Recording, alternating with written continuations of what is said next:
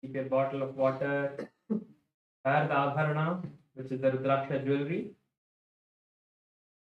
And be seated on the mat. We'll be starting in a minute. Just sit in a meditative space.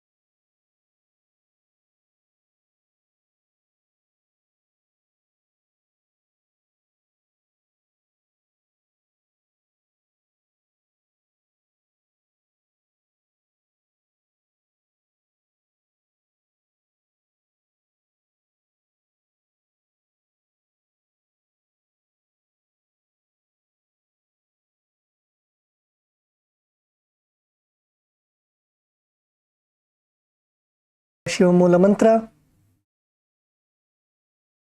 ओम हां हौं शिवाय नमः ओम हां हौं शिवाय नमः ओम हां हौं शिवाय नमः ओम हां हौं शिवाय नमः ओम हां हौं शिवाय नमः ओम हां हौं शिवाय नमः ओम हां हौं शिवाय नमः ओम हां हौं शिवाय नमः ओम हां हौं शिवाय नमः ओम हां हौं शिवाय नमः ओम हां हौं शिवाय नमः।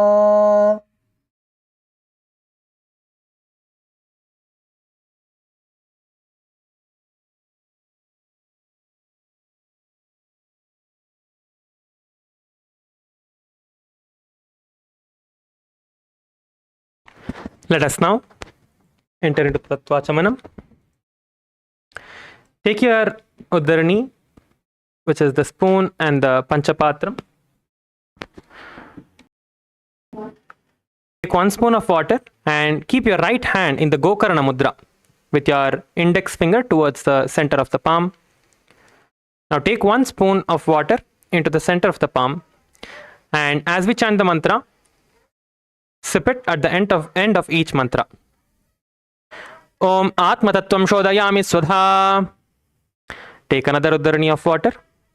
Om Vidya Tattvam Shodayami Swadha. Sip this and take another Udarani of water. Om Shiva Tattvam Shodayami Swadha. Now wash your right hand with a spoon of water. With the base of your thumb of the right hand, wipe your lips from right to left twice. Om Ham Hridayaya Namaha. Wash your hands again. With your index, middle and ring finger, touch above the upper lip and below the lower lip. Wash your hands. Now with the index finger and thumbs joined together, touch the right nostril, left nostril. Right, with the ring finger and thumbs joined together, touch the right eye, left eye, right ear and the left ear. And then again wash your hands with an Udarani of water. Now with the base of the with the little finger and thumbs joined together, touch the navel center, right chest, and the left chest. With all the tips of the fingers joined together, touch above the head, right shoulder, left shoulder, and the heart center. Now again, wash your hands.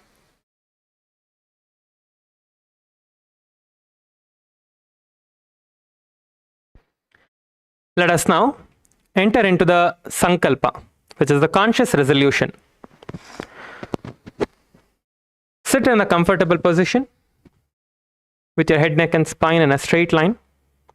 Let us create the resolution of what you want to manifest today. Throughout the entire day, what is it that you want to have as a reality? Is it a new power that you want to manifest? Is it a new person that you want to enrich? How do you want to shape your body? Do you want to lose fat? Do you want to gain muscles? Do you want to achieve some particular asana that you are working towards? What is it that you want to manifest? Visualize that. Visualize that you have already achieved it. Visualize that you have already manifested what you are looking for.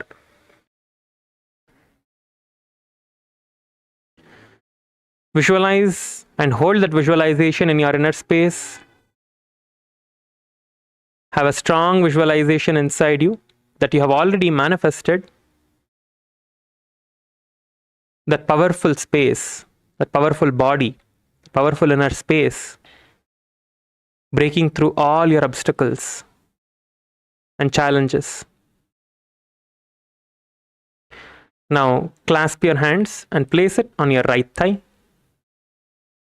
Let us enter into the Sankalpa.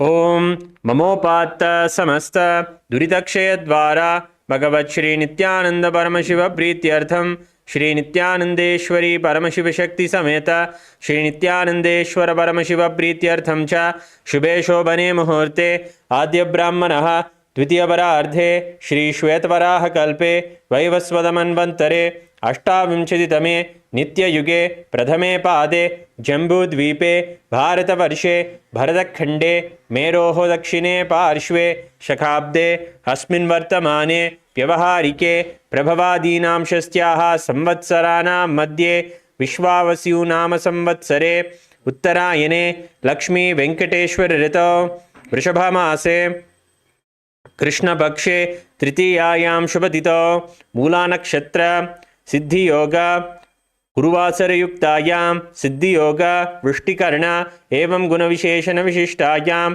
अस्यां शुभतिथौ श्री कैलासोन्नत द्वादशांत श्यामला पीठारूढ़ श्री मीनाक्षी सुंदरेश्वरा भिन्न स्वरूप परशिवपुत्र रत्नकुमार गुरुमन्यतुल्यावतार श्री पार्वती स्तन्यपानलब्ध दिव्य ज्ञान विश्रुत सकल निगमागमसारभूत द्राविड वेद प्रभक्तृ श्रीमत् परमशिव करुणा समधिगत मुक्तामय जुतुरश्रेयान गीयमान छत्र चामर श्रीचिम्नकाहलादि समस्त विरडावल्यलंकृत ज्ञान विज्ञान चक्रवर्ती सर्वजन संग सद्यो निर्वाण दीक्षा व्यापवर्गवर्ष विश्रान जीमूत परमतकलभकेसरी शैव सिद्धांत स्थापनाचार्य श्री राजाधिराज पांड्य महाराज गुरु शबन शाख्यादि महंतकार निवारण ज्ञानभानु वीक्षणा नरहार ध्वजोच्छेदन पूर्वक श्रीमद् वृषभध्वज स्थापक शैव समय कर्तृ सर्वज्ञ पीठारूढ़ श्री जगद्गुरु श्री ज्ञान संबंध देशिक स्वामी वागीश सुंदर माणिक्य वाचक स्वामिनाम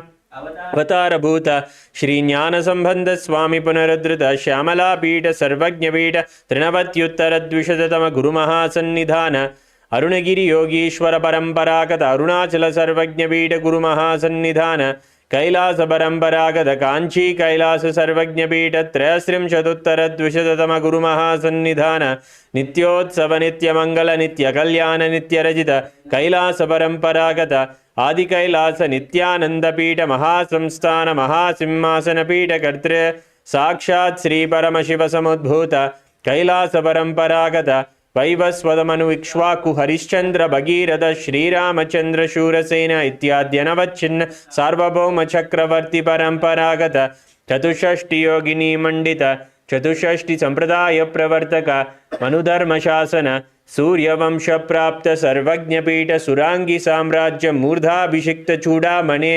साक्षात् श्री परमशिव समुद्भूत कपिल महागुरु पुनरुद्धृत महानिर्वाणिपीठ अष्टोत्तर सहस्र श्री महामंडलेश्वर साक्षात् श्री परमशिव समुद्भूत श्री महागणपति समारंभ अनवच्छिन्न पीठाधीश्वर गुरु परंपरा प्राप्त अटलपीठ अष्टोत्तर सहस्र श्री अटलपीठाधीश्वर धर्म मुक्ति स्वर्गपुर स्वर्णपीठ त्रयोविंश गुरु महासन्निधान कैलास परंपरागत आदिपीठ सर्वज्ञपीठ जगद्गुरु श्री कैलास पुनरुद्धारक श्री कैलास परमाचार्य श्रीमद् परमहंस परिव्राजकाचार्य वर्य सच्चिदानंद प्रणव स्वरूप श्रोत्रिय ब्रह्मनिष्ठा श्रीमद् जगद्गुरु श्रील श्री भगवत् श्री नित्यानंद परमशिव श्री ज्ञान संबंध देशिक परमाचार्य स्वामिनां प्रीत्यर्थं तेषां पादारविन्दयोः भक्ति सिद्ध्यर्थं गुरुकृपाकटाक्ष सिद्ध्यर्थं क्षेमस्थैर्य वीर्य विजय आयुरारोग्य ऐश्वर्याणाम् अभिवृद्ध्यर्थं धर्मार्थ काम मोक्ष चतुर्विध फलपुरुषार्थ सिद्ध्यर्थं समस्त दुरितोपशान्त्यर्थं समस्त मंगलावाप्यर्थं भगवत् श्री नित्यानंद परमशिव प्रसादेन सकुटुम्बस्य ज्ञान वैराग्य जीवन मुक्ति प्राप्त्यर्थं पूर्ण आरोग्य युक्त दृढ़ात्रिक यौगिक शरीर सिद्ध्यर्थं परमशिव शक्ति आविष्करणार्थं नित्यानंद योगाभ्यासं करिष्ये। ओम अपोपस्पृश्य.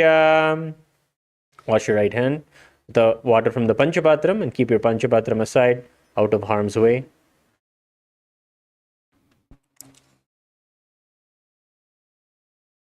Yes, so let's all now get up. Let's keep our Panchapatram and Udrani to the side and let's stand up on our yoga mats. Let's get ready for the skeleton dance.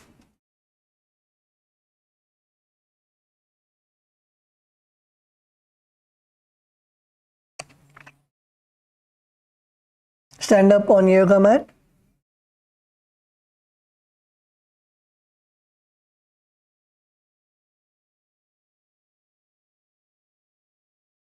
Visualize yourself as a skeleton, completely only with bones, no muscles, no flesh, and start moving every bone of your body, every limb, your hands, your legs, your knees. Start moving every joint. Intensely move every joint of your body and shake your whole body intensely. Let's begin.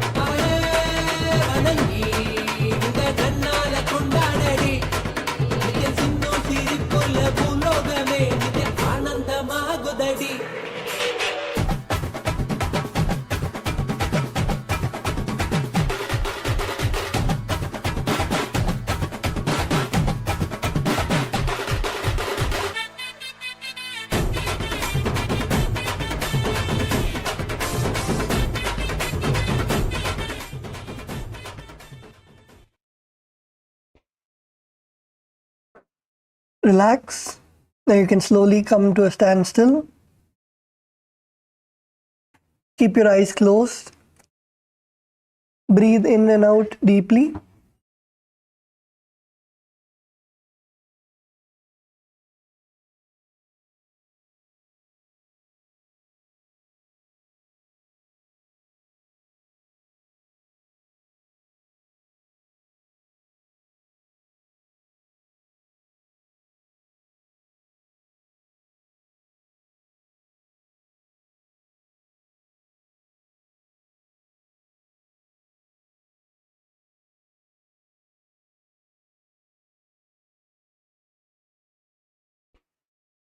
Nityanandam requesting all the participants to please mute.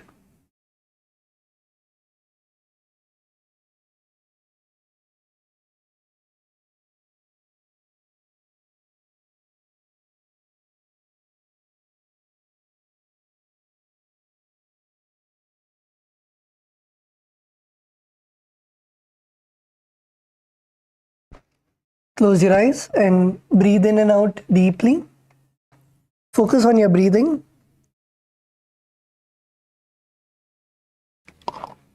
You should breathe as deep as you can.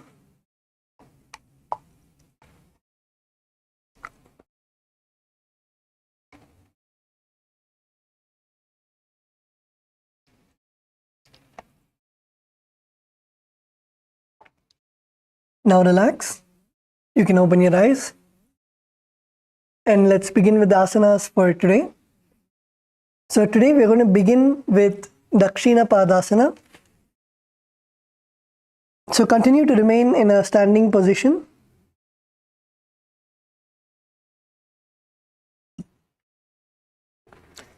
Stand on your mats.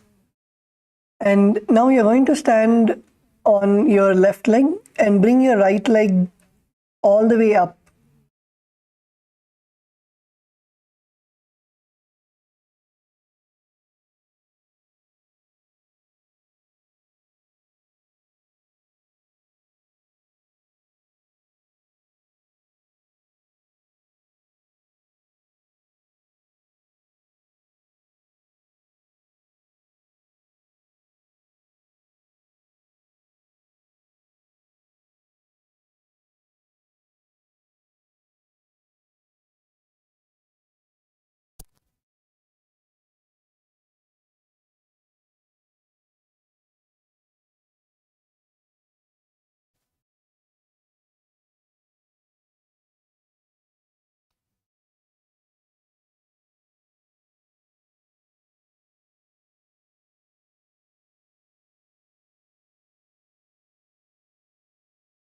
Nityanandam.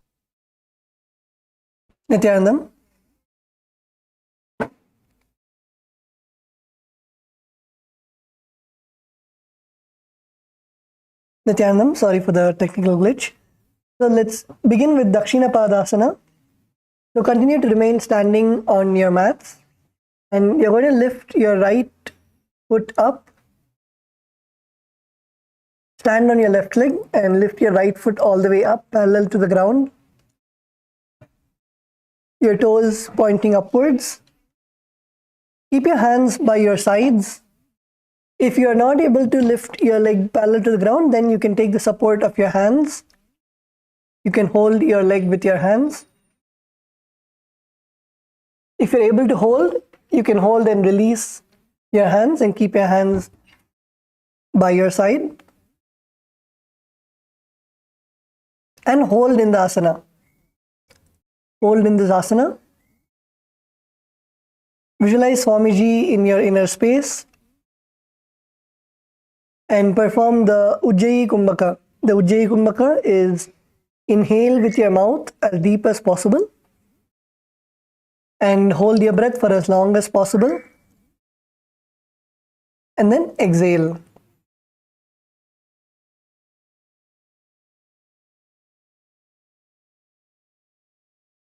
Perform the Mula Bandha, contracting your perineum. Perform the Mula Bandha and the Japa Om Nityananda Paramashivoham. जामने पग पूर्वभानी जामने आपुं मां होयत थभानी ताबो करि दाबे बागे उभारे हवुम ते.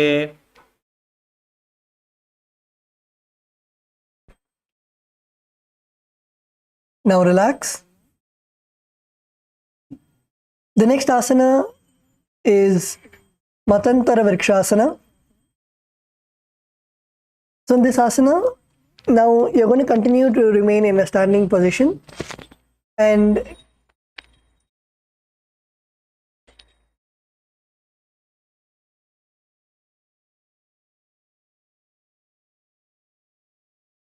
you're going to stand on your left leg and keep the sole of your right foot against your left knee.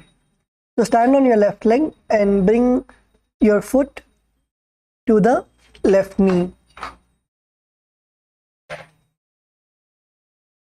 Bring your palms together in front of your heart center and gaze to the nose. In this asana, visualize yourself as a tree.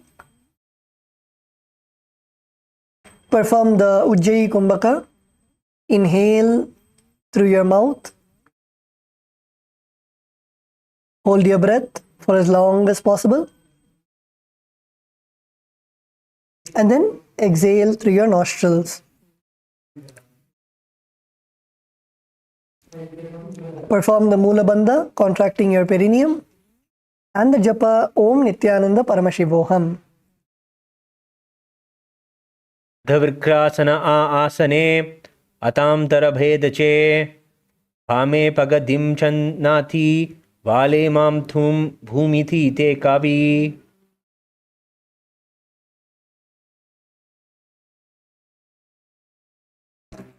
Now relax. The next asana is Kamasana.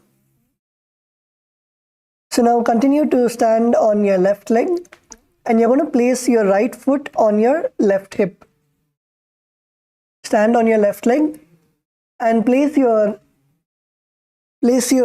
right foot on your left hip.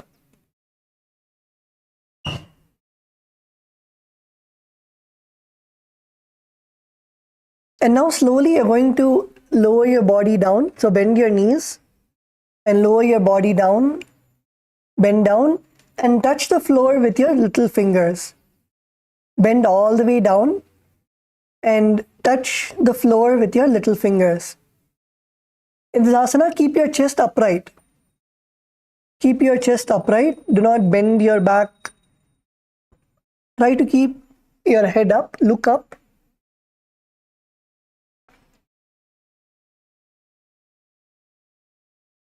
Bend all the way down. Yes, KAILASA, LA, KAILASA, Malaysia.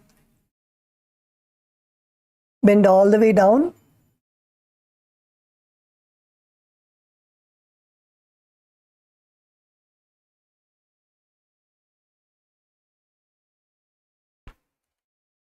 And in this asana, embody pure unconditional love to yourself and the whole world.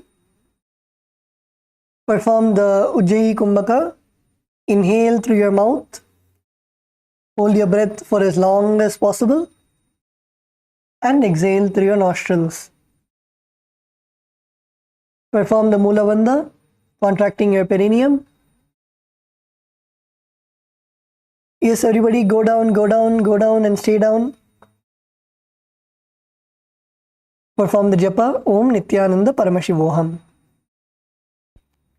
नितंभे च पादगोष्ठी हस्ताभ्यामंगुलीयकम् अथ कामासनं वक्षे कामसंज्ञेन हेतुना.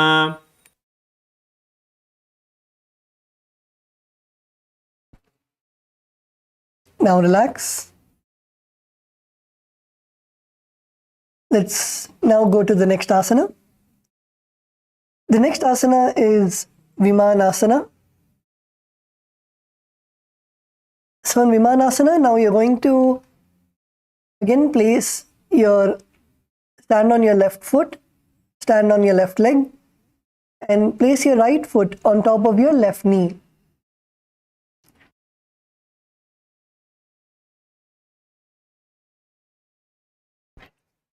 Place your right foot on top of your left knee. And now slowly bend down. Bend all the way down and come to a squatting position. Bend all the way down, down, down, down, go down. Go down as much as possible. Go down, go down, go down.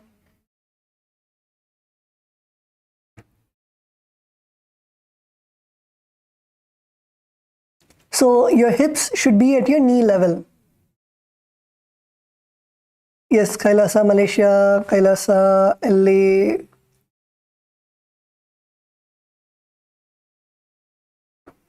Bend all the way down. Your hips should come to your knee level. And then keep your hands on the respective thighs. So let's all do this together. So first, stand on your left leg. Bring your right leg on top of your left knee. And then let's bend down, go down, down, down, down, down. Go down and let's hold. Let's hold for 5 seconds. 5, 4, 3, 2, 1. Okay, come up. Let's do it again. So stand on your left leg and keep your right leg on top of your left knee.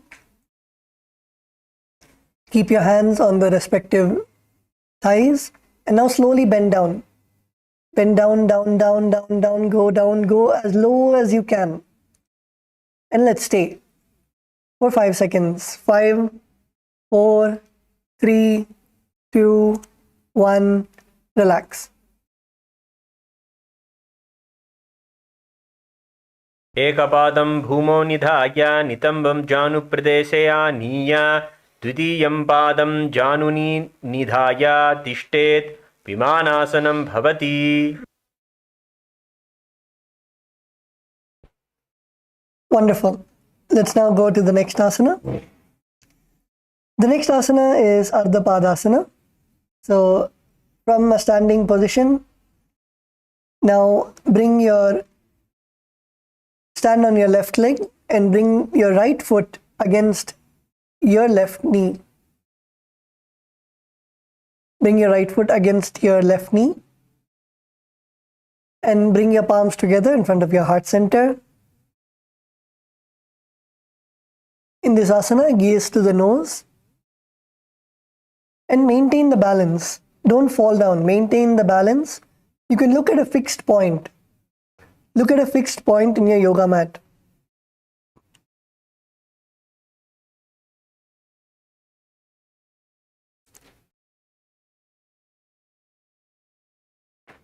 Yes, be stable.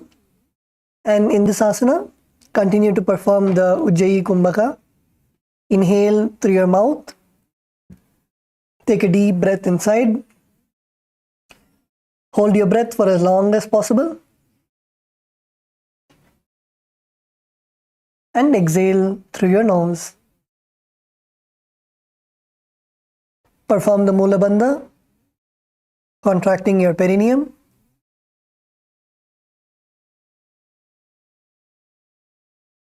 And the japa Om Nithyananda Paramashivoham. प्राणरोधमते धानीं प्रवक्ष्यामि समासतः प्राणश्च देहगो वायुरायामः कुम्भकः स्मृतः.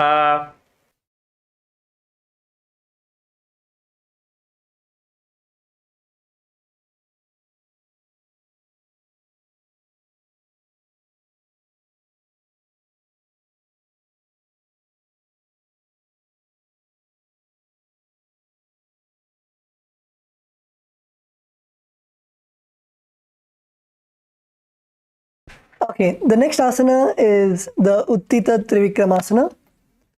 So all of us did this yesterday with our left leg, and today we're going to do it with our right leg. So stand up on your yoga mats, and now you're going to take your right leg in your hands and begin with hugging your knees to your chest. And open up your hips. Open up your hips. Hug your knees to your chest and open up your hips. And now slowly you can take your foot and slowly start bringing it as high as you can. Take your foot and bring it as high as you can, and you should aim to bring your foot above your head. You can take the support of your partner also. So slowly start raising your legs as high as possible and hold. Hold in the asana. You can take the help of the wall, or you can take the help of your partner to balance. So how much ever you can, put your legs there and then slowly push yourself. You need to just drop the impossibility that is there. If you drop the impossibility, 50% of the struggle you will see will immediately disappear. And after that, the rest 50% also, your body will slowly listen to you and you will make it happen. You need to drop the resistance or the impossibility that I cannot do, I'm not flexible. Drop all the resistance and you surrender to Swamiji's feet and let Swamiji do the yoga through you. So push your body nicely. Even if it's uncomfortable, if it's hurting, that is okay. If you feel the stretch in your thighs, in your hamstrings, it is completely fine.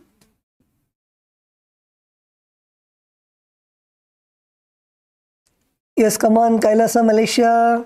Yes, good, Kailasa, Malaysia, higher. Kailasa, Kashi, Aishwarya Ma, good Ma, lift it higher, lift your legs higher. Kailasa, LA, Ma, Vamadeva, good.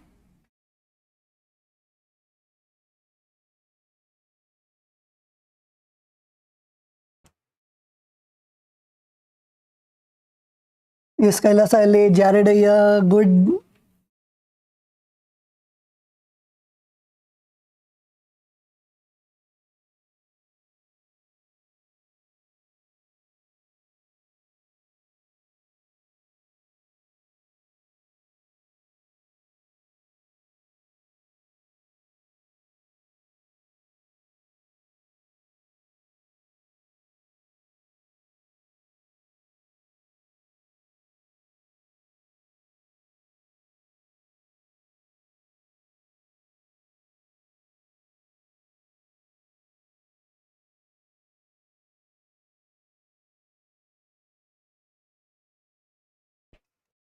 Yes, come on, stretch, stretch, stretch.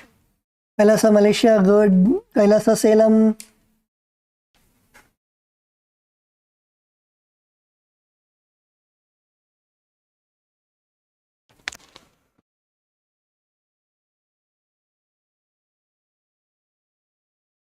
And while you are stretching, do the Ujjayi Kumbhaka.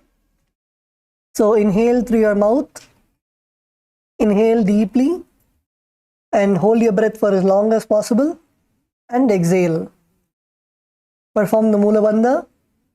And Japa Om Nityananda Paramashivoham. पातायनं गोमुखं च सिंहैस्गारुडमेव च भारद्वाजं त्रिविक्रमम्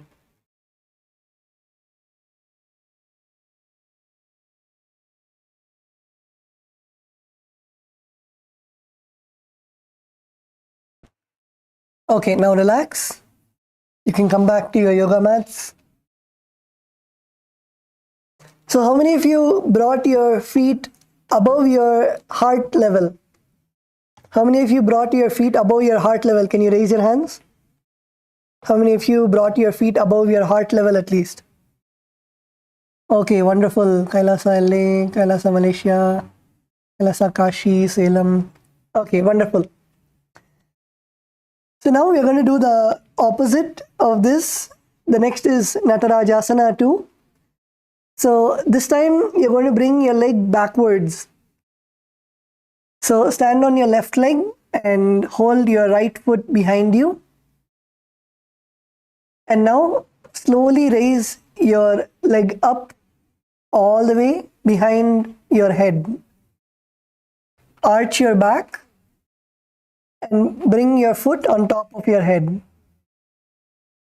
This is Natarajasana.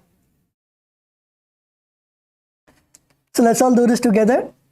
So begin with first catching your foot behind you. So stand on your left leg and take your right leg behind and catch your right leg. Catch your right leg. And now slowly arch your back.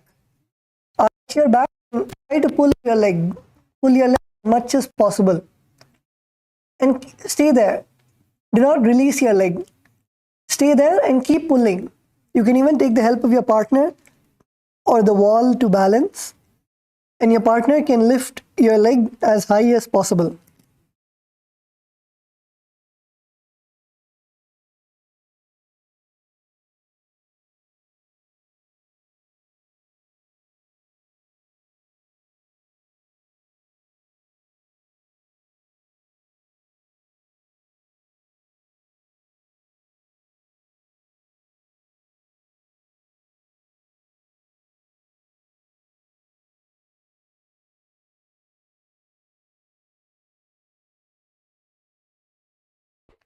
So from here, you can take your partner can take your leg and slowly lift your partner's leg as high as possible. Lift your partner's leg as high as possible.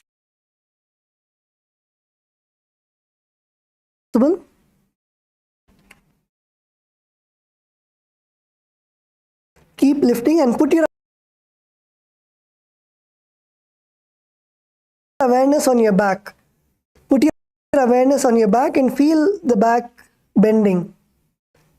Keep your awareness on your back and slowly lift. Lift as much as possible and hold. If you're able to do only this much, you can do till here and hold. If you're able to do till here, you can do and hold. If you're able to do, go more higher. Stay in the position. Do not release your legs. Stay in the position and feel the stretch in your thighs, in your back. Feel the stretch and stay there. Stay there for as long as possible.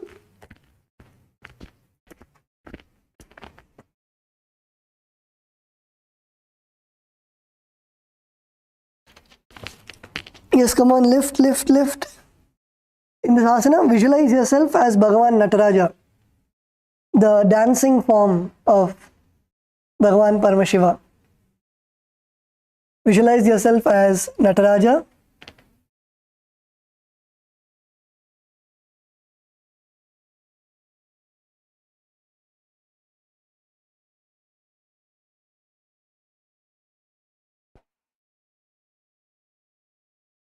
Visualize yourself as Nataraja and continue to perform the Ujjayi Kumbhaka. Don't forget the pranayama.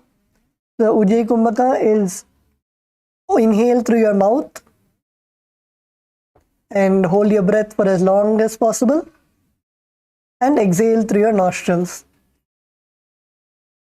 Perform the Mula Bandha, contract your perineum, and the japa Om Nityananda Paramashivoham. स्थलभासन भेदाश्च नटभेरुण्ड नामके गन्धभेरुण्ड सहिते शीर्षदण्डासनं तथा.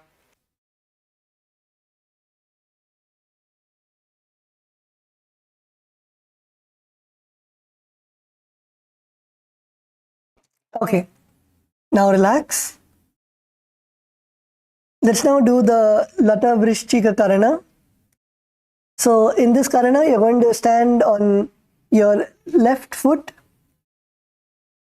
So your left foot your toes should be pointing outwards and slightly bend your knees. And stand on your left foot. So now raise your right foot and bring the heel behind your buttocks. Bring your heel behind your buttocks. The sole of your foot pointing upwards.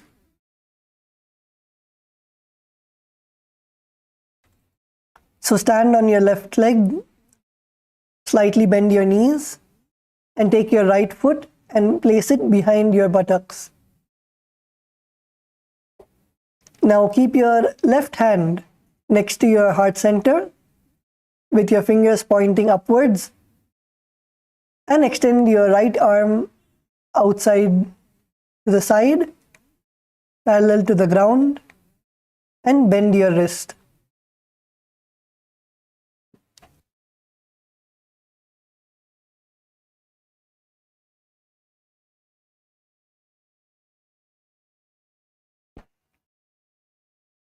Okay, now relax.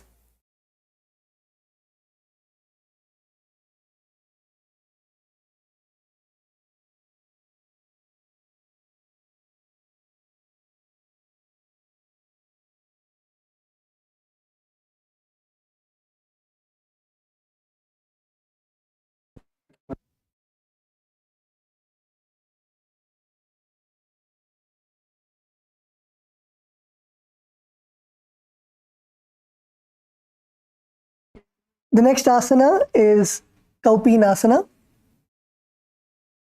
So now stand tall on your toes. Stand on your toes and bring your hands to the groin.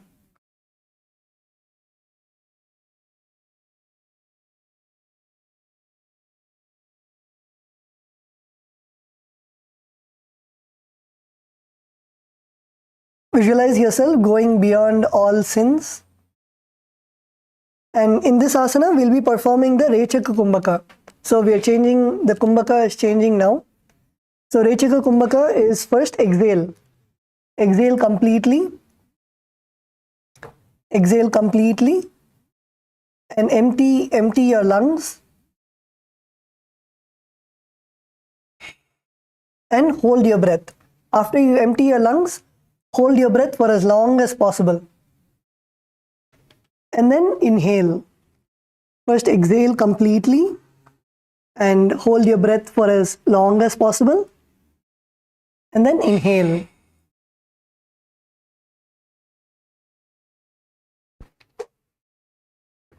Perform the Mula Bandha, contract your perineum, and the japa Om Nityananda Paramashivoham. कृष्णसहितलिङ्गम् ऊरुमध्ये गदां धृत्वा चरणग्राभ्यां स्थातव्यं कौपीनासनं भवति. Now relax.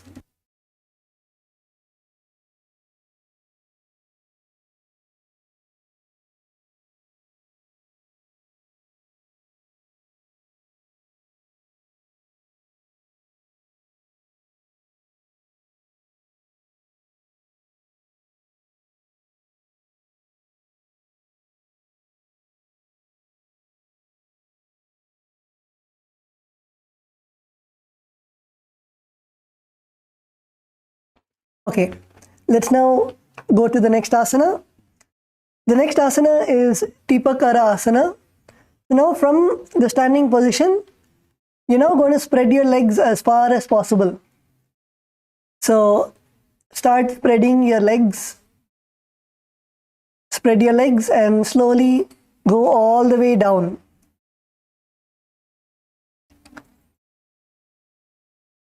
Spread your legs and go all the way down. Go down, down, down, down, down. Kailasa, Malaysia, more, more, more. Go down.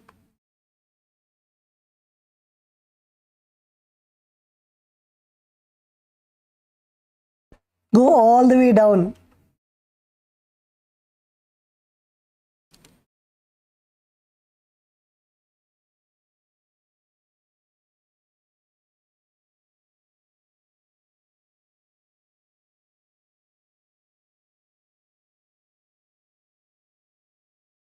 Yes, come on, go all the way down, down, down. Stretch your thigh muscles. Stretch your thigh muscles, go all the way down and stay there. Do not come up. Stay there and feel the stretch in your thighs. Do not come up. Go how much ever you can and breathe. Inhale and exhale.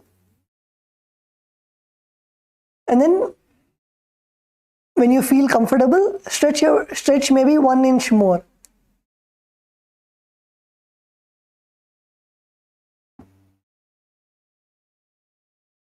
Inhale and exhale, keep breathing and stretch as much as possible. If you're comfortable, go as much as you can, and then when it's paining, stay there.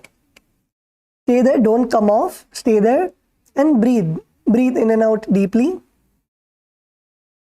And then when you're comfortable, you will see that your body will listen to you. Drop any resistance that you have. Drop any self-doubt, self-denial, self-hatred. And just know that with your intention, you can do the asana. So stay there. Stay there, feel the stretch happening. And then when you become comfortable, then go more. Keep going down and down. Keep going more down.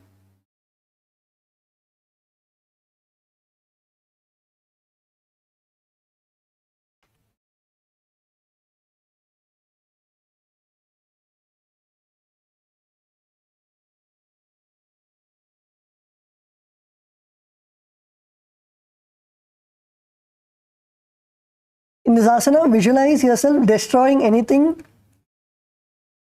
which binds you, going beyond anything that is binding you. Visualize you destroying all the patterns that bind you.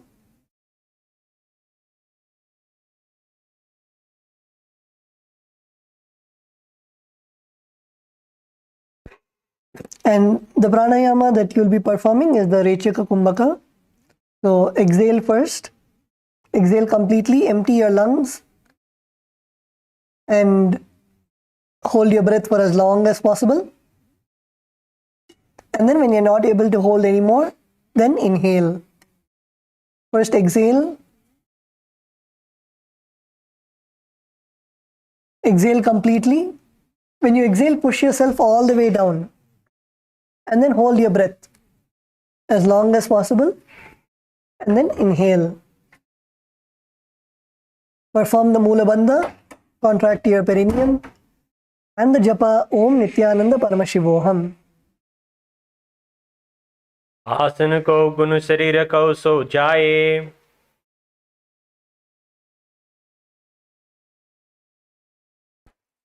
Okay, now relax.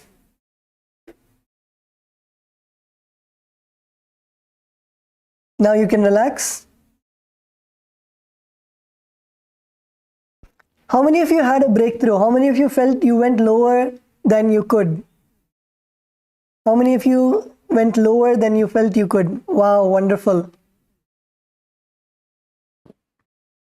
That's great.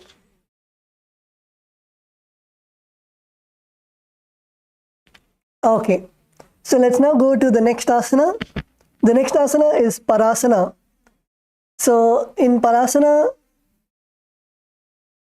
you're now going to spread your legs to the front and back. So last time in the previous asana, in Tipakarasana, we spread it to the side. This time you're going to spread it to the front and back. So let's put our left foot forward. Begin with your left foot forward. And now spread your legs wide apart. And slowly go down. Keep going down. In this asana, if you want to begin with stretching, you can sit down and bend your knee, your front knee, and you can slowly open up your hips. Open up your hips, and you can even place your leg on the ground and keep your foot near your hips.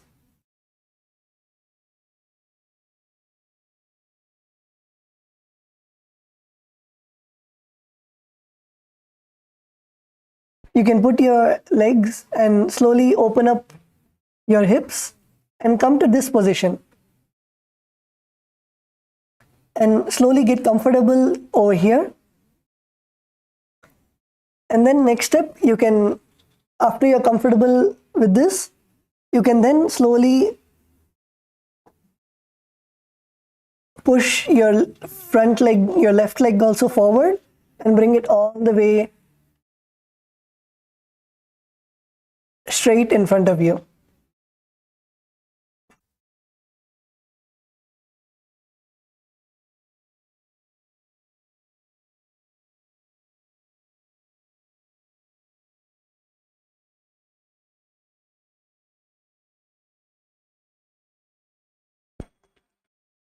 Yes, so let's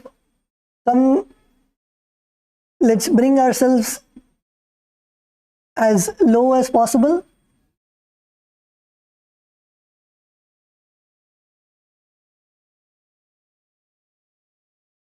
Yes, Kailasa LA male team.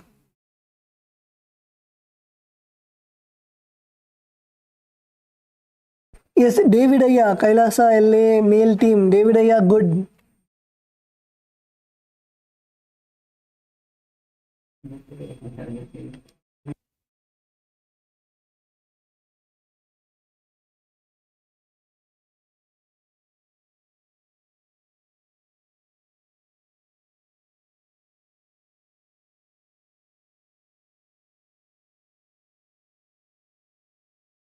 Yes, Kailasa Malaysia, good.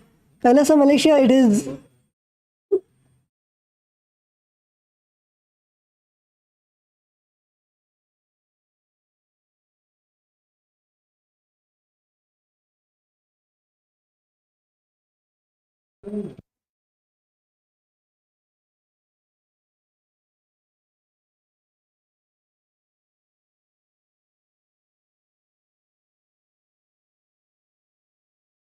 Yes, Kailasa Salem.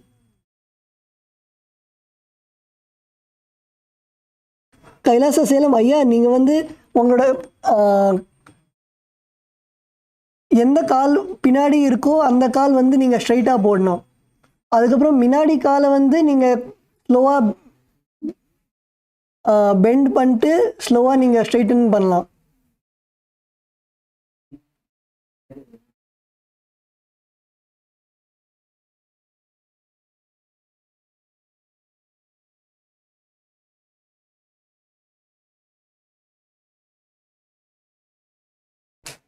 Begin with your back foot completely straight and your front leg can be bent, but slowly straighten out your front leg. Slowly straighten out your front leg and go as much as you can. You can slowly inch forward. Inch forward as much as you can.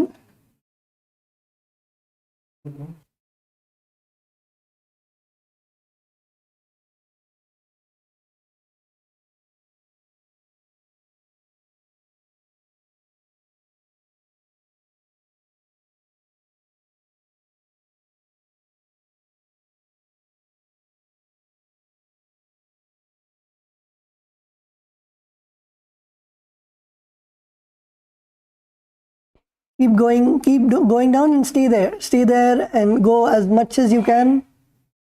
Try to straighten out your knees.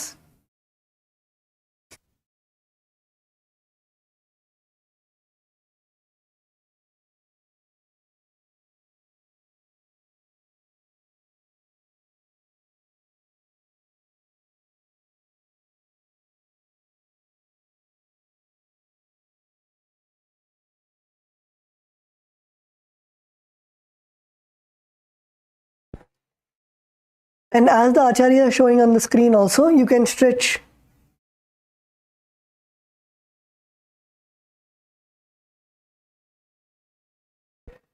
Slowly, you can do the stretches like the Acharya is showing on the screen. So you can arch your back and bring your hips all the way down and try to open up your hips. And then you can curl your back and try to straighten out your knees and bring your forehead to your knees. So this will help you to open out your hips, stretch your thighs, and loosen out the muscles. Loosen the muscles.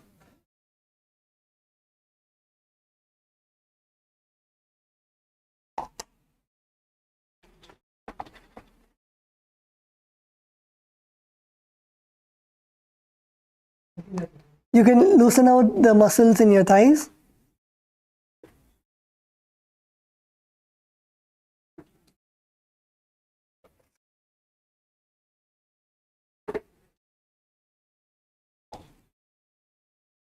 And in this asana also, visualize Swamiji in your inner space and perform the Rechaka Kumbhaka. That is, first exhale completely. Exhale, empty your lungs. Exhale completely, empty your lungs. And then hold your breath for as long as possible. And then inhale. Exhale completely. Hold your breath for as long as possible. And then inhale.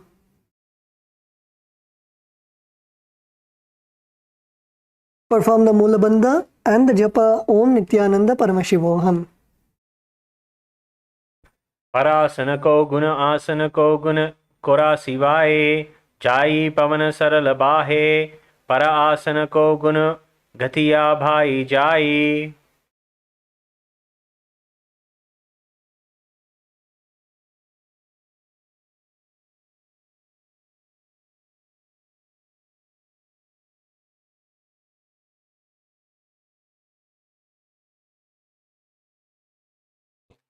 Okay, now relax.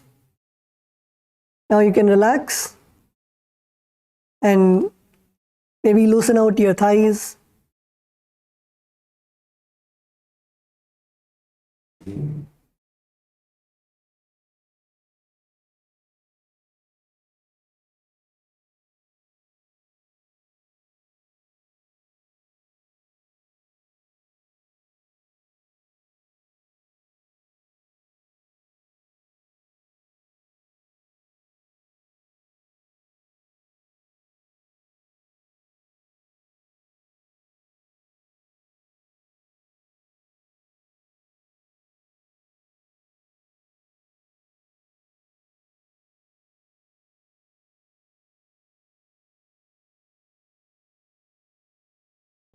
Okay, so now let's go to the next asana. The next asana is Pinda Mayurasana. So now first let's come to a kneeling position. Come to a kneeling position and place both your hands on the ground. So now in this asana, you're going to first bring your left leg front and right leg back. And you're going to bring your left leg over your shoulders. Bring your left leg over your shoulders and place your elbows. Put your hands on the ground with your fingers facing towards you and your elbows to your stomach, and lean forward. Put your whole body weight on your hands and lift both your legs off the ground. This is Pinda Mayurasana.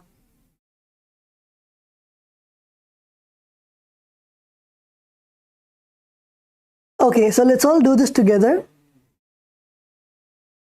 Let's do the asana together. So first, let's work on putting our left leg on top of your shoulder.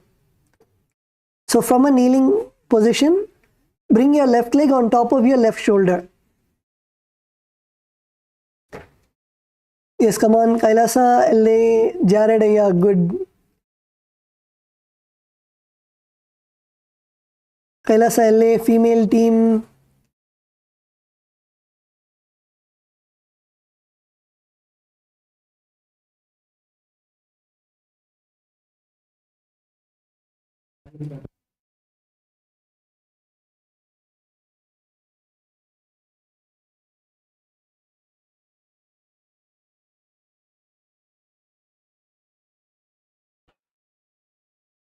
Yes, Kailasa, Malaysia. Kailasa, Malaysia, good. Kailasa, Salem.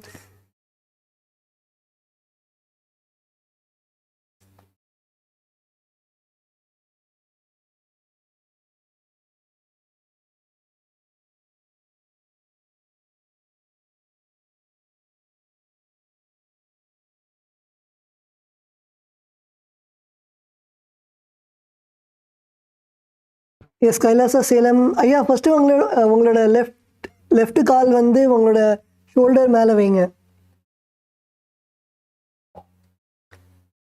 உங்களோட left கால் வந்து உங்களோட shoulder மேலே வைங்க.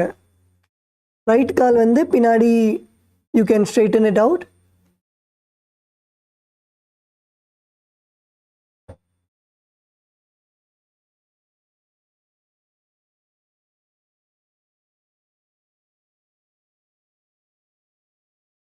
Once you're comfortable in this position, then you can place your hands with your finger. Place your hands on the ground with your fingers facing towards you, and slowly bend your elbows and bring your elbows to your stomach. Bring your elbows to your stomach, and then once you're comfortable here, slowly put your whole body weight on your elbows, on your hands, and lift your leg. You can first try to lift your the leg which is in the front. You can try to lift it up.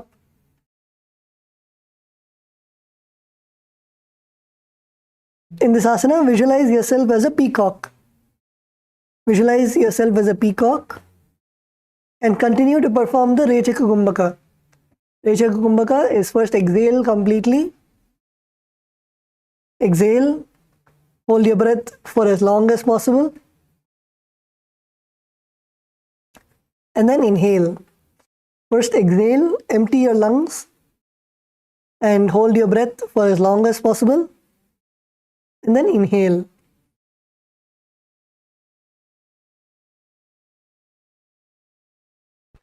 Perform the Mula Bandha, contract your perineum, and the japa Om Nithyananda Paramashivoham. एकं पादं मयूराग्रे प्रसार्येकं मयूरवत् इदं पिण्डमयूराख्यां सर्वव्याधिविनाशकम्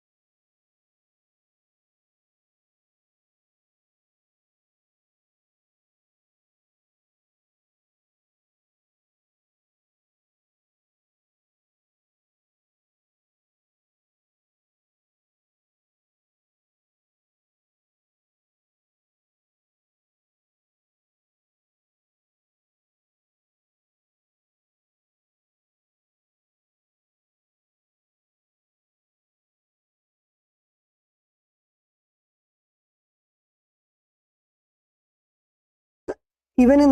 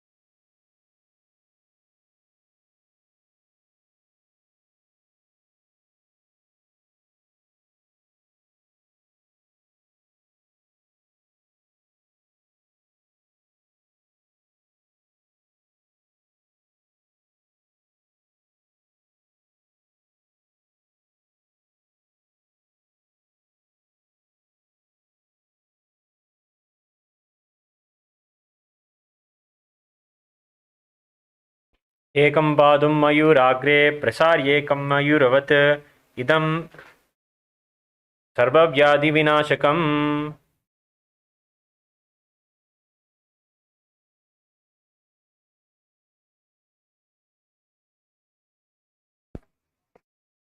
Okay, now relax. The next asana is Pinda Mayurasana on the other side. So last time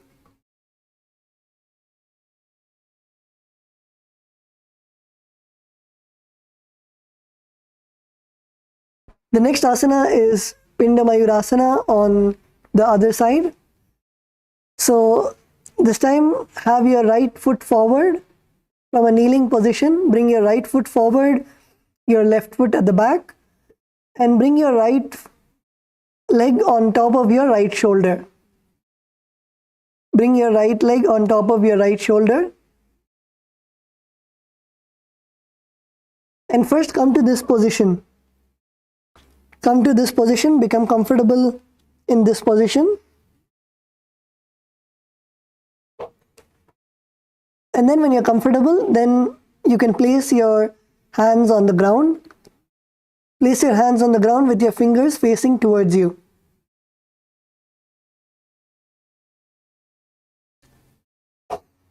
Place your hands on the ground with your fingers facing towards you. And keep your elbows, bring your elbows to your abdomen.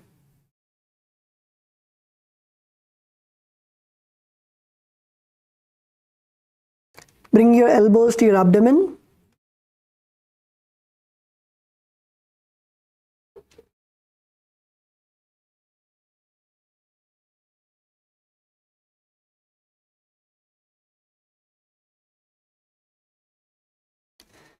And now slowly put all your body weight on your elbows, on your hands, and try to lift both your legs off the ground. Lift both your feet. Lift both your feet off the floor. This is Pinda Mayurasana.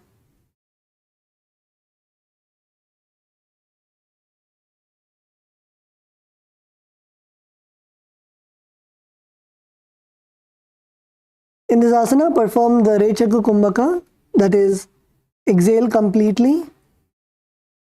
Hold your breath for as long as possible.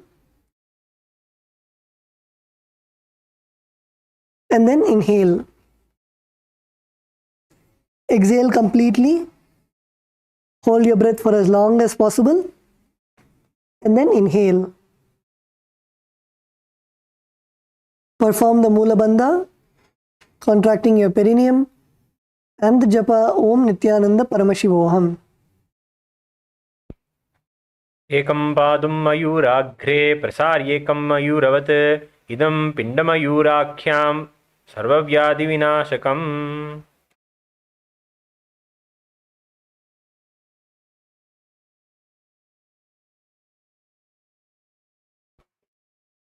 Now relax. The next asana is Prasaritasana.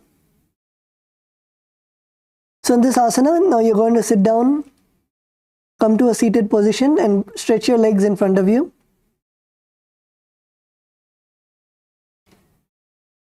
Come to a seated position, stretch your legs in front of you. And now you're going to stretch your legs out to the side. Stretch your legs out to the side.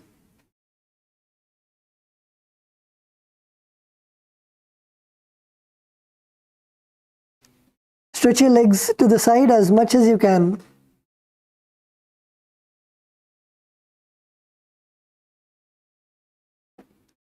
Stretch your legs out to the side. And keep pushing. You can even come together as partners. And you can push your partner's legs out.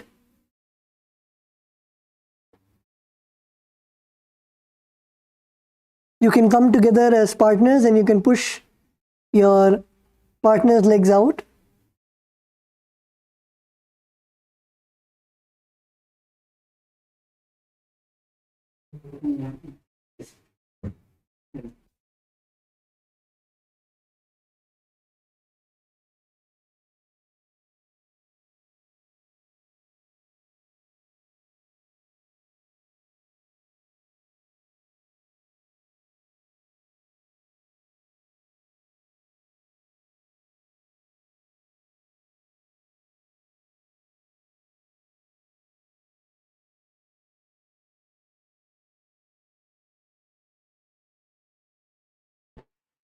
Yes, Kailasa, LA, good.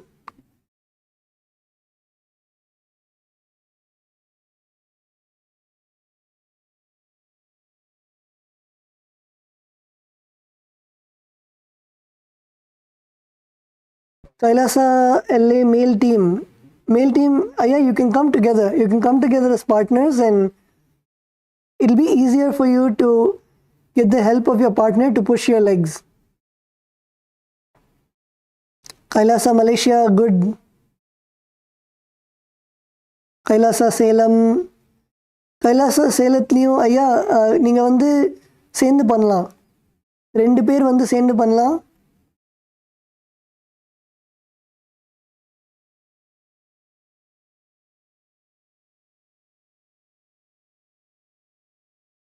S Kailasa, Kashi, ஐஸ்வர்யாமா,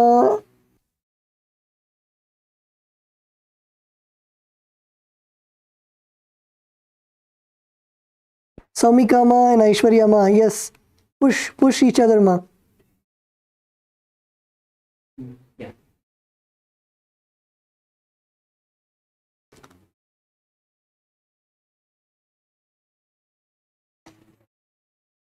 You should push your legs as much as possible. It should literally, your legs should be in like a 180 degrees.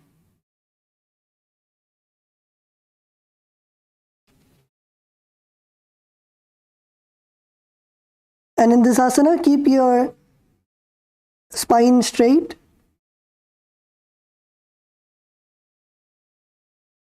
Keep your spine straight. Your hands can rest in the ground in front of you.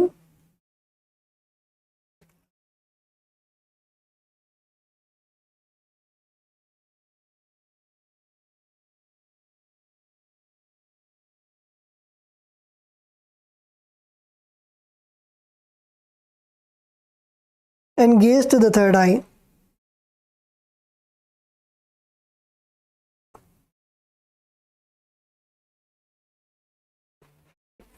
Gaze to the third eye. Visualize Swamiji in your inner space. Perform the Rechaka Kumbhaka.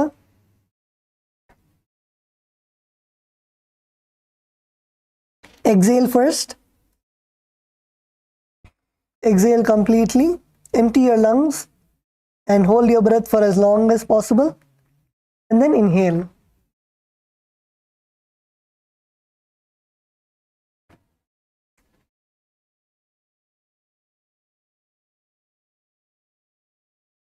Perform the Mula Bandha, contracting your perineum, and the Japa Om Nithyananda Paramashivoham.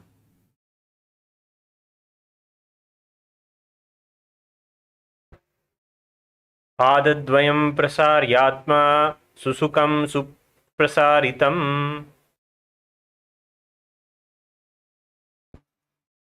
Okay, now relax. Continue to remain in the same position. So, the next asana is Uttana Padasana. So, continue to remain in the same position.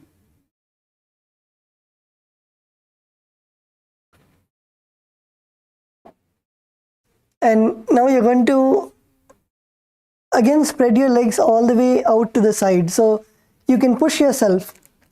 How much ever you did in the last asana, you can now push yourself more. Drop any impossibilities that you have that you cannot do, or you're not flexible, or any doubt that you have. And you don't have to worry. Surely in this asana, you do not need to worry about tearing any muscle or have any fear. You push yourself as much as you can, but do not have any self-doubt, do not have any impossibility that I'm not flexible, I cannot do this asana, it's too difficult. Remove all those negative thought currents. And you focus on stretching yourself. Focus on doing the asana. Yes, come on, Kailasa, Salem. Kailasa, Salem, ஐயா நல்லா பண்றீங்க. ஐயா இன்னும் வைடா ஆக்குங்க, உங்களோட காலை இன்னும் வைடா ஆக்குங்க. Kailasa LA.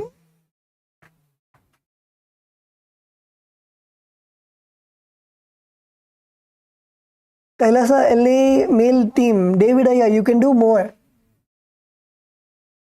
Push yourself.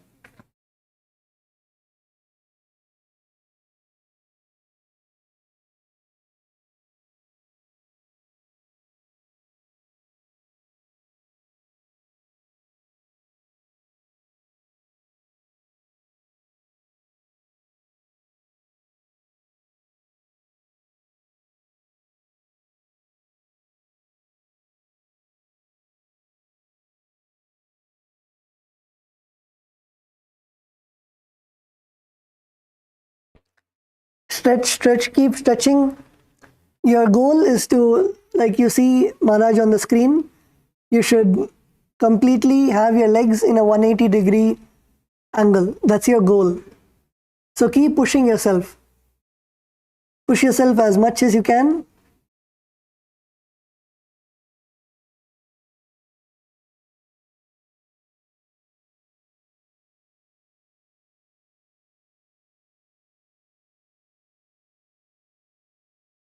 Stretch yourself as much as you can, and in this asana, you will be bringing your hands together in Anjali Mudra.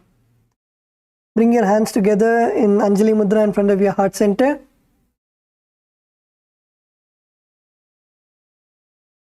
And visualize Swamiji in your inner space. Perform the Rechaka Kumbhaka. So, exhale first. Completely empty your lungs. And hold your breath for as long as possible. And then inhale.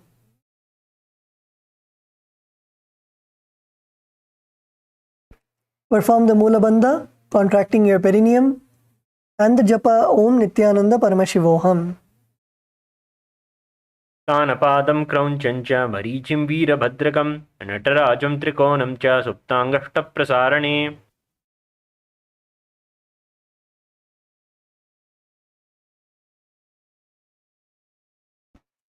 Yes.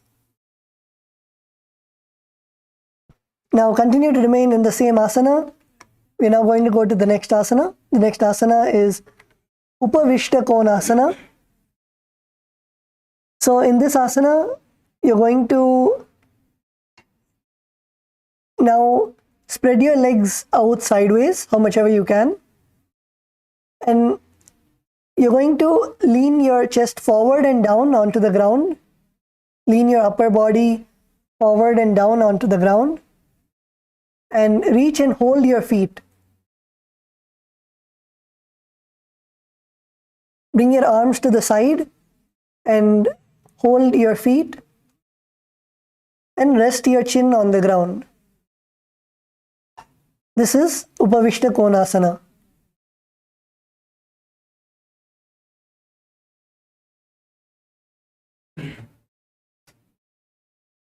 So let's all do this together. So how much ever you can, spread your legs to the side and hold your feet.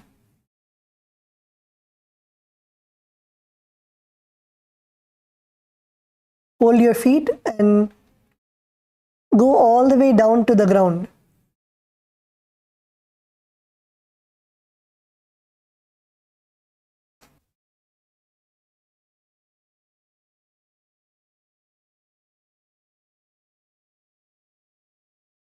So if you're able to hold your feet only, if you're not able to come all the way down, you can slowly bounce up and down and try to bring your upper body down. You can bounce up and down.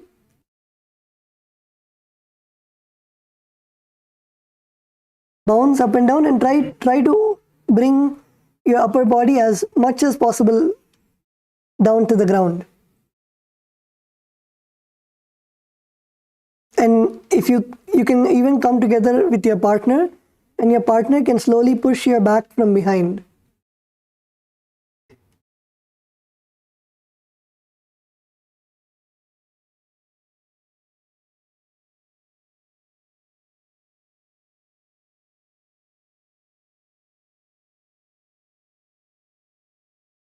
You can come together as partners, and your partner can push your back from behind.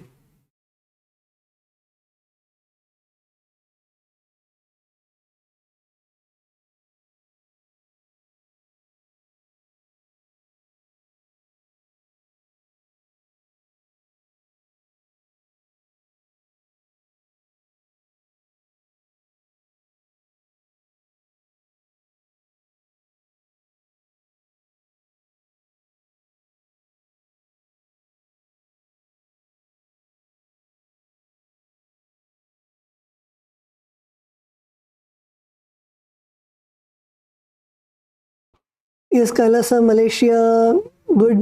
Kailasa, Salem. Kailasa, Salem, அப்படிதாங்க ஐயா. நல்லா push பண்ணுங்க பின்னாடியிலேருந்து. Kailasa, LA, male team, good. Ma, Vamadeva, Kailasa, LA, good ma.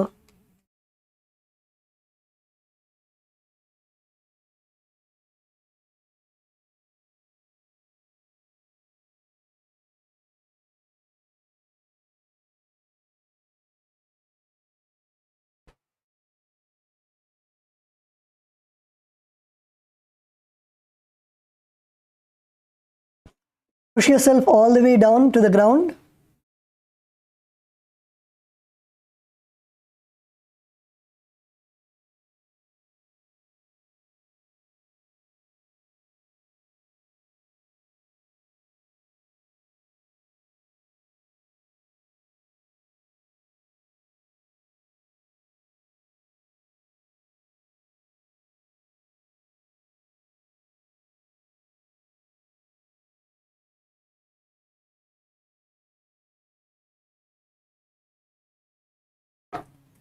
And in this asana also continue to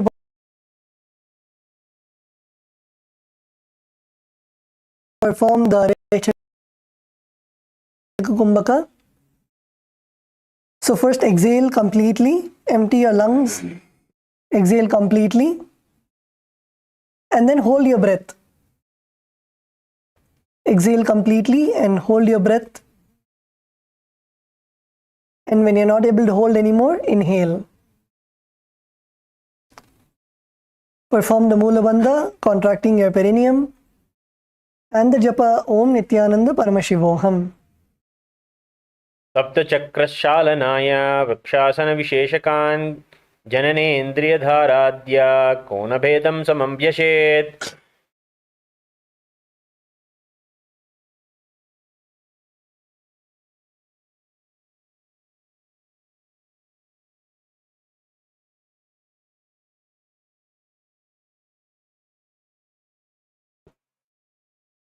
Okay, now relax.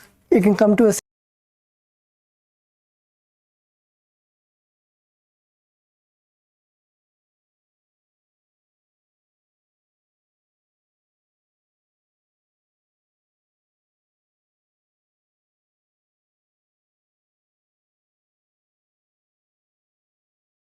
Okay, so now let's begin the next asana.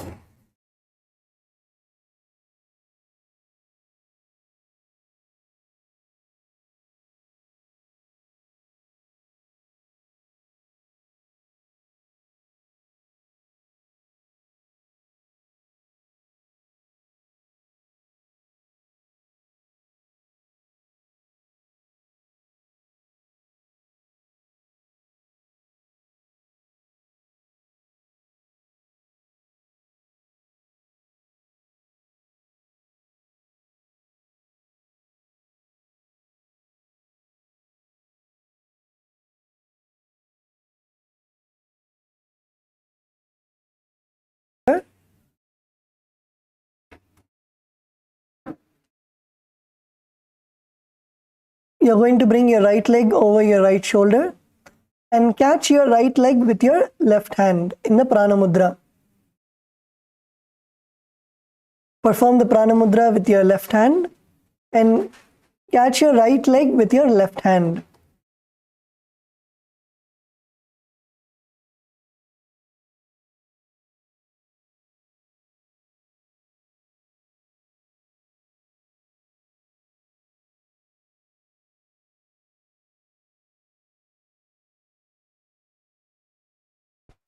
bring your right leg on top of your right shoulder and catch your right foot with your left hand. Catch your right foot with your left hand. And now with your right hand, you're going to catch your left foot, which is extended in front of you. So keep your left leg extended in front of you. And now catch your left foot with your right hand. So you'll be catching your opposite legs with your hands.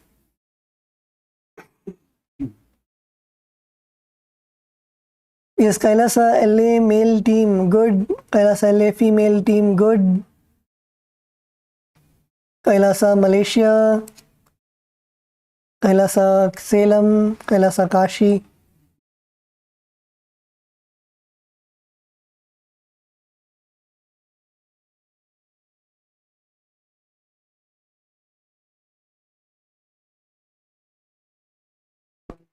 And in this asana, visualize yourself as the arrow to Bhagavan Paramashiva's bow. Visualize yourself as an arrow and perform the Pratyahara Kumbhaka. Pratyahara Kumbhaka is inhale and feel the prana going through all of your whole body, and then exhale. Feel the prana going through all your 7 chakras, your Mooladhara, your base of the spine, your navel center, heart center, throat center, brow center, and the Sahasrara. Feel the prana flowing through all of your 7 chakras.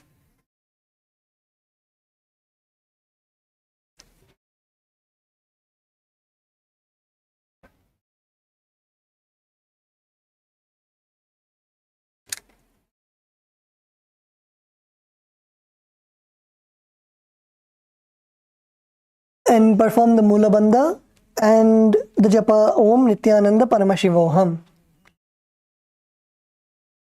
पादाङ्गुष्टौ तु पाणिभ्यां गृहीत्वा श्रवणावधि धनुराकर्षणं कृत्वा धनुरासनमुच्यते.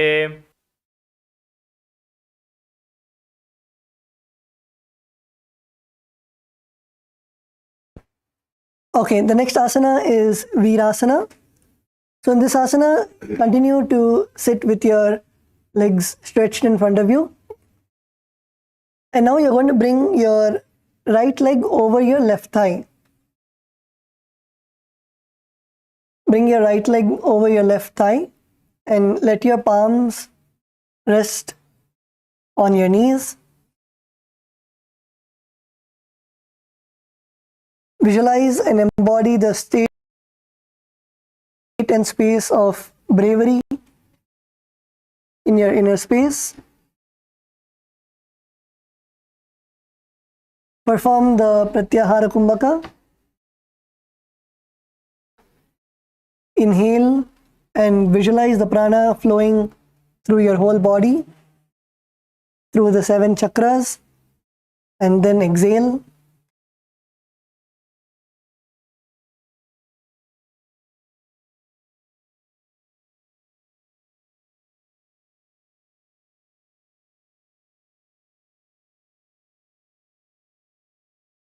Perform the Mula Bandha and the Japa Om Nityananda Paramashivoham. Vigunam patitam padam vamam dakshinadottitam.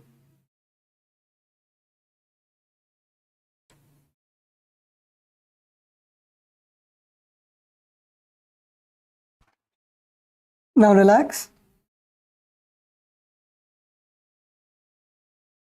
The next asana is Ekapadasana 2. So now you're going to take your right leg, continue to stretch both your legs in front of you. And now lift your right leg and now first begin with hugging your right leg to your chest. And then bring your right leg over your shoulder. And then you're going to bring your right leg all the way behind your neck.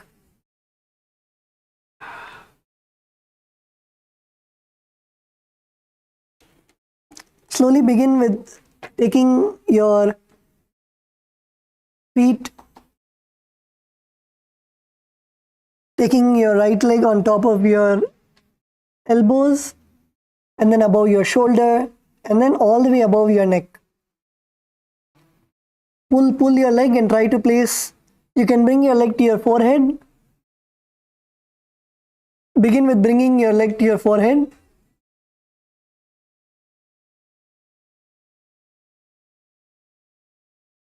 Bring your leg to your forehead.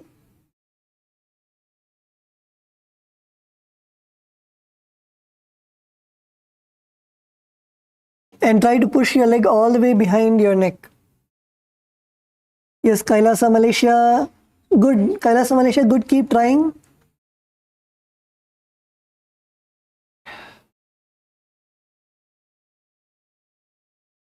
Kailasa LA, good. Almost. Kailasa Malaysia, Kailasa Salem. Push, push, push.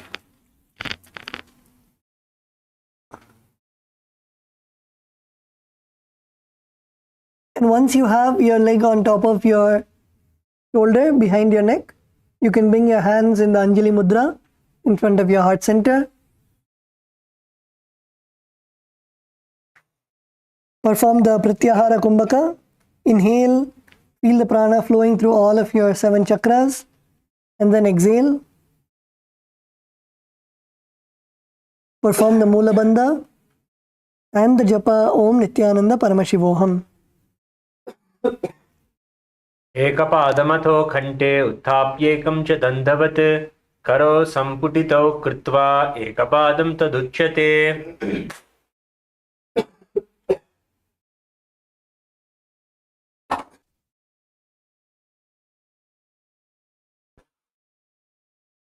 Now relax.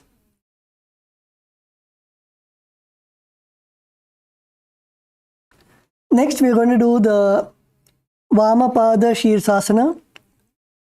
So the next is a similar asana. So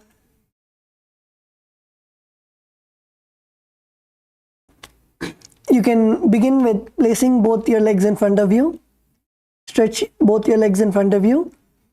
And again take your right leg and place your right leg on top of your shoulder. Your left leg, you can bend your left leg and bring your heel towards the perineum.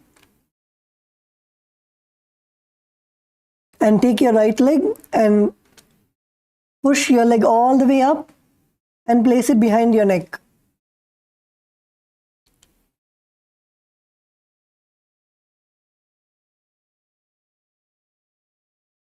This is Vamapada Shirsasana. So come on, let's push. Kailasa Salem.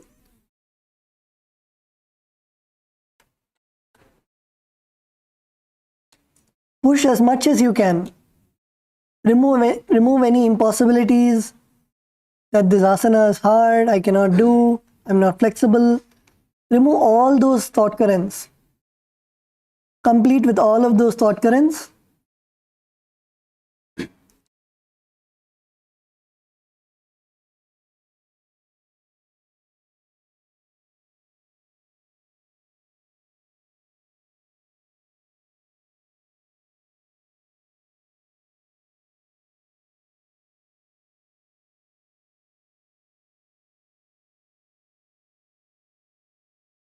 Yes, Kailasa Malaysia, Kailasa LA, Kailasa Salem, Kailasa Kashi. Push your leg as much as you can. And in this asana, perform the Pratyahara Kumbhaka.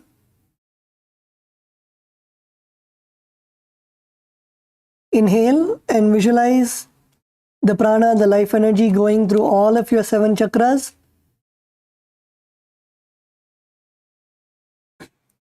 And then exhale. Perform the Mula Bandha, contract your perineum, and the Japa Om Nithyananda Paramashivoham. वामपाद शीर्षासनं तथा दक्षिणपासन शीर्षासने आन वतां परभेदचे.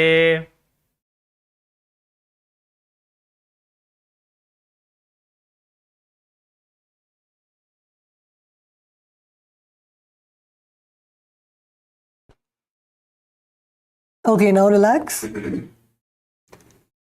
The next asana is Ekapada Mayurasana. So now what you're going to do is you're going to come to a kneeling position, come onto your hands and legs.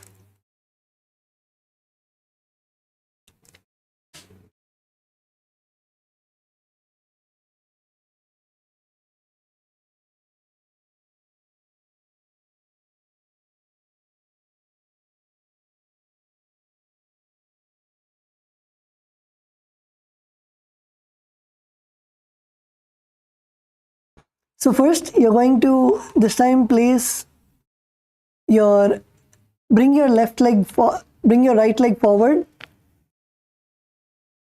right leg forward and try to place your right leg on top of your neck. So take your right leg and begin with placing it on top of your shoulder. Place your right leg on top of your shoulder, and if you're able to place it on top of your shoulder, try to place it on top of your head and push your leg all the way back behind your head. And now come on to your hands and knees. And you're going to first bring both of your hands, place your palms on the ground and bring your fingers facing towards you. And then bring your elbows together at the navel and slowly lift your entire body off the ground, keeping your legs and your upper body parallel to the ground. Your right leg should be on top of your head and hold in the asana.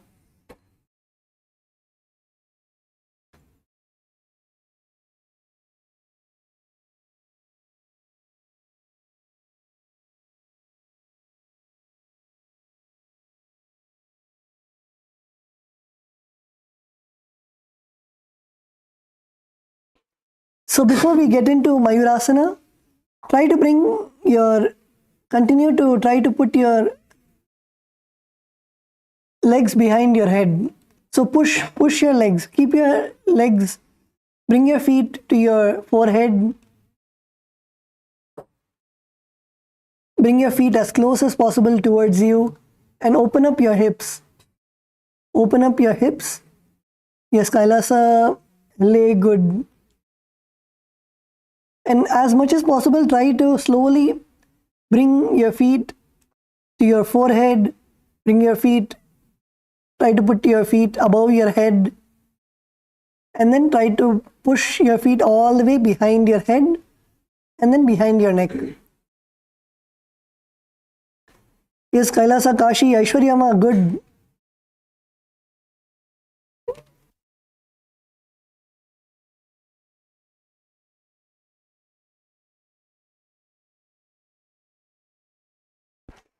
Kailasa Salem ஐயா பண்ணுங்க. First உங்களோட கால் shoulder மேலே வைங்க. அதுக்கப்புறம் உங்களோட கால் உங்களோட தலை பக்கத்தில் வைங்க. அதுக்கப்புறம் ஸ்லோவாக தலைக்கு மேலே வைங்க.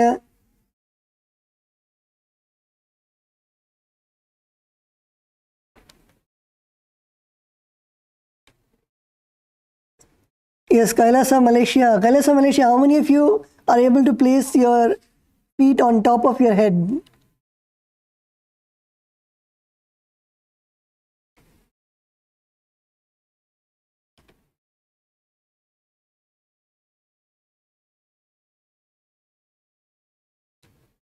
Okay, so in this asana, visualize yourself as a peacock and continue to perform the Pratyahara Kumbhaka, that is, inhale and hold your breath, feel the prana, the life energy going all over your body through all the 7 chakras, and then exhale, perform the Mula Bandha, contracting your perineum, and the japa Om Nithyananda Paramashivoham.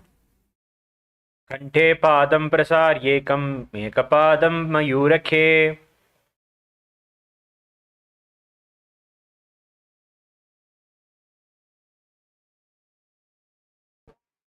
Okay, now relax.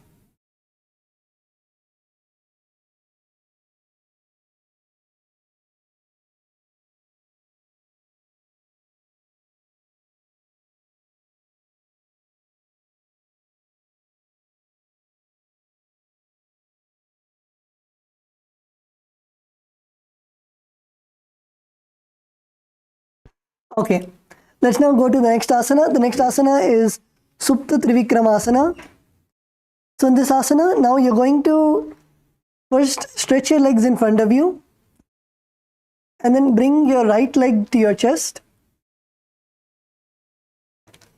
And then now go all the way back. Go all the way back and lay down on the ground. Go all the way back and lay down on the ground.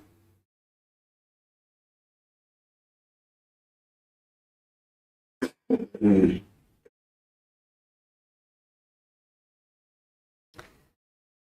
now from this asana, you try to, while you're laying down on the ground, try to put your right leg behind your neck.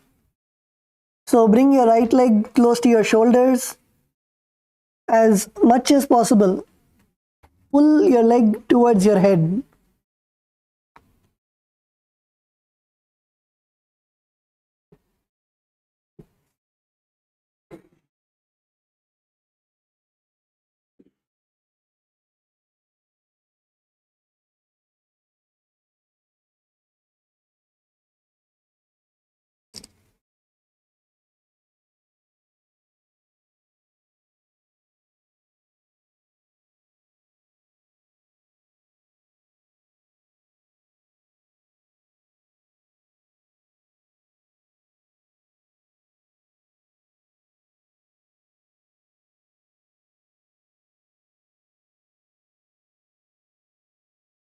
Pull your leg as much as possible towards your head and stay there. How much ever you can pull your leg, pull it that much and stay there in the asana.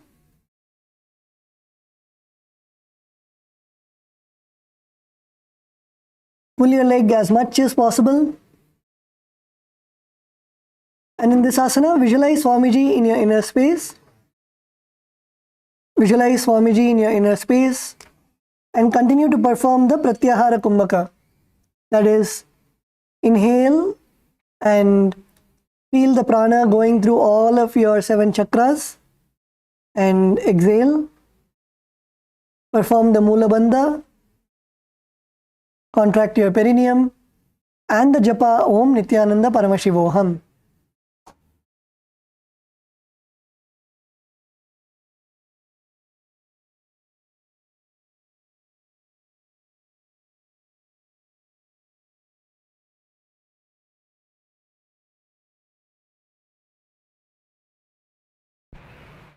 उत्तानकूर्मपीठैश्च सिंहैस्गारुडमेव च वातायनं गोमुखं च भारद्वाजं त्रिविक्रमम्.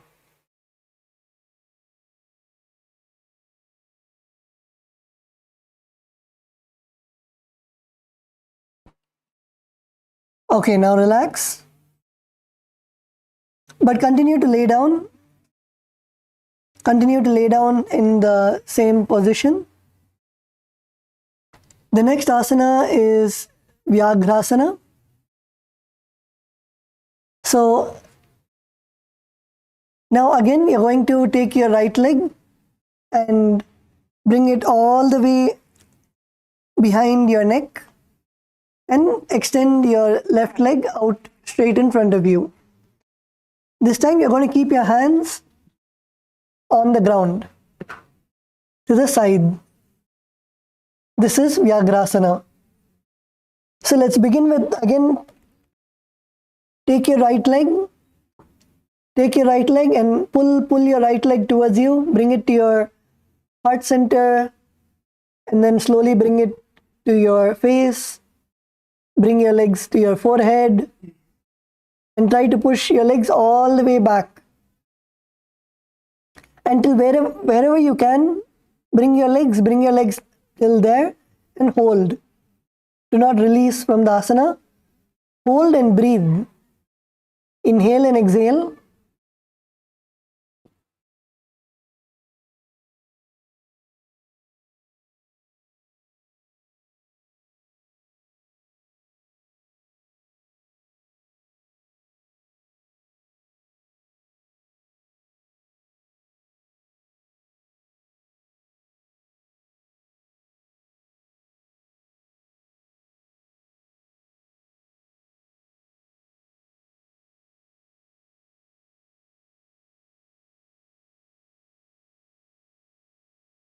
Pull your right leg as much as possible.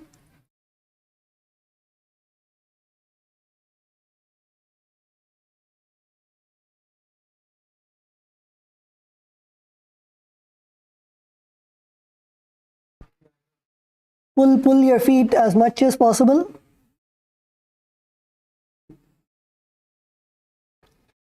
And in this asana, visualize yourself as a tiger.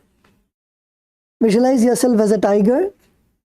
Continue to perform the Pratyahara Kumbhaka. Inhale. Feel the prana going through all your 7 chakras. And exhale. Perform the Mula Bandha. Contract your perineum. And the japa Om Nityananda Paramashivoham. व्याघ्रासनमथो वक्षे क्रोधकालविनाशनम् एकपादं शीर्षमध्ये मेरुदण्डोपरि स्थितम्. Okay, now you can relax in Shavasana.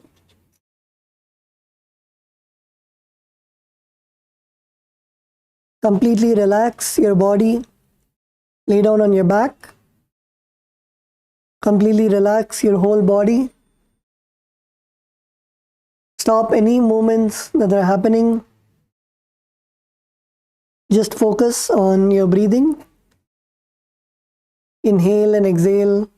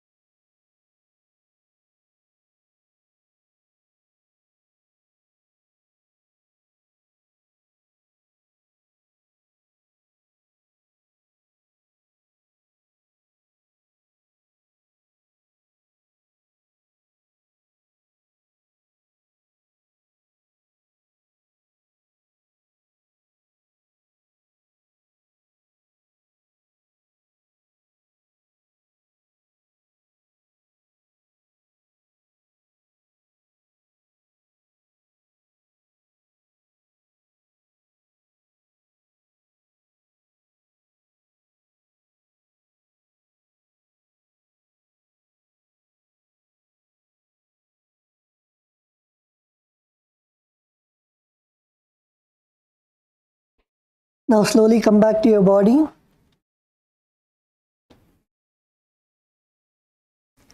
You can wriggle your toes, your fingers, shake your toes, your hands, bend your knees, bring your knees to your chest, and roll yourself and come to a seated position.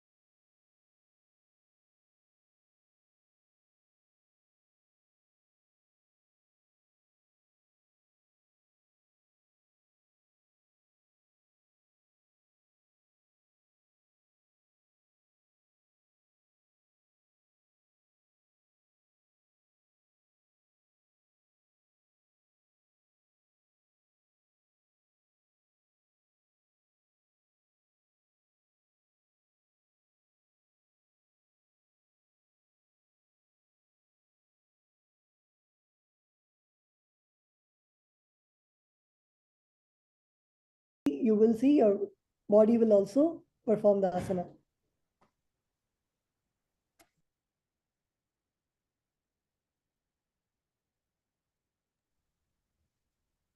Yes, any other questions? Kailasa LA, Kailasa Malaysia, Kailasa Salem, உங்களுக்கு ஏதாச்சும் கேள்வி இருக்கா?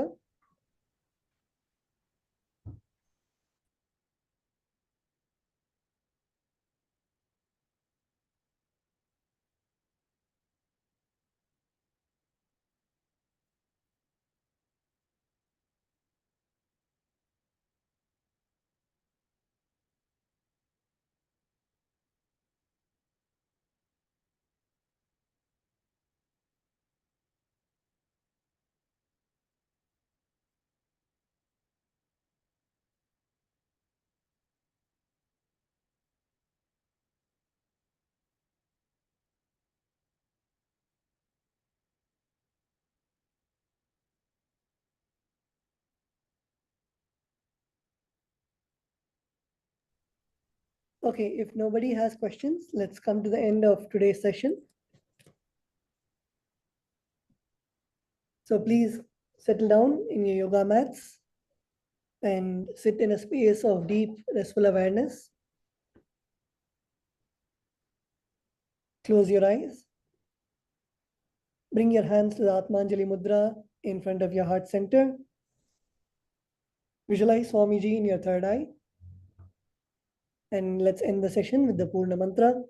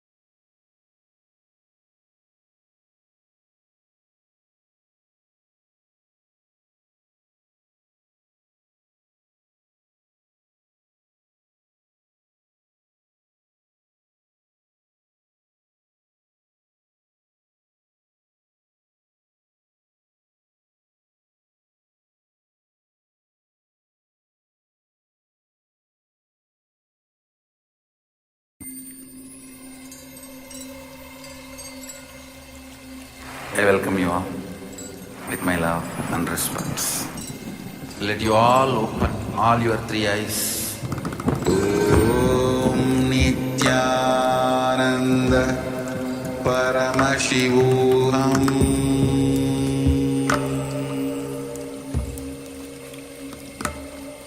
Om Nityananda Paramashivoham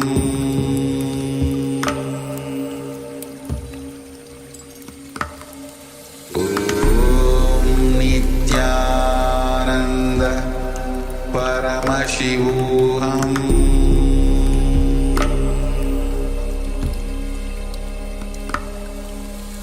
Om Nityananda Paramashivoham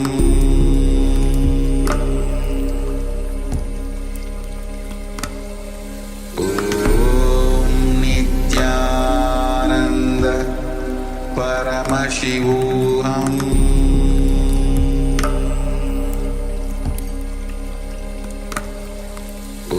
Om Nityananda Paramashivoham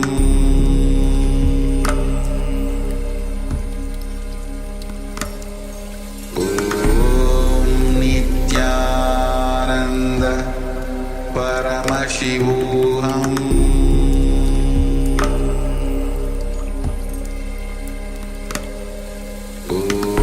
Om Nityananda Paramashivoham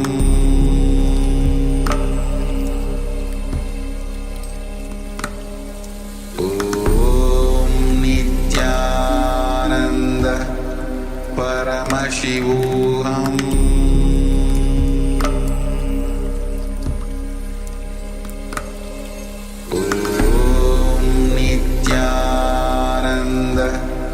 Paramashivoham Paramashivoham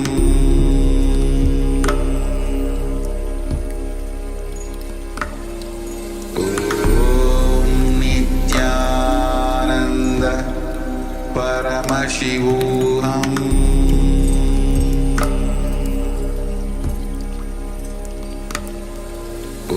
Om Nityananda Paramashivoham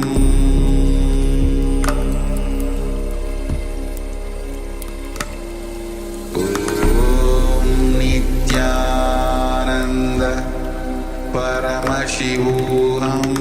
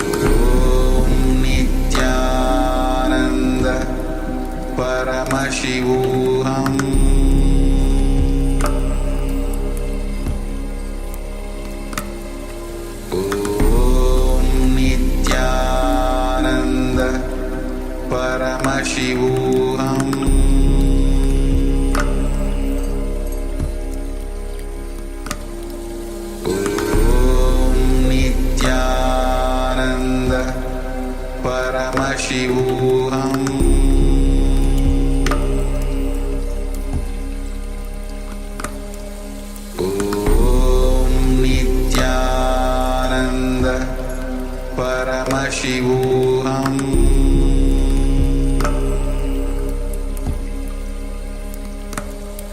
Om Nityananda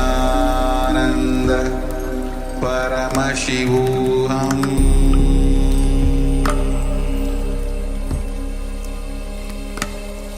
Om Nityananda Paramashivoham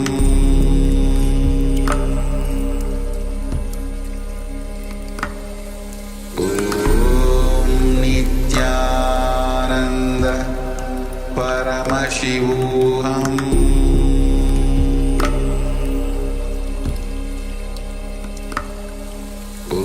Om Nityananda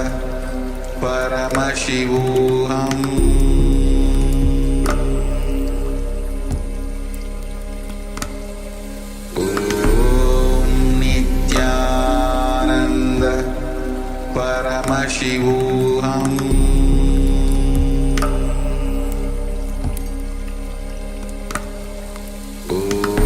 Om Nityananda Paramashivoham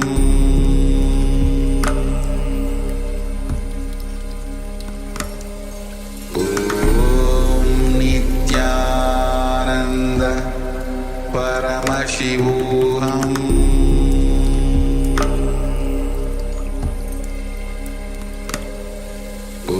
Om Nityananda Paramashivoham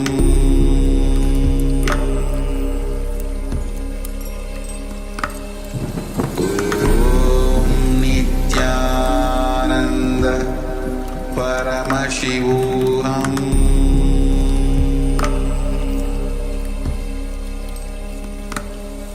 Om Nityananda Paramashivoham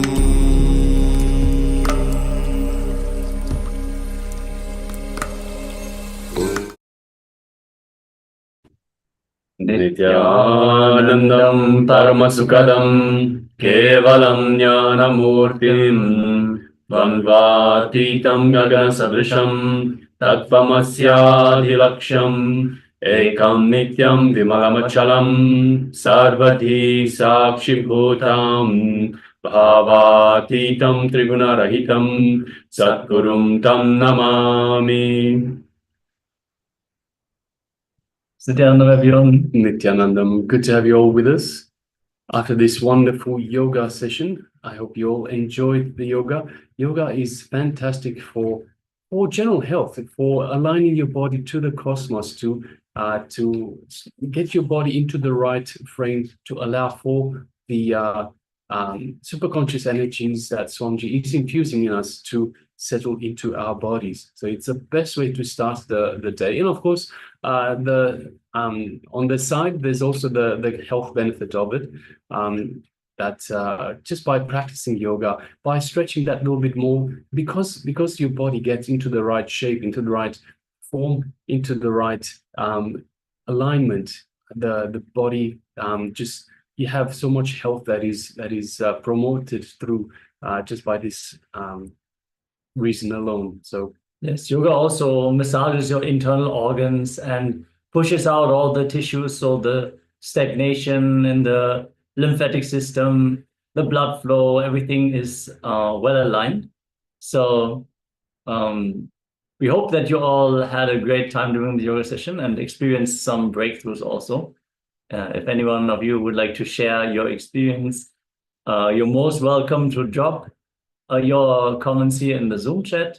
Also on YouTube, if you joined the Nityananda yoga session from YouTube, leave us a hi in the chat. And even better, join us in the Zoom for the two-way program. That's the best way to experience Paramashivoham. But definitely welcome Nityanandam to all of you. Directly after the yoga, the first thing we do is the power manifestation. When the body is in the high energetic state, that's the best time to really bolt that energy into your system by manifesting the powers of Paramashiva, letting the energy express, melt into Shakti. So that's what we're going to do. Yes, so we're going to get ready for this power manifestation. So, as usual, the first power manifestation of the day is the power of third eye vision. So we will be displaying an image for you, and you will have your eyes closed or covered with an eye band, or perhaps any piece of cloth that is opaque in nature, such that you cannot see through. So we'll display the image while you have your eyes covered, and through the power of the third eye, so connecting to the divine, through the power of the third eye, you will see the image blindfolded, and you will tell us the details of the image that is being displayed for you. So let us get ready for that, requesting everyone gather your eye bands or any cloth to cover your eyes. So go ahead, put on your eye bands, your cloth, cover your eyes, and let us get ready to start this power manifestation. So requesting everyone, put on your eye bands.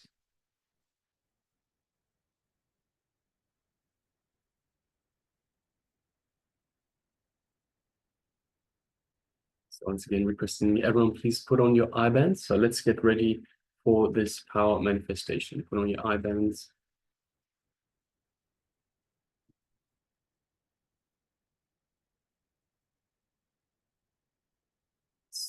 Some of the participants are already prepared with their eye bands. If you don't have a blindfold, you can take any cloth, anything that can properly seal your eyes. No light should fall into your eyes. We invite all the participants to join us. Ma Chen Xiaofang Nityanandam, Ma Ji Pei Nityanandam, Ma Nitya Nartana Priye Nityanandam, and welcome. But also all the participants who are here but not on camera currently, make sure to join us for the power manifestation. Ma Mahasatya, Ma Livia, Ma Shukla Inanda, Nityananda, Ma Jessica, Bridge, Ma Yuganyana, and Marie Christelle Yasana, and Ma Chiao Yu Wang. Nityananda, everyone. Please join us for the power manifestation. Yes, Nityananda, nice to have you. Nice to see that you brought a lot of people today as well. Wonderful. Wonderful to see. Let's get ready. We're going to start the power manifestation in just a few moments. So make sure that you have your blindfold ready. You're seated, keeping your head, neck, and spine in a straight line. And let us all settle down in a meditative mood. All right, so requesting everyone to please put on your eye bands if you haven't already done so. And let's get ready for this power manifestation.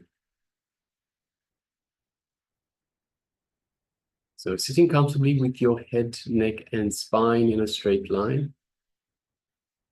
Let us take a couple of long, deep breaths in, and with each breath out, let us feel more and more relaxed, more grounded. So just follow me. Long, deep breath in. Long, deep breath out. Long, deep breath in. Long, deep breath out. And let us bring our awareness to our Ananda Ganda, which is our inner space. And visualize Swamiji in our inner space. And let us connect to the Master. Let us feel this feeling connection that we have to the Master. Bring our awareness to this connection. And through this connection, we feel the love, the compassion, the infinite grace that Swamiji, the Supreme Pontiff of Hinduism, is showering upon every single one of us from our inner space. Let us feel the space of oneness with Swamiji, the space of restful awareness. Just take a moment and feel that in your inner space.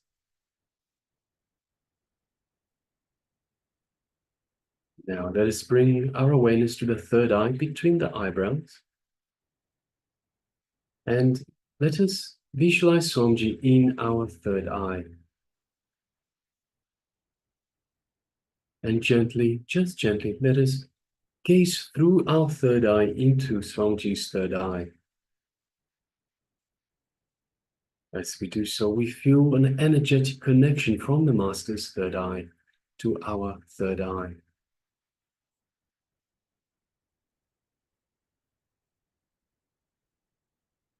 As Swamiji is awakening, energizing our third eye. Now let us connect to Swamiji further by chanting the Mahavakya, which is the code word Swamiji has given us for this very reason. Let's start. Nityananda Paramashivoham. Om Nityananda Paramashivoham. Om Nityananda Paramashivoham. Let's continue chanting this Mahavakya. And from the space of oneness with Swamiji, with the divine, let us now start manifesting this power of third eye vision.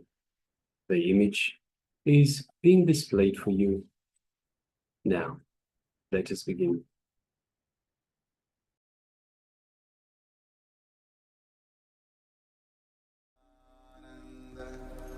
Paramashivoham.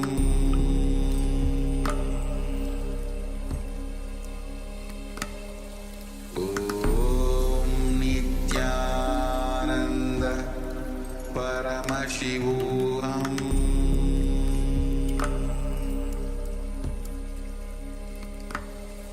Om Nityananda Paramashivoham. Paramashivoham. Om Nityananda Paramashivoham. Om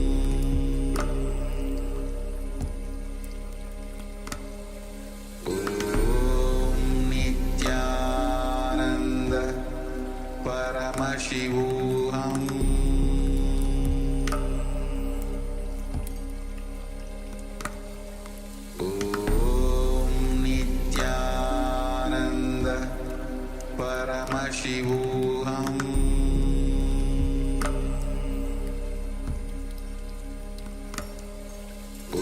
Om Nityananda Paramashivoham. Om Nityananda Paramashivoham. Paramashivoham. Om Nityananda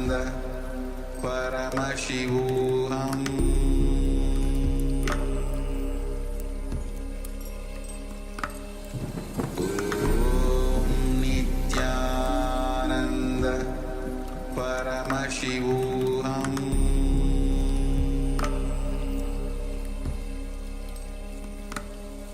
Om Nityananda Paramashivoham.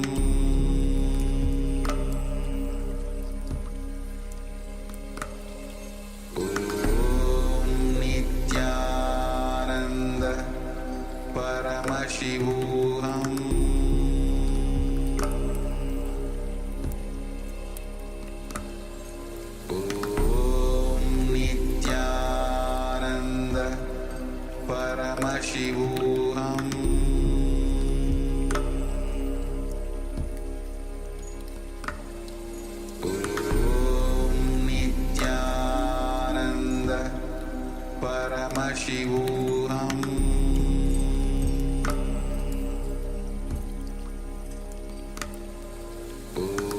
Om Nityananda Paramashivoham.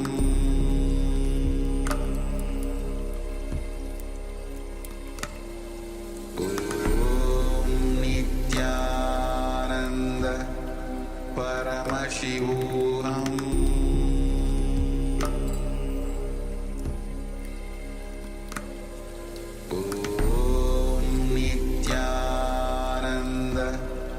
Paramashivoham.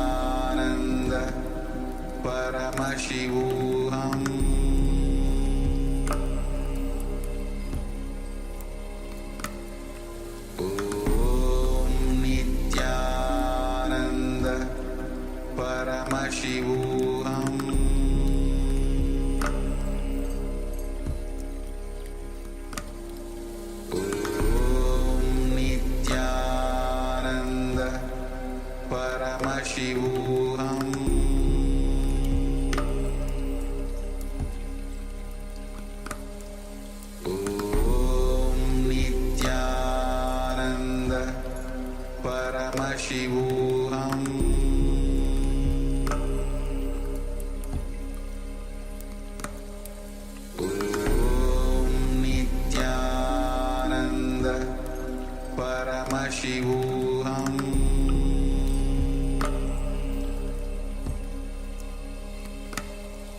Om Nityananda Paramashivoham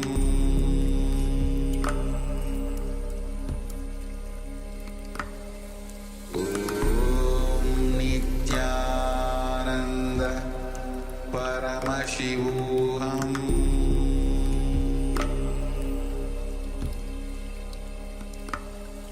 Om Nityananda Paramashivoham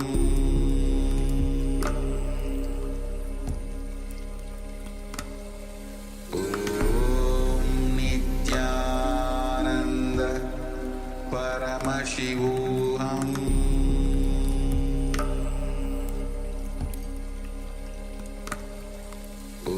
Om Nityananda Paramashivoham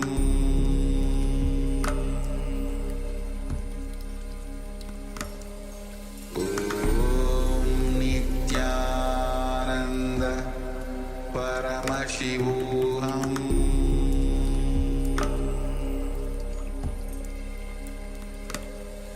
Om Nityananda Paramashivoham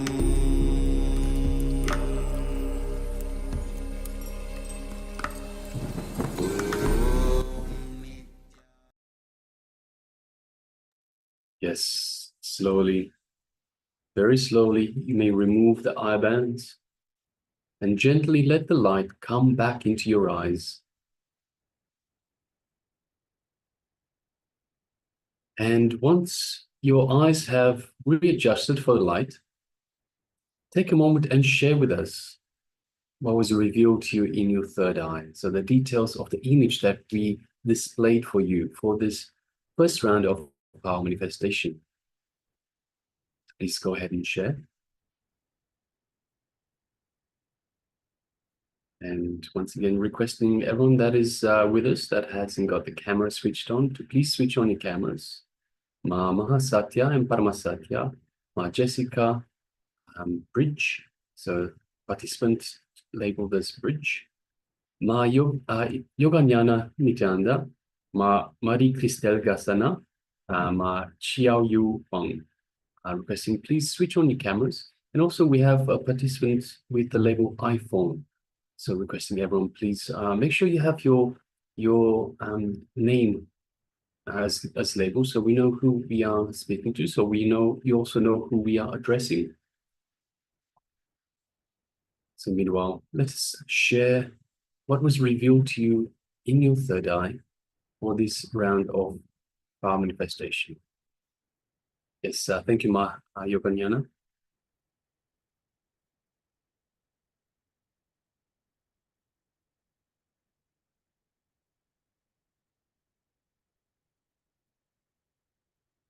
Yes, take your time and share all the details. Don't discard anything.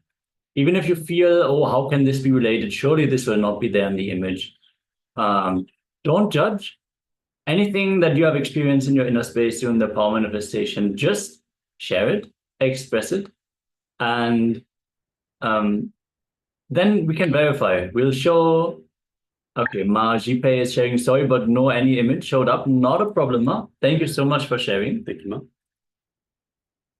So even if all you see is black, then black is what you see. That is perfectly fine. You don't know. Sometimes it might just be darkness. Yes, we have had some images where we have had, for example, just black and just one small detail on the canvas. So don't discount anything, don't judge anything, just everything and anything that you are experiencing, that you are being shown, that to everything as well, because it might not necessarily come just through vision. So just to give an example, let's say you're walking down the street and you see a dog and the dog is barking. You fear the dog, so you cross the street to the other side. As you cross, you trip and you hurt your knee. So from that moment forward, you will link the dog barking to a knee pain. So if we had, for example, an image displaying a dog, your knee might start paining. So in that way, it can come true. It can come through. So it depends on your experience. It depends on how you perceive things. How these powers can manifest. So don't discount anything. So even if you have any smell, any audio, anything, any sounds, if you have any feelings. So for example, maybe your the hairs on your skin raise up, whatever it might be, anything you experience, pay attention to it, because it is a revelation from the divine. So your intention, you set your intention to get the details of the image that is being displayed, so it can come in any way possible. Even memories might pop up. Even any idea might come to your inner space, or I haven't gotten my grocery list done yet. So things like these, you don't know what is in the picture, right? So the third eye doesn't necessarily show you exactly the image as it is there. It shows it in a way that we can understand. So for example, I was doing one power manifestation with one of the balasams from the Gurukul. And on a piece of paper, I had written time for lunch, because it was time for lunch. We were closing the session. So I wrote those words.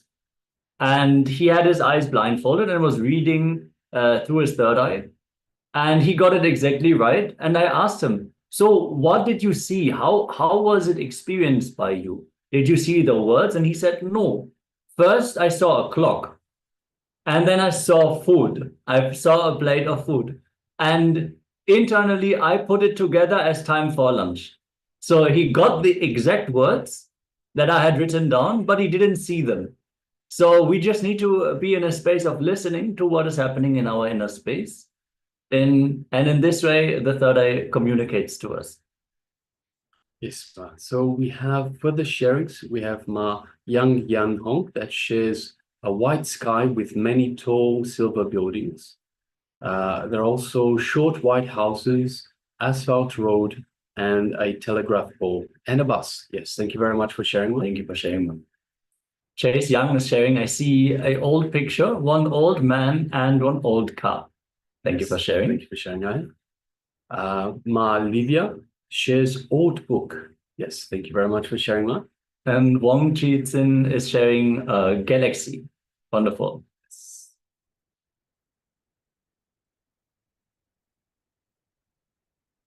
All right, with this, let's move on. We're going to move to the verification step. We're going to project the image on screen once more for all of you to verify and validate.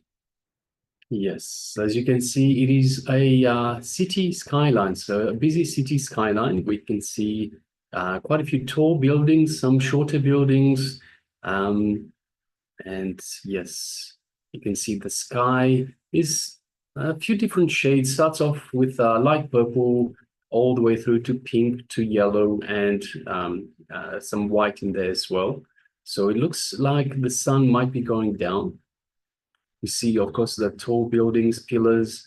We see some blue on top of some of the buildings. We see a crane in the distance, just about in the middle. And yes, so okay. So let us have a look at some of the sharings. So yes, we have Ma Yan Hong that says a white sky with many tall silver buildings. Yes, Ma, that's spot on. There are also short white houses. So we have shorter buildings as well, Ma. Yes. Telegraph pole and bus. I can't see the details. It looks like a busy city. So I'm sure there would be buses roaming around, but from this vantage point, we don't see the buses. But everything else is spot on, Ma. So well done. Congratulations. Yes, congratulations, Ma. And old picture, old man, old car. See, there's a lot in this picture. Actually, we don't quite know. There might be it's most likely going to be an old car in this picture, even if we don't see the exact detail. And old book galaxy. Yes. So we have Chase Yang Aya, and we have Ma Lithia and Wang Xizin. Yes, thank you very much. So we don't have those details as yet, or perhaps we're looking at the wrong, not the wrong. We're looking at different zoom factors. So if you're zooming into some piece of the image itself, we could have the old man, and zooming out, we can see the entire galaxy. So depending on your vantage point, your viewpoint. Actually, this guy is a decent part of the image. So even though it is still too bright to see the stars, definitely the galaxy is. And the light itself. So if you have a look just from zooming out a little bit, the light itself looks perhaps almost like a galaxy. So when you have a look at the galaxy itself, you see all the stars around in a ball of light almost. So it looks somewhat similar. So yes. All right. So let us now get ready for the second round of this power manifestation. So requesting everyone to please put on the eye bands once again. Let us get ready for the second round. So we'll have another image ready for you shortly. Let's sit comfortably with the head, neck, and spine on in a straight line.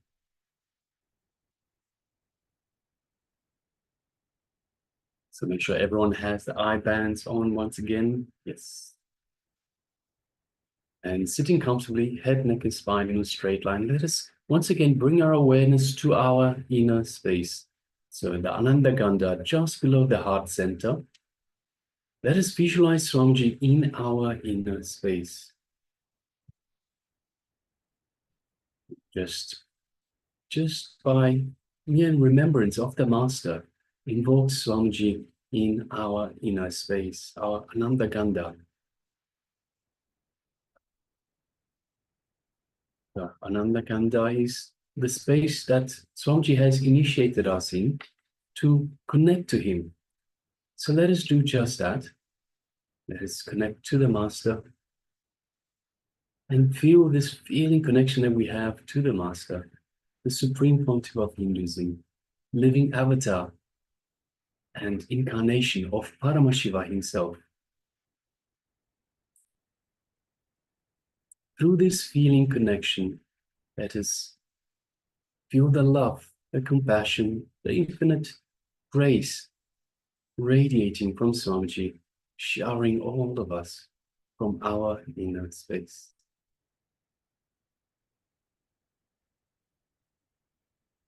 Let us feel Swamiji's presence in our inner space.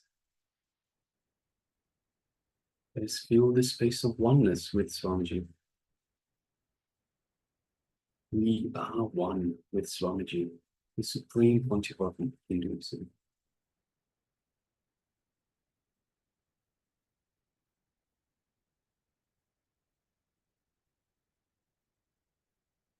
Let us just gently move our awareness to the third eye, just between the eyebrows.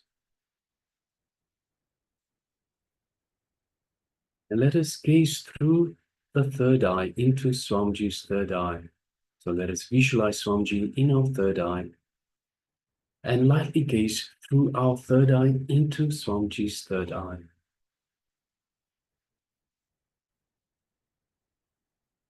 As we do so, we feel an energetic connection from the Master's third eye to our third eye.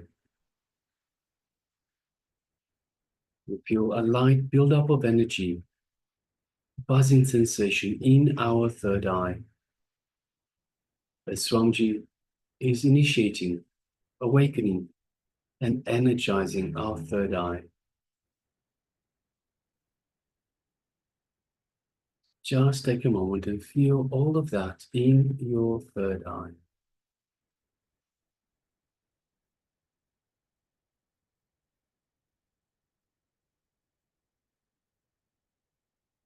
Let us Start chanting the Mahavakya to further connect to the Master. Om Nityananda Paramashivoham. Om Nityananda Paramashivoham. Om Nityananda Paramashivoham. Let's continue to chant this Mahavakya throughout the power manifestation. And from the space of oneness with Swamiji. So let's once again bring our awareness to the space of oneness. From this space of oneness, let us start manifesting this power of third eye vision. The image is being displayed for you now. Let us begin. Paramashivoham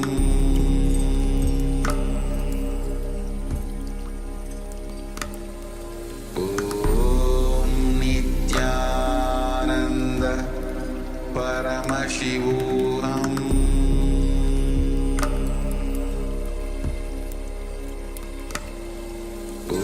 Om Nityananda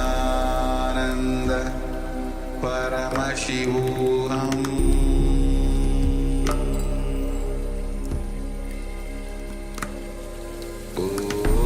Om Nityananda Paramashivoham Paramashivoham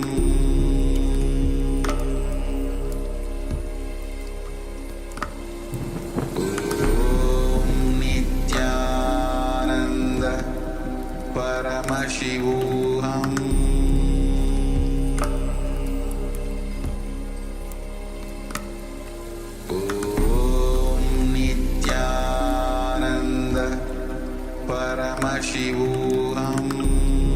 Nityananda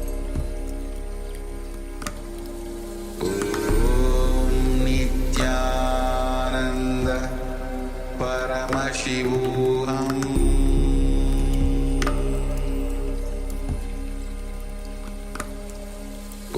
Om Nityananda Paramashivoham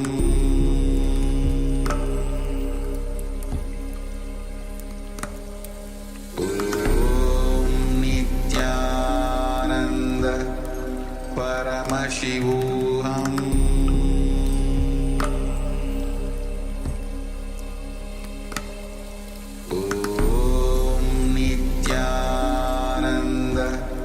Paramashivoham Paramashivoham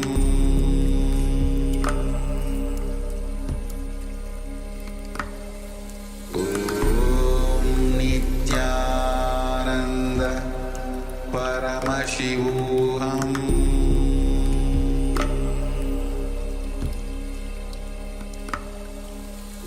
Om Nityananda Paramashivoham Paramashivoham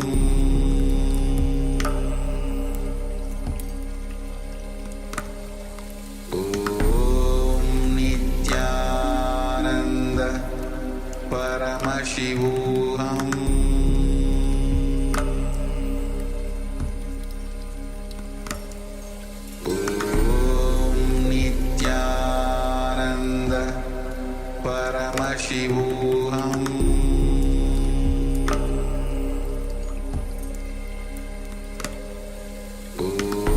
Om Nityananda Paramashivoham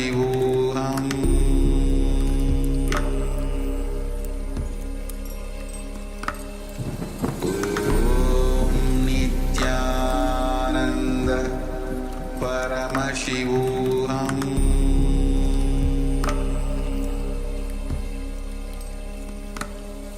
Om Nityananda Paramashivoham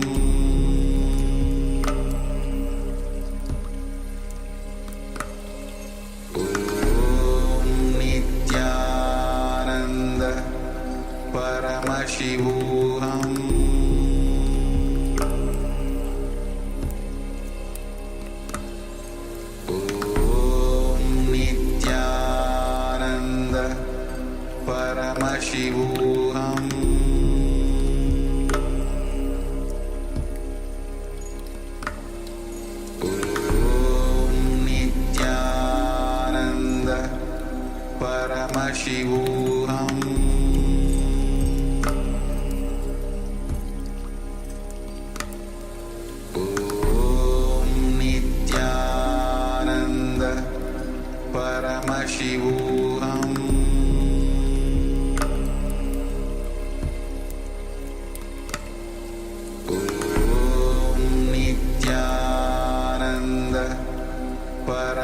Paramashivoham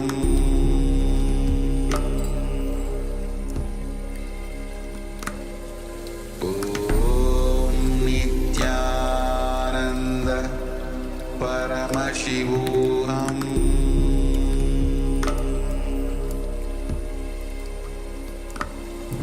Om Nityananda Paramashivoham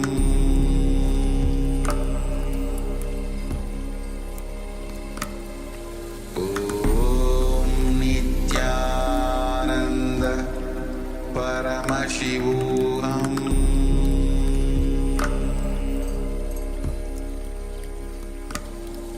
Om Nityananda Paramashivoham Om Nityananda Paramashivoham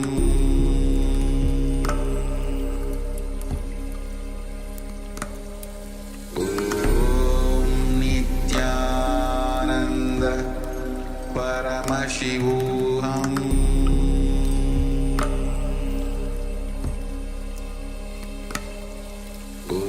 Om Nityananda Paramashivoham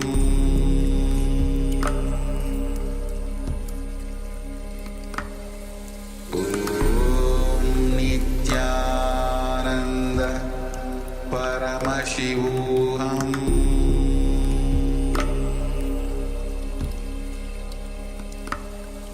Om Nityananda Paramashivoham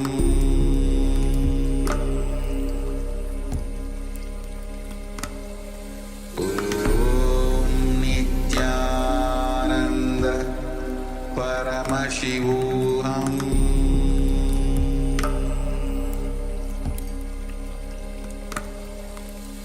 Om Nityananda Paramashivoham. Yes, you can relax now. Slowly, very slowly, remove your eye bands and gently let the light come back into your eyes.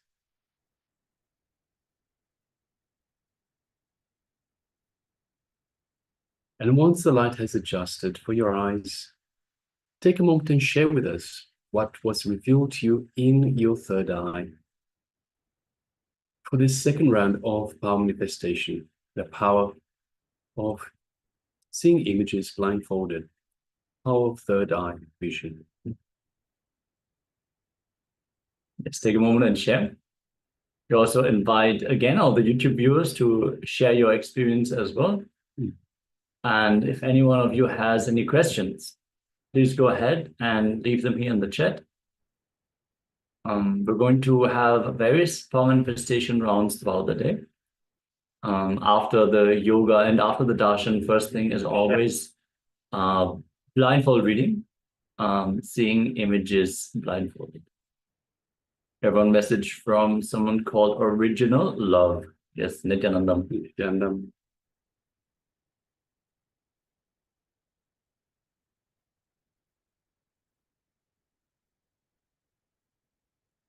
And understand this is not like in school where you can have a wrong answer or where you are going to be judged. This is a different scenario. It's not about success. It is about establishing yourself in the space of oneness with Paramashiva. From that space, powers manifest. So it is all about us surrendering to the divine. It's not that we have to prove anything here. It is, for us, it is a technique to experience a spiritual breakthrough. So it is something to cherish. It's like you have some 5 minutes where you can have a private phone call with Swamiji. You can sit in that space of oneness with Swamiji. It's like dedicating time for you to be alone with yourself, your true self, your higher self. So what is the manifestation is secondary. And the more we cherish this space, the more detailed the power manifestation will become. So it is not that it is a situation where you are supposed to have everything right the first time. All right, so we have some sharings. We have Mahasatya and Paramasatya that share white lights and outdoor tall tree or forest. Yes, thank you very much for sharing, Ma. Thank you. Chase Young is sharing nothing special. Seems have one cat and it's food. All right, thank you so much for sharing. Just one thing, if I could point out, Chase Aya. So you're saying nothing special. This is bringing judgment. You are judging what you are being revealed. So it's important that you don't judge what is being shown. You don't have any self-doubt. You don't judge what is being revealed. Just trust. You have to trust whatever is being revealed. Through trust, you open the floodgates. You open the connection to the divine through trust, through faith. By saying nothing special, you're putting like a filter in between. It's like it's not nothing much.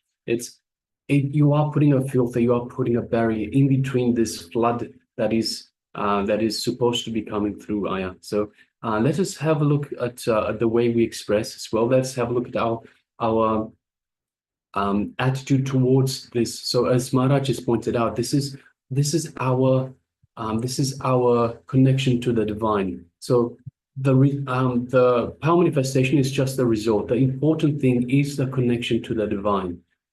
The power manifestation is the measure of how far through we are, but it is our connection to the divine that is the most important thing. We are here. We have taken this body, this life, to have a superconscious breakthrough, to reach out, to find our true self, which is the divine self. So this is for everyone. Please make sure that we have the right understanding. And the powers, yes, the powers are very important as well, but they are a measure of our connection to the divine. So let us all shift our understanding, and let us trust, have faith in everything that you are being revealed. Let's not judge. Let's not have any self-doubt either. Again, self-doubt is putting again a barrier, putting a filter on what is being received from the divine. So please, everyone, let us continue on in that manner. Yes, and you joined today. And the previous days, we have covered the power of words, the power that our words hold. So Swamiji is telling we are our intention to be. So what we declare as ourselves, we move towards that. So that is why Swamiji always says during the power manifestation, even when we feel, oh, I didn't see anything, nothing came to me, don't even use these words. Say, I am yet to manifest. Means I am working towards manifesting it. I don't say, okay, it didn't happen. No, I am manifesting it. Still manifesting, still manifesting. So we have some more comments here in the chat. So if I can just actually, it's usually an example that Maharaj uses. He hasn't used it today, so I will. When you start on a journey, you get in the car and start driving. You're only 2 miles down the road, 2 kilometers down the road, let's say. You haven't reached there yet, but you're on the way. So in the similar way, when you do the power manifestation, even if if you haven't yet manifested, you are on the way. You open the floodgates just a little bit for the superconscious to come in. So let us not say, I haven't manifested, or I'm not manifesting. I'm yet to manifest. I haven't reached there yet, but I'm on the way. So yes, power words, very, very important. Yes, Malivia is sharing big banyan tree sunrise. Wow, beautiful. Yes, beautiful imagery as well. Thank you very much, Ma. Jipe says, I was trying my best to connect with Swamiji and imagine Swamiji's figure in my mind. It's not all black, but I think I felt something different. I feel like some warm energy I was injected through. So when you are connected to the divine, one of the first things that happens. So even when I'm guiding everyone into the power manifestation, there's all this energy that is coming through and it just warms you up from the inside. So yes, that's perfect, Ma. It means the connection is there. So trust the connection is there. Okay, Ma? Wonderful. And Yes. Zhao Yu Huang is sharing. Yang Hong says she saw red, green, orange, and yellow, white vegetables, sharp, round, square shape. I feel my inner space is less blocked than before. Wonderful, Ma. Thank you for sharing as well. Yes, thank you, Ma. So now let us move on to the verification step. We're going to project the image. Actually, it was a video this time. Spoiler alert. Yeah, we're going to project it once more for all of you to verify your power manifestation. Here we go. So it's a small video, basically moving pictures. Yeah, a collection of various different vegetables, legumes, like chickpea, yeah, red peppercorns, beans, peanuts, walnuts, rosemary, snow peas as well.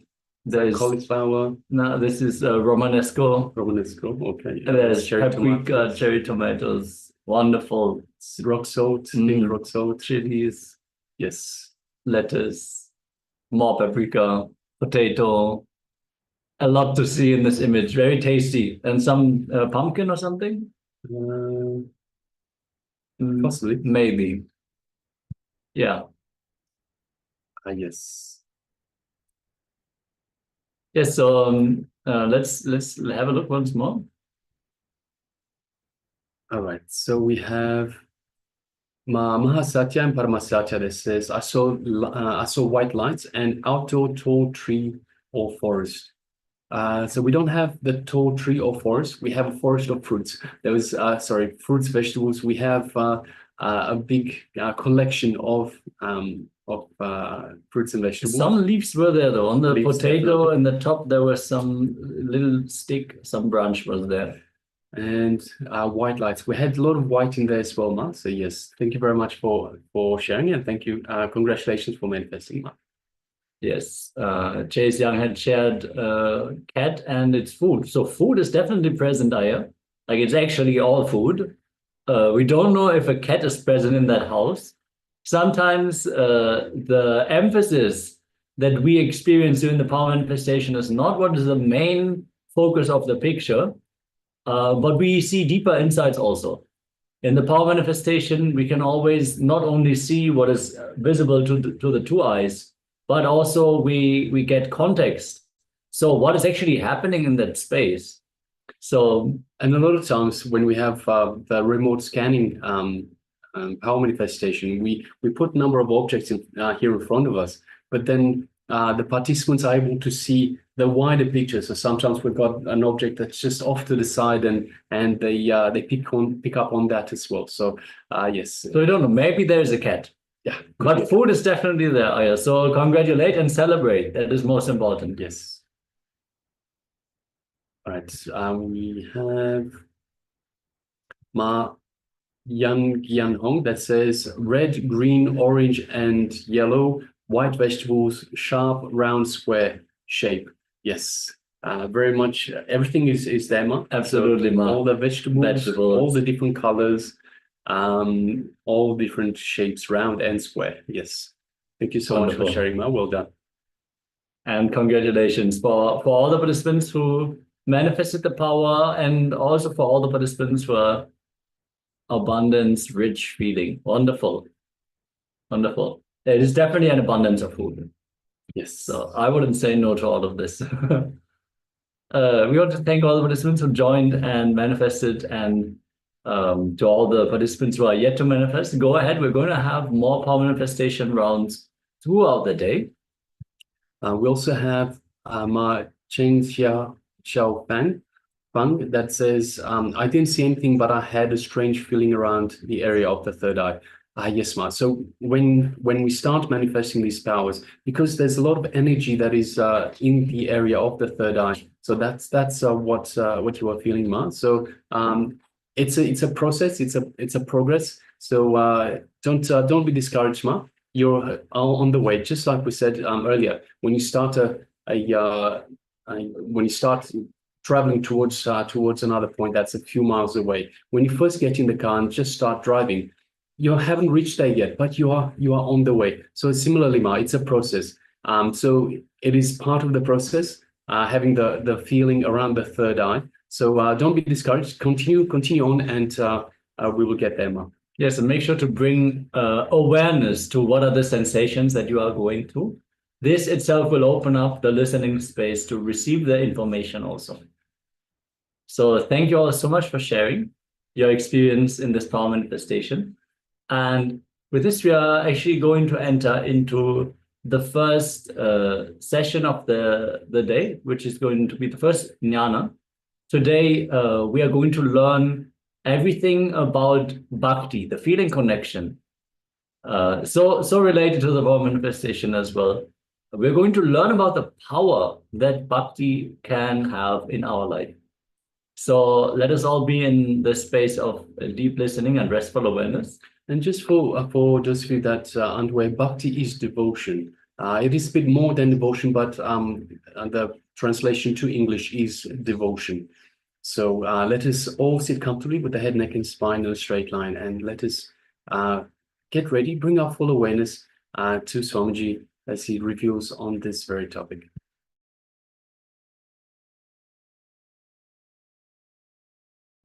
In Bhagavad Gita, 6th chapter, Dhyana Yoga, 7th verse.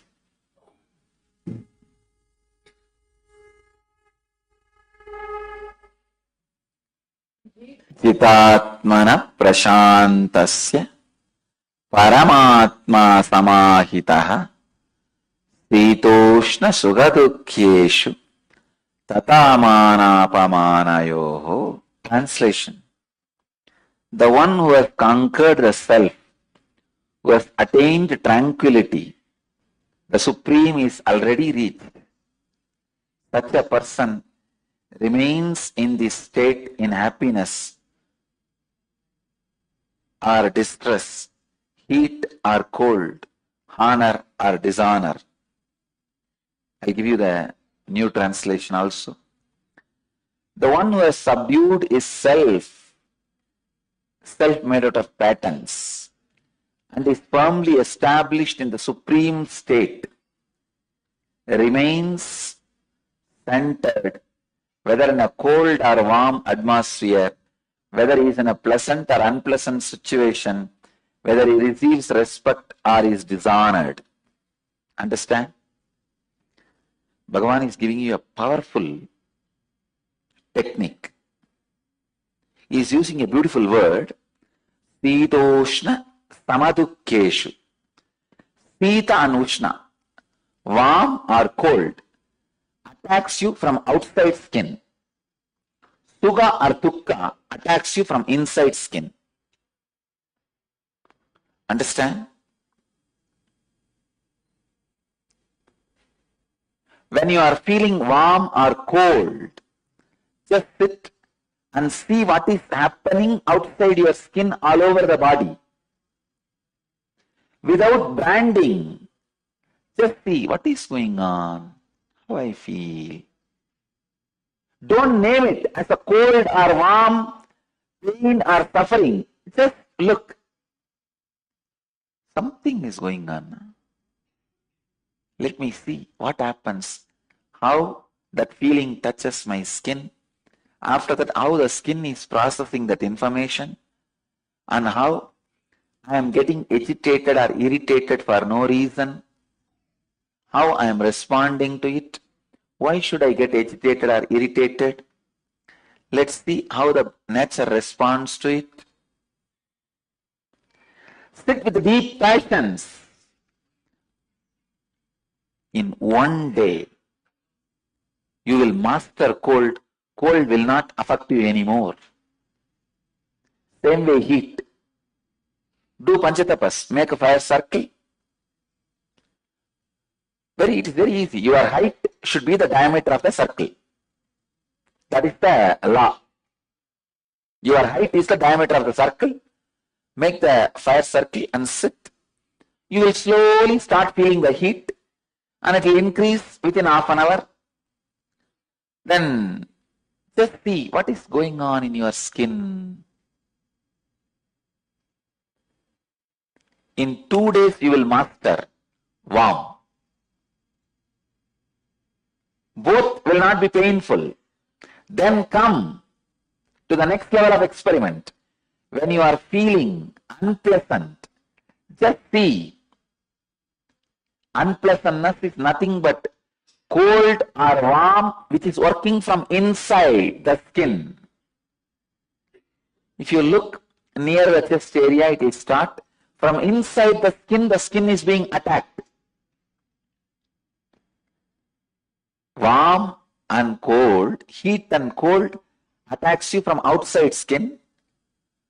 Pleasantness or unpleasantness attacks you from inside the skin. Sit with that. You don't need to find the situation. Already you have enough unpleasantness. Just sit with that unpleasantness. How it is attacking you from inside skin. What exactly you are feeling. Without labeling, just see. In 2 days, you will realize there is no such thing as unpleasantness other than your own decision to be in unpleasantness. Same way, pleasantness. When you are in joy, happy, just sit and watch. What is this?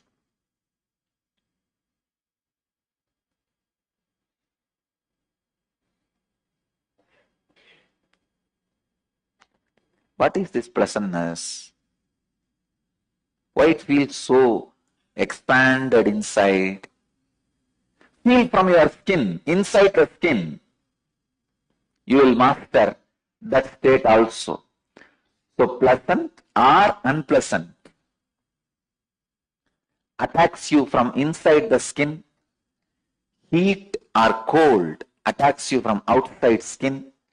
But both heat or cold, pleasant or unpleasantness, all four has no life independently from your will.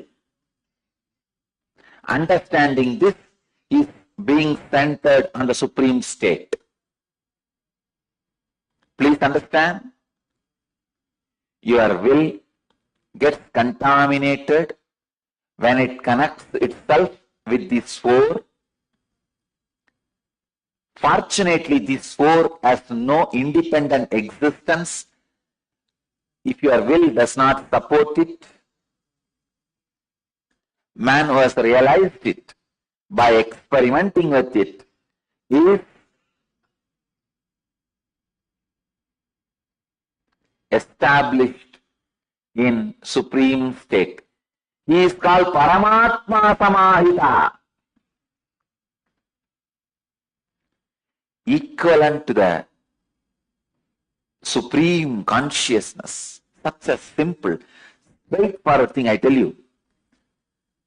Just try today. Once you realize, even with the first thing, see, today you try with the cold.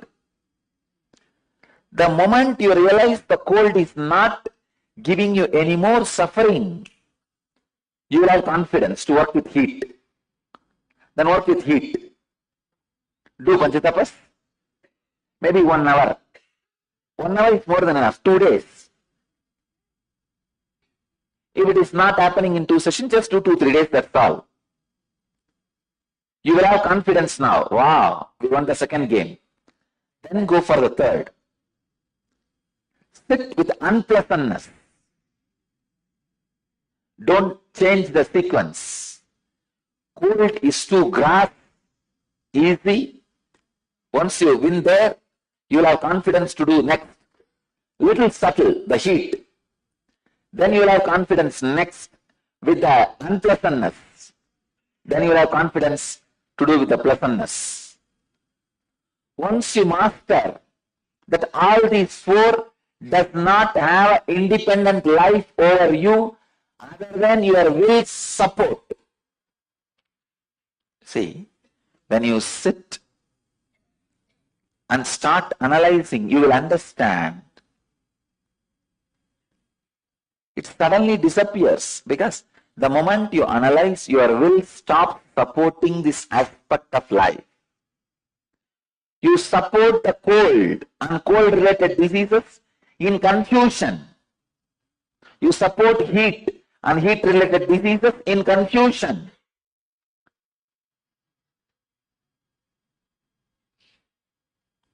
You support unpleasantness and unpleasantness-related diseases in confusion. You support pleasantness and pleasantness-related activities in confusion. So when you sit and see what is really happening, with the passiveness and passions, suddenly you realize, without your will, all four does not have independent life. Shadow does not have independent life without the existence of light and object. It is the mixture of light and object creates shadow. The sufferings of cold, heat, sufferings of pleasantness, unpleasantness,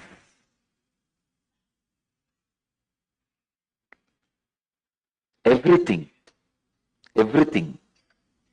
happens by the mixture of your will and confusion. If the light is switched off, no shadow. If the object is removed, no shadow. If the confusion is removed, or if the will is removed, there is no agitation or disturbance by cold, warm, pleasant, unpleasantness. I tell you, man is a fool. Asking for cold when it is hot, asking for hot when it is cold, always asking what is not. It is soul process.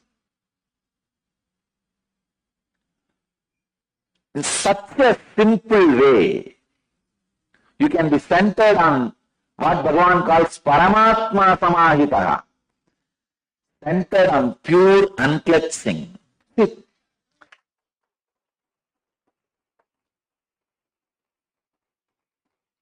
We are responsible for making Krishna alive.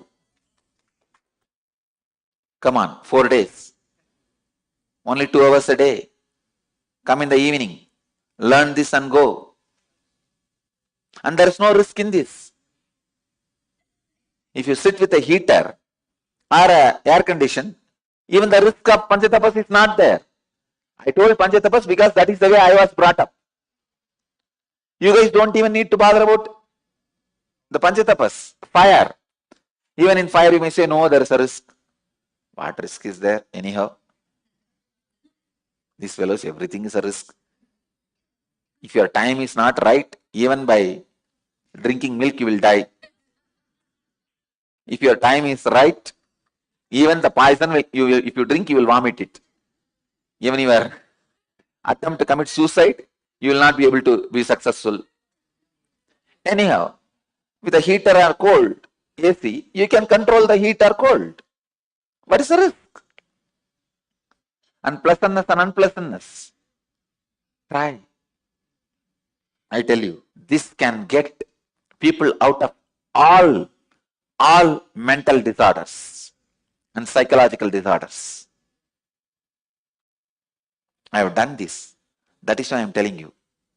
I have done this during my tapas time, my tapas period.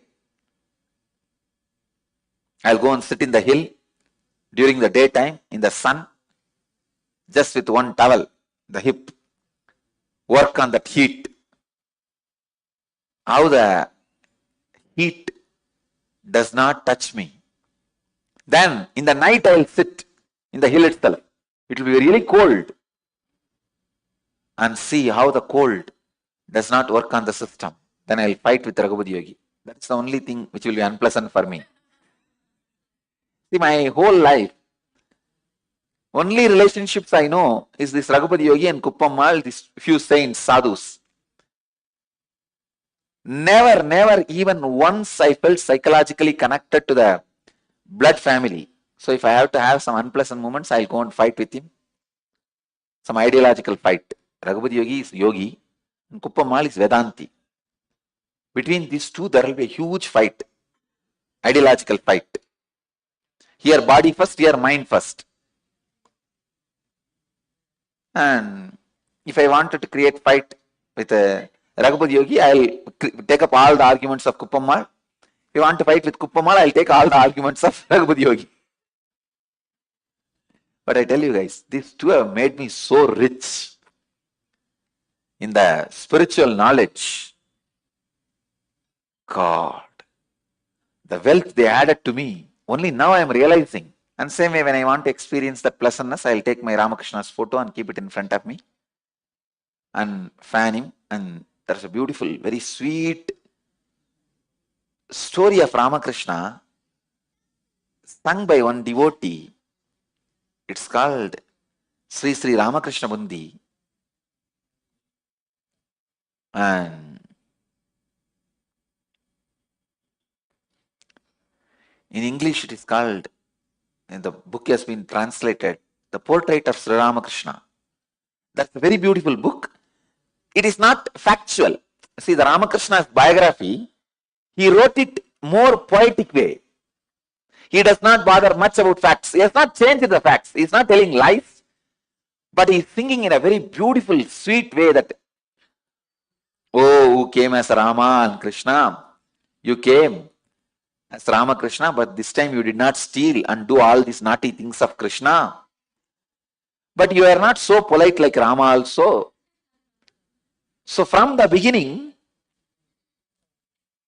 with that feeling that Ramakrishna is an incarnation, the devotee has sang about Sri Ramakrishna.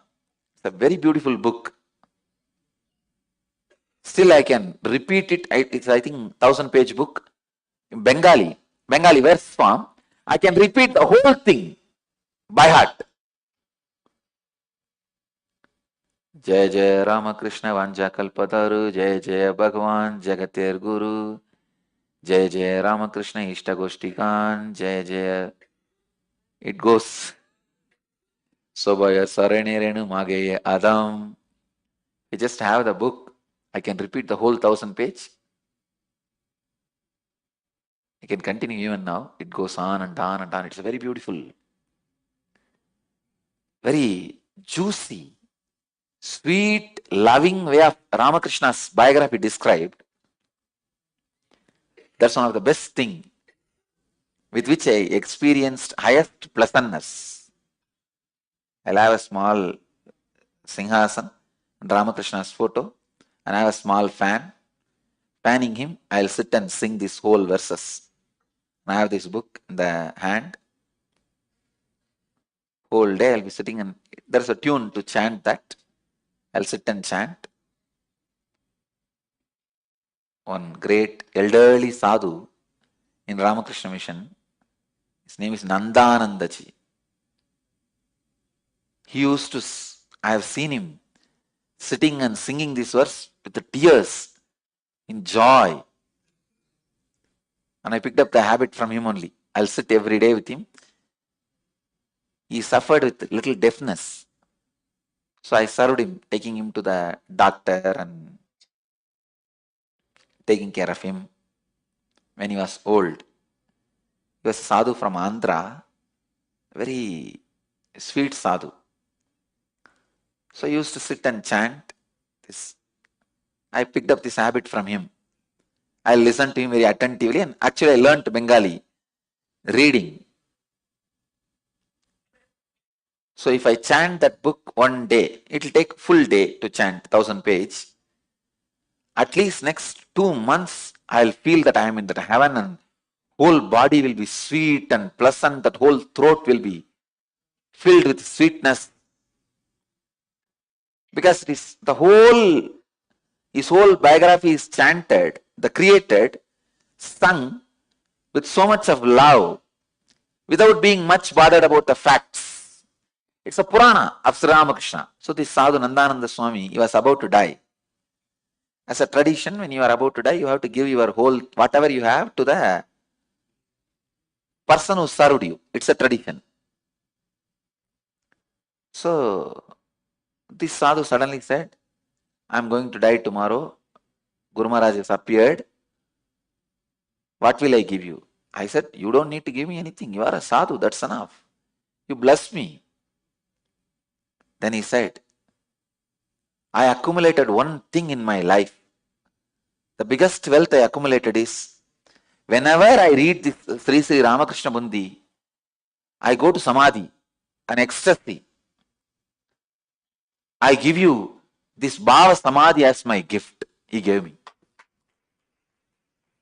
And I tell you, after that, whenever I read that book,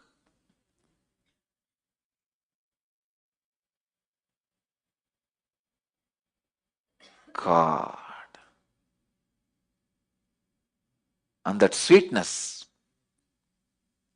it's as if his 60, 70 years of tapas has entered into me.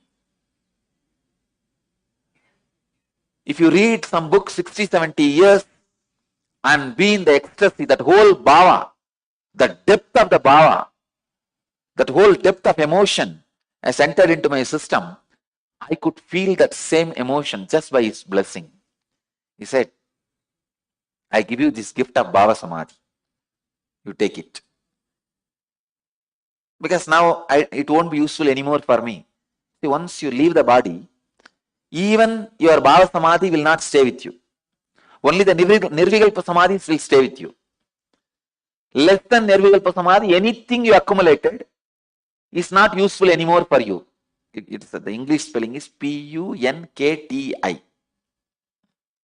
In English, the book is translated as A Portrait of Sri Ramakrishna. Maybe one day I'll sit and chant for you guys. It's my personal spiritual practice, which I did for quite a long time. Some of my personal spiritual practice I never shared with you guys. This Ramakrishna Bunti. In the same way, Chandi. Chandi is the Devi Mahatmyam. I'm a great Satta. So I'll sit and chant Chandi. Devi Mahatmyam is 700 sloka. And Lalita Sahasranama and Trisadi. There are some 6-7 books related to Chandi. Devi Upanishad and all that put together. That will take one day, full one day, if you chant. That I will chant with this bell.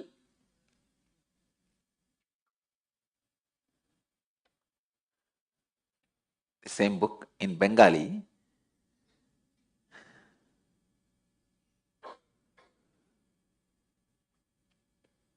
These all used to be my entertainment.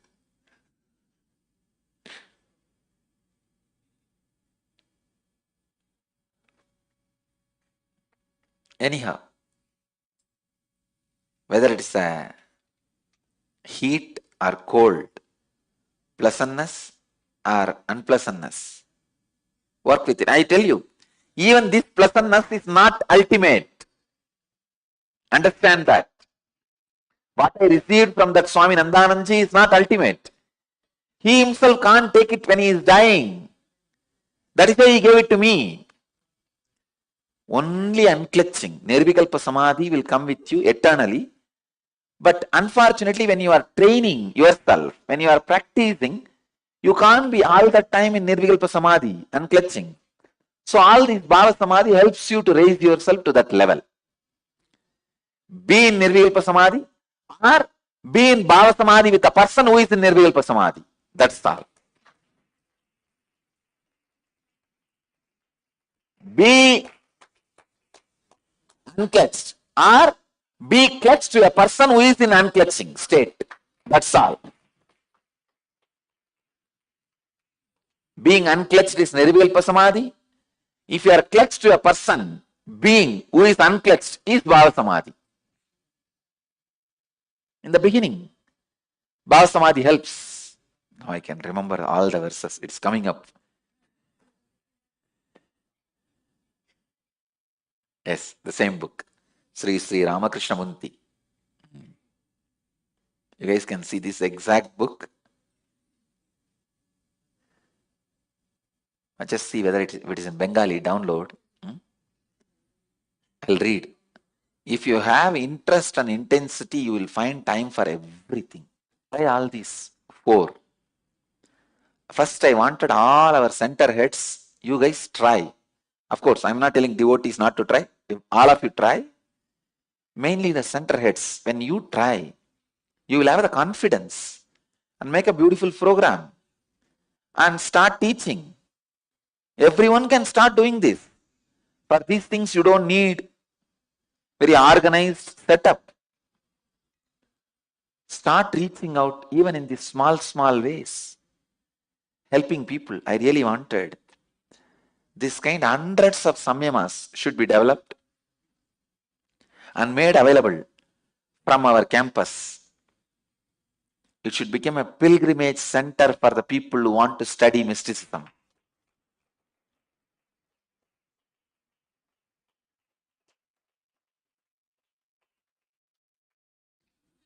You don't know.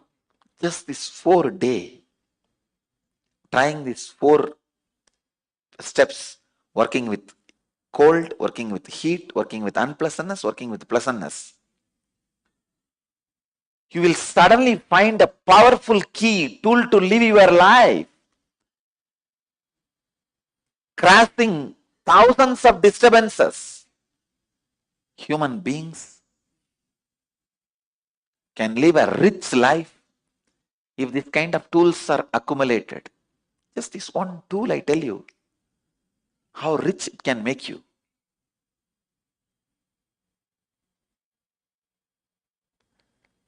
Richness is always depending on the zeros. It is not always based on the zeros. It is based on your ability to face life. Richness cannot be always measured based on the comforts of life. It is measured based on the ability to confront the life. It is not just comfort. It is ability to confront also.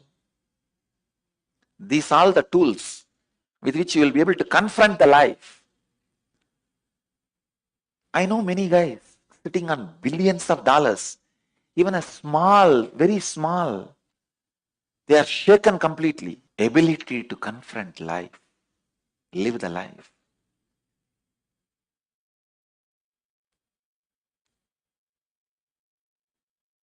I tell you guys.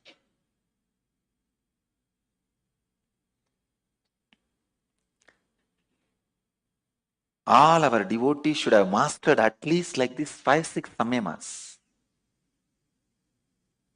Different 5-6 samyamas. That makes you man. That makes you being. Mastering at least few samyamas gives you the courage to live, confidence to live.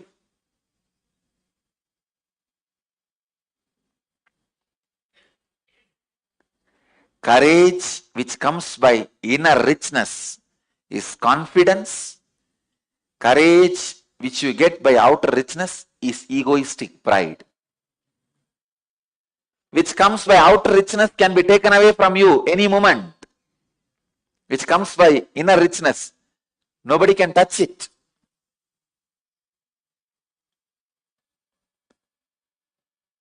One of the main reasons for my success, standing throughout these scandals and rumors, is this samyama. This samyama, which I did from the young age, working with the heat and cold and unpleasantness and pleasantness. I tell you, heat and cold hits you from outside the skin, pleasantness and unpleasantness hits you from the inside the skin. But all 4 of them do not have life without your will supporting them. is the essence. The one who has subdued his self made of tough patterns, and is firmly established in the supreme state, remains composed, whether in a cold or a warm atmosphere, whether he is in pain, pleasant or unpleasant situation, whether he receives respect or dishonor.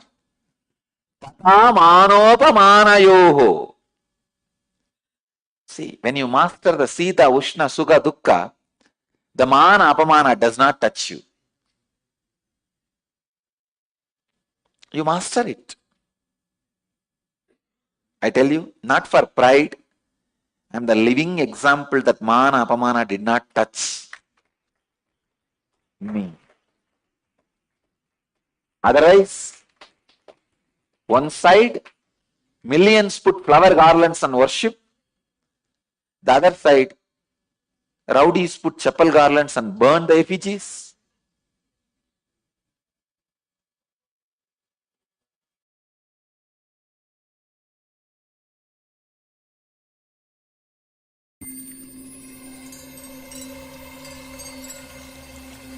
I welcome you all with my love and respect. Let you all open all your three eyes. Om Nithyananda Paramashivoham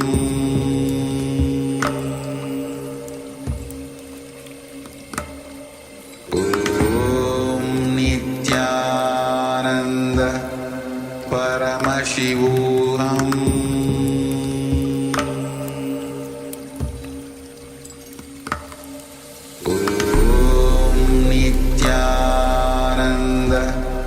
Paramashivoham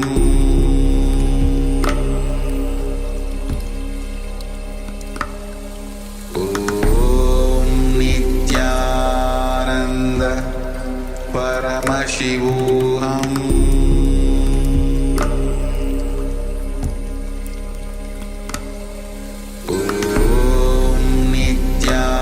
Nithyananda Paramashivoham Paramashivoham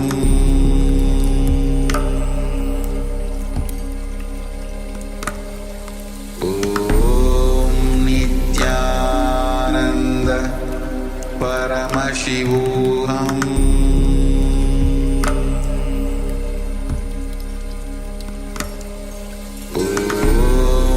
Nithyananda Paramashivoham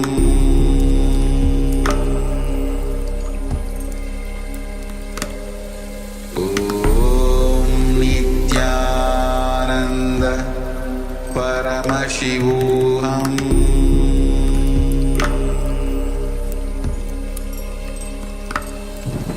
Om Nithyananda Paramashivoham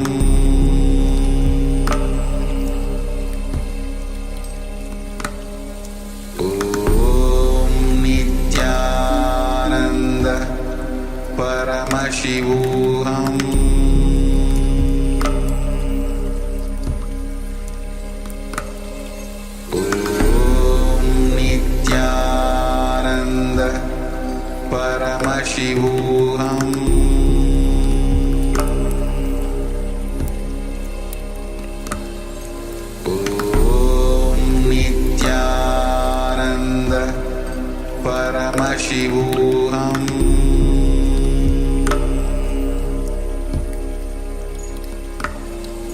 Om Nithyananda Paramashivoham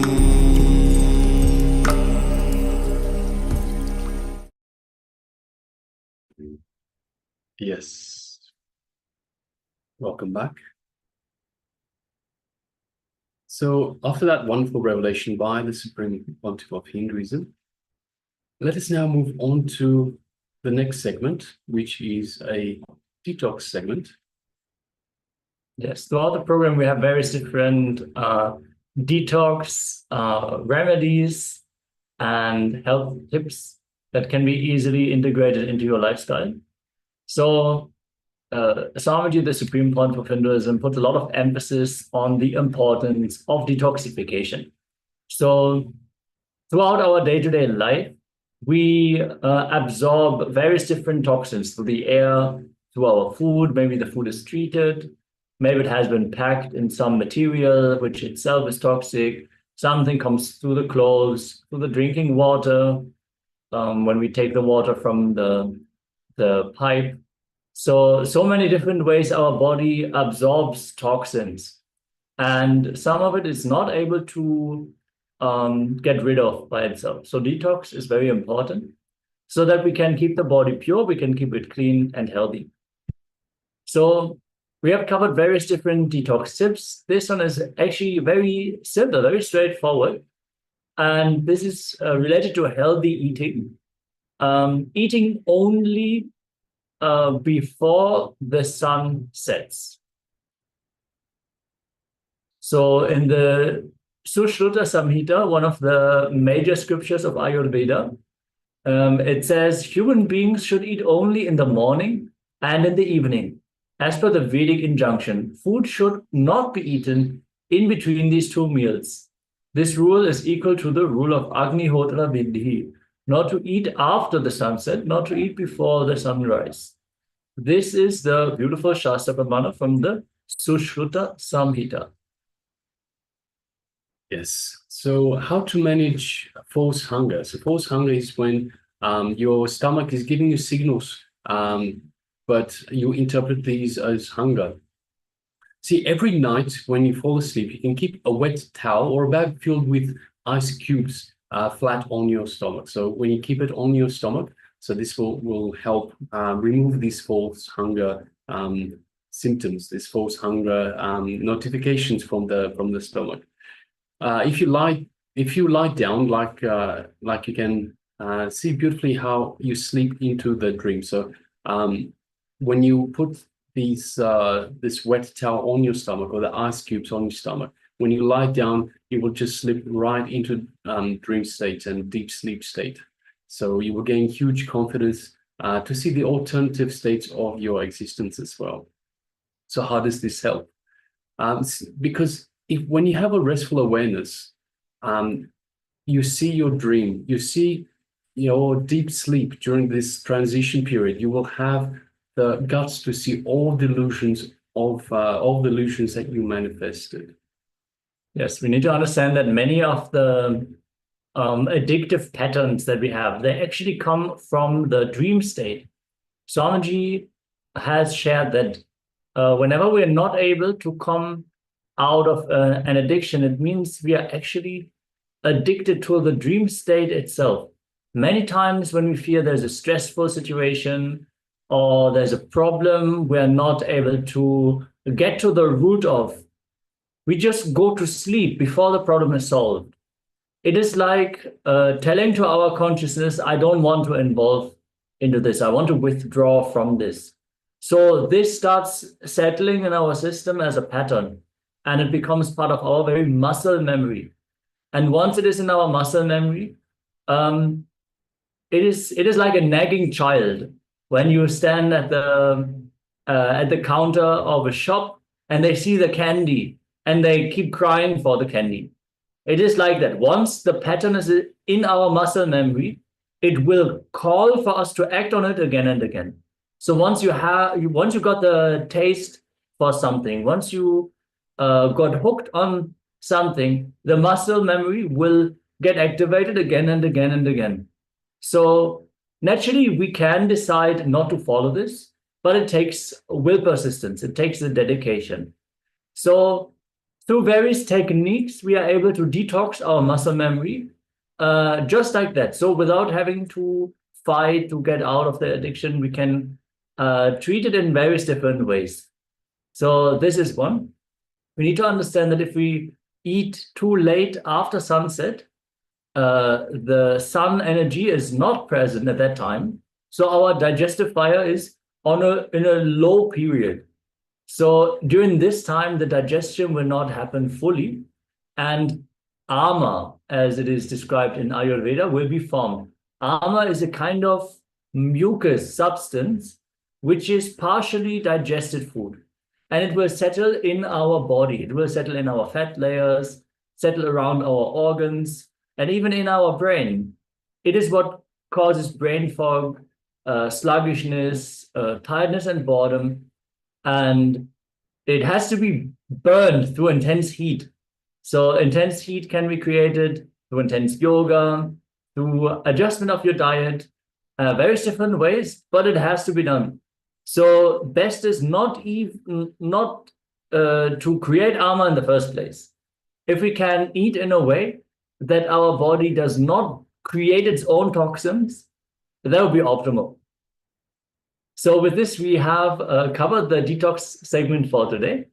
We hope that you all got something from this and got inspired to follow like the best practices in terms of lifestyle choices. And we are going to look at the deeper secrets of life.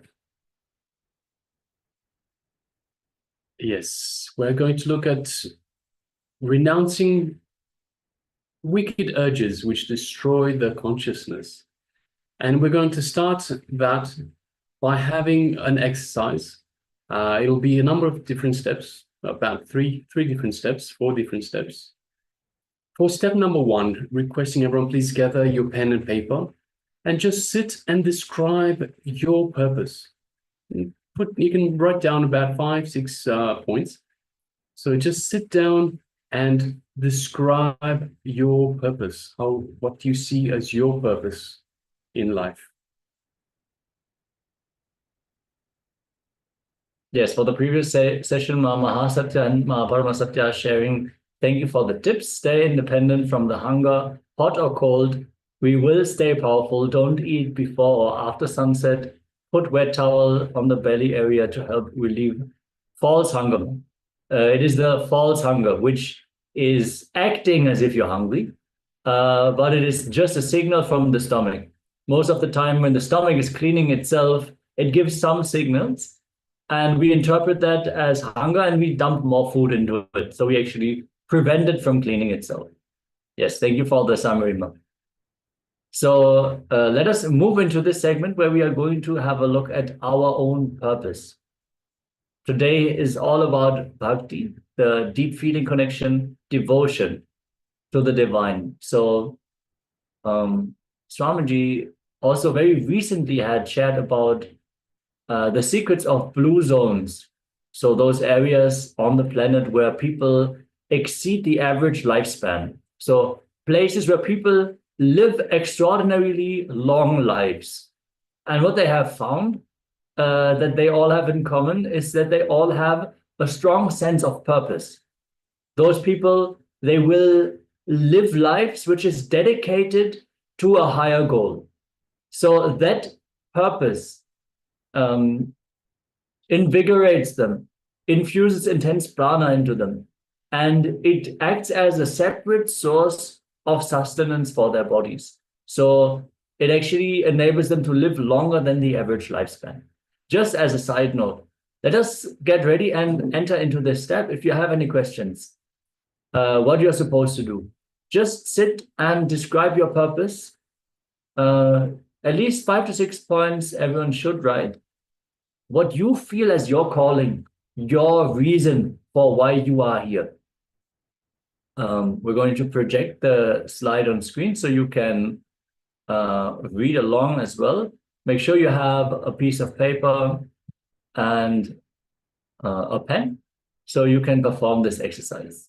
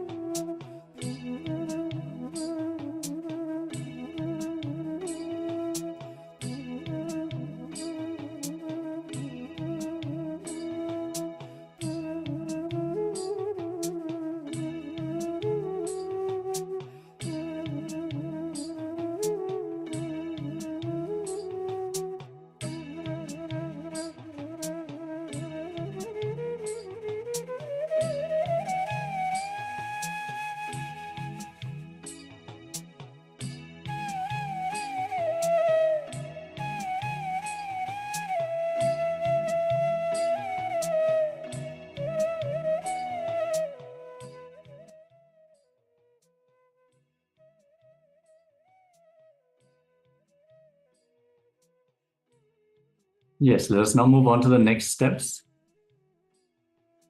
We hope that all of you wrote down at least 5 to 6 points about your purpose.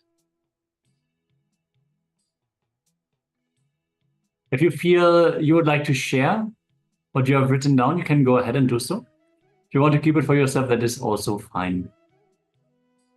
Let us now move to the next steps.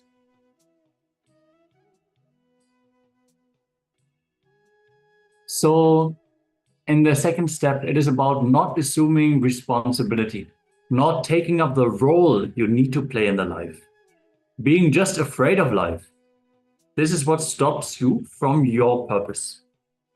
Smoke out those hypocrisies. Swamiji has shared when he was in his wandering days, how he would just sit on the railway platform in India and he was served the milk tea in the morning because he was wearing the orange cloth. Naturally, people would bring him food and they would bring him tea, hot tea in the morning. They would bring all that for free because as a sadhu, he would be paid this kind of respect. And he had very pleasant experiences where he would sit with very interesting people. He would hear all kinds of life stories. But he knew this is not his life purpose. Just sitting on the platform, enjoying the morning tea, the morning dew and sunrise. All these are beautiful experiences to be had, but if it is not our purpose, we need to move on. So we need to drop the fear that we have of facing life, take the responsibility, start taking the actions which are required for us to live up to our purpose. So let us look in where in our life are we not living up to our purpose? Where are we not taking the responsibility for living up to our purpose? Where are we scared of engaging with life? Let us take this moment of contemplation and look in.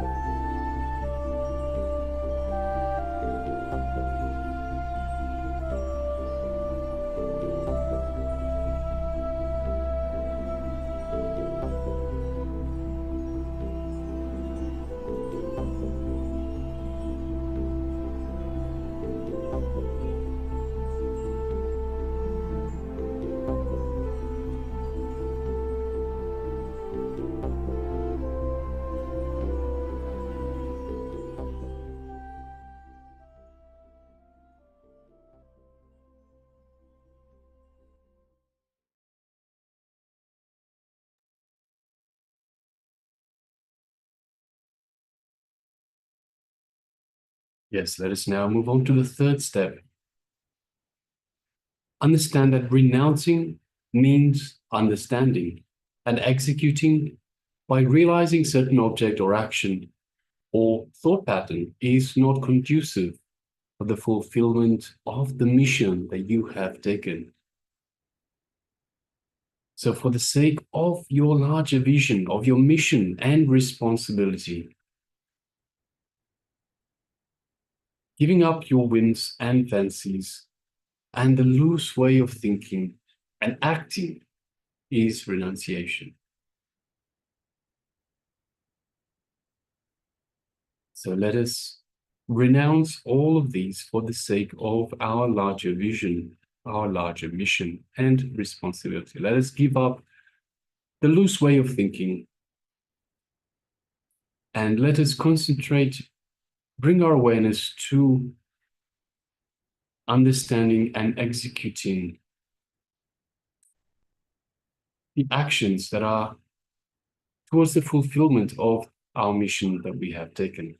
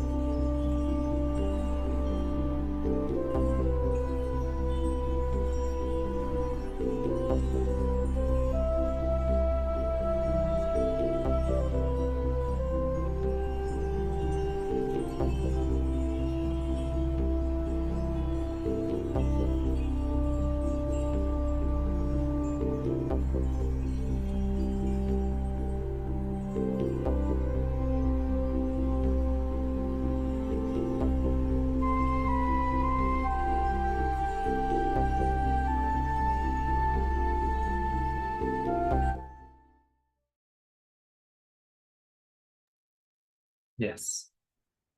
We hope that you all got to conclude this exercise. And it is important to cognize this. We all have this calling inside. We all have this knowing that we are here for a purpose. But as we live our lives, we entangle with other people. We live what society tells us is important. We live what our parents have taught us is important. And we miss out on living our purpose. Actually, many times we feel when it comes to renunciation, we have to give up what we enjoy. We have to give up what we like. But it is not like that. We have to exchange the smaller pleasure for a greater one. So, for example, when we are a small boy, we maybe get a toy car and we love that toy car. We play around with that toy car. Once we grow up, we're a teenager now, or maybe a young adult. At this time, it would not be appropriate anymore to continue playing with that toy car. At that time, the desire should mature to get a real car, to learn how to drive, and then manifest a real car. If we keep sticking to the small desires, we will miss life. It is not wrong to have desires. It is not wrong to experience them. Desires are our very life. But we should not get stuck with the small desires that prevent us from living. So with this, we have come to the conclusion of this exercise. And we're going to move on to the next segment, which is going to be the next round of today's power manifestation. So even though we started the day off with a blindfold reading, that is always after yoga and after the darshan, we are having blindfold reading. Today, we're actually manifesting a different power. We're manifesting the power of Mahima, which means increasing the size of an object, or increasing the size of our very own body. Mahima is one of the Ashtamaha Shaktis, the 8 great powers, which have been mentioned throughout the various different Puranas and Itihasas, the historical narrations from Sanatana Hindu Dharma, from Hinduism. So great beings such as Hanuman have expressed these great powers. And for example, Lord Subramanya is told to be served by the Ashtamaha Shakti. So they are grand powers, advanced level powers. But we don't need to worry about that, because we are not manifesting these powers as siddhi. Siddhi meaning through our personal effort, intense tapas, we get a glimpse and we start manifesting these extraordinary powers. No. We are manifesting the powers from the space of oneness through the initiation from a living incarnation, living avatar, the Supreme Pontiff of Hinduism, BHAGAVAN SRI NITHYANANDA PARAMASHIVAM. So all we have to do is connect to him from the space of oneness, just soak in that sweet feeling connection. And this is what will express this power to us. So we don't need to practice, we don't need to stand on one leg for 15 years. We don't need to do any of these extreme things. We just need to build our feeling connection to Bhagavan, and the powers will start expressing to us. Yes, so let us get ready for this power of Mahima. Requesting everyone to select a small object. So any object that you wish, a small object that you will keep close to you. So just giving everyone a moment to reach out, to identify a small object for which we wish to increase the size of. So just find something quickly. Yeah, that can be anything. A small figurine, a golden coin, anything that you might have laying around, you can manifest this power on. So there's really no restrictions. Just for the first round, let's use a small object, maybe something that you can measure easily, so you can then compare the size before the power manifestation and after the power manifestation. Yes, so please go ahead, identify a small object that we will be increasing the size of. And once you have identified an object, just give us a thumbs up. Let us know that you are ready to proceed.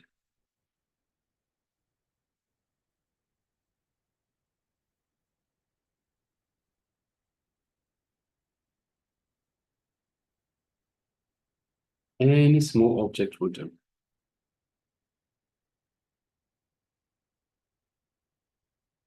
So requesting everyone gather a small object that we'll be keeping close to us, and we will increase the size of in this power manifestation, the power of Mahima.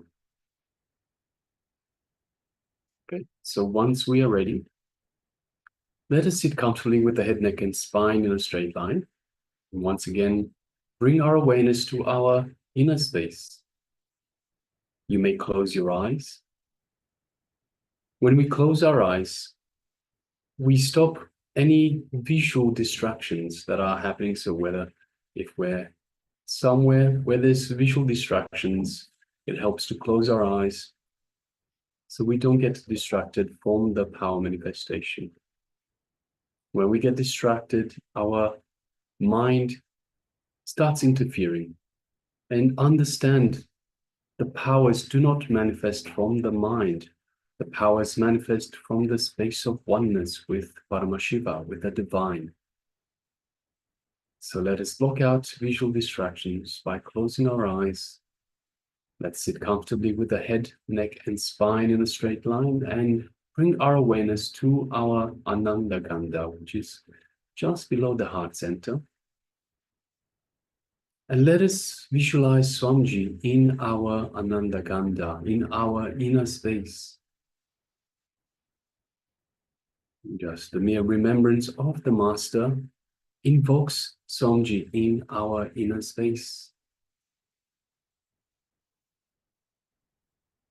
So let us feel the connection to the Master. Let us feel this feeling connection we have to Swamiji in our inner space.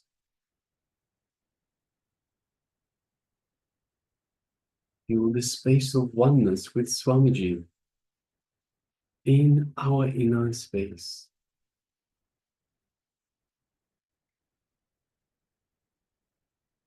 And the warmth, tingling sensation as we invoke the Master in our inner space, our Ananda Gandha, just below the heart center.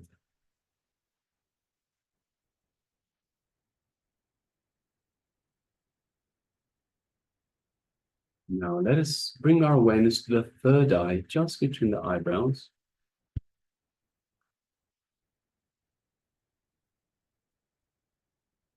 And let us visualize Swamiji in our third eye.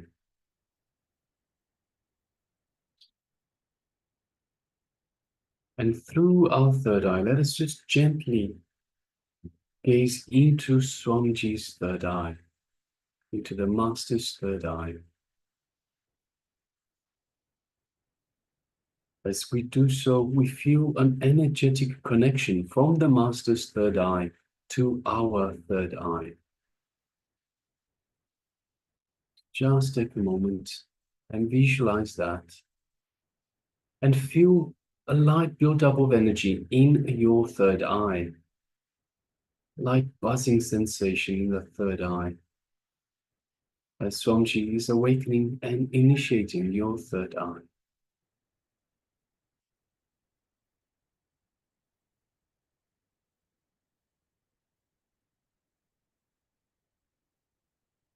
Now let us make a strong declaration, a strong decision to increase the size of the object.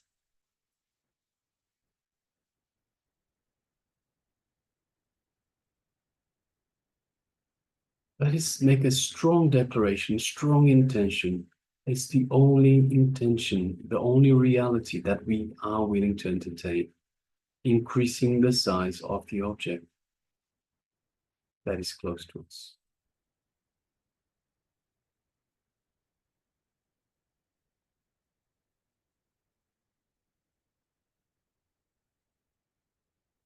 Let us start chanting Mahavakya to further connect to the Master.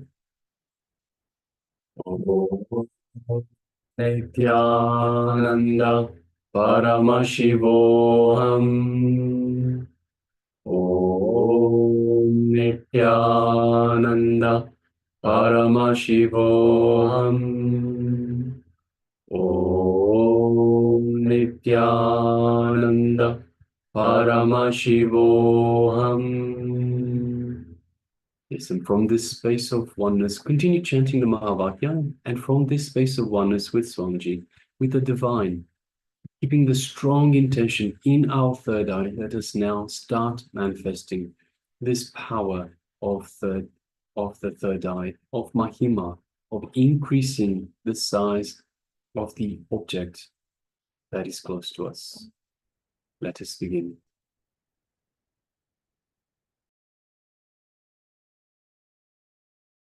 Paramashivoham.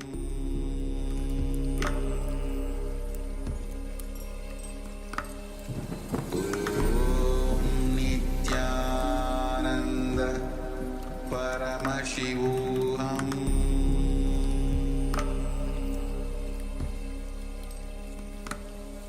Om Nityananda Paramashivoham. Paramashivoham.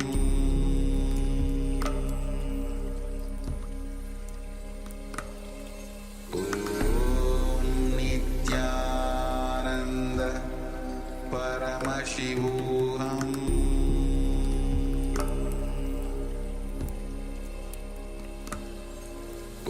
Om Nityananda Paramashivoham.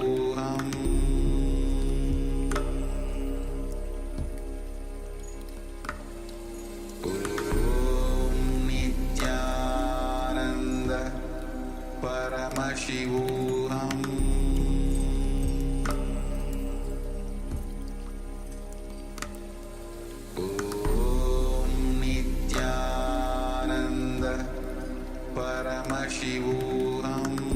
Om Nityananda Paramashivoham. Om Nityananda Paramashivoham.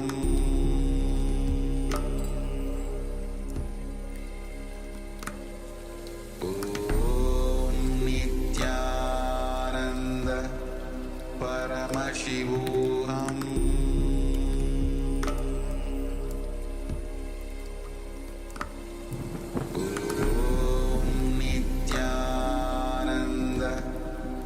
Paramashivoham.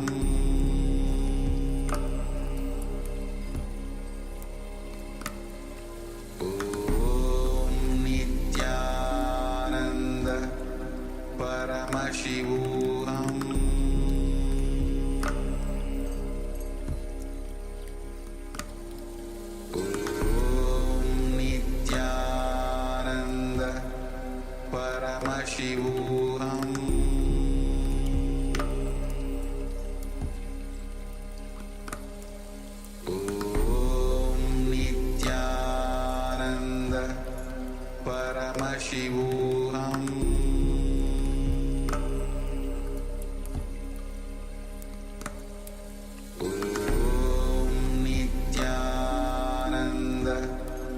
Paramashivoham.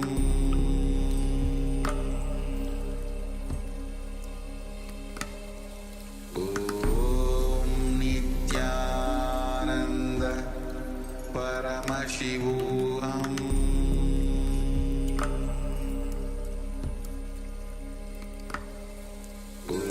Om Nityananda Paramashivoham.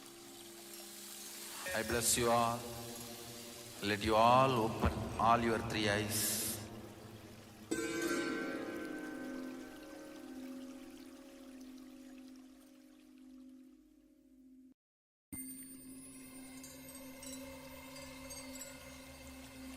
I welcome you all with my love and respect. Let you all open all your three eyes. Om Nityananda Paramashivoham.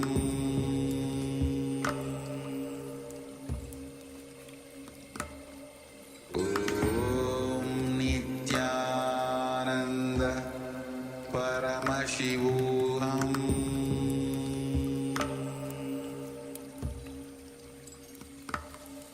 Om Nityananda Paramashivoham.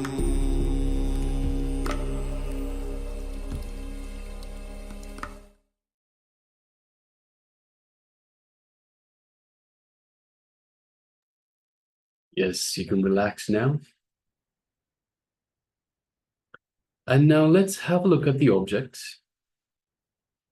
So you can open your eyes. Let's have a look at the object and let's measure the object and see whether it has increased. So just look at the object. Measure it if you can measure it with a tape, or perhaps just have a look at the size of the object and see whether it has increased. And let us know in the chat box. Take a moment and share with us in the chat box.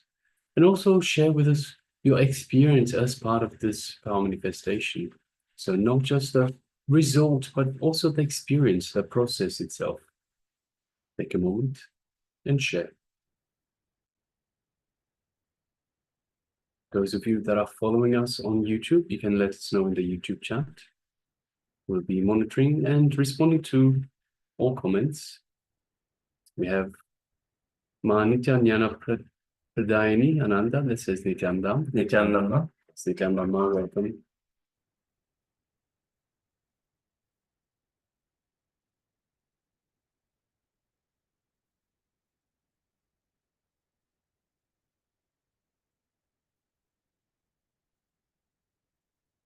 Also requesting everyone that has the camera switched off, please switch on your cameras and be available in the camera frame for this program. So we have Ma Ying Meya, we have Sri Nityanin Korpavan. Welcome, Nityananda. Nityananda, welcome. We have also Wen Chi Xin. Yes. We also have Ma Yoganyana Nityananda Ma. Nityananda. Requesting please switch on your camera.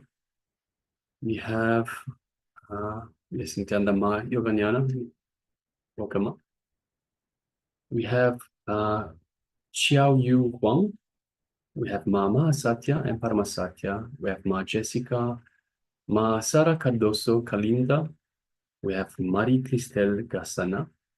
So requesting everyone, please switch on your cameras and be available in the camera frame. Be available for the power manifestation, the every segment of this program. As Swamiji beautifully tells us, whatever you put into the program is what you get out of the program. So requesting be available for yourself for this program.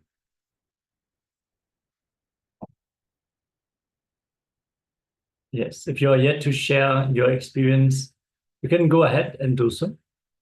And we're getting ready for the next segment of the day. Today, with the theme of Guru Bhakti, the deep feeling, connection, and devotion, we're going to enter into the next Jnana segment where Swamiji himself is going to reveal about worship of the divine. What is the significance of the act of worship of the divine? How does that play a role in our life? What is the role of worship in our spiritual journey as well? So let us all be seated in a space of deep restful awareness, keeping our head and neck and spine in a straight line.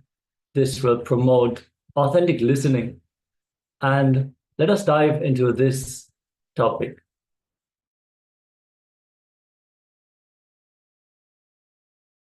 worship of the divine energies is performed in various ways. In the beginning of expansion, understand that all of them originate in actions. Knowing this, you will be liberated.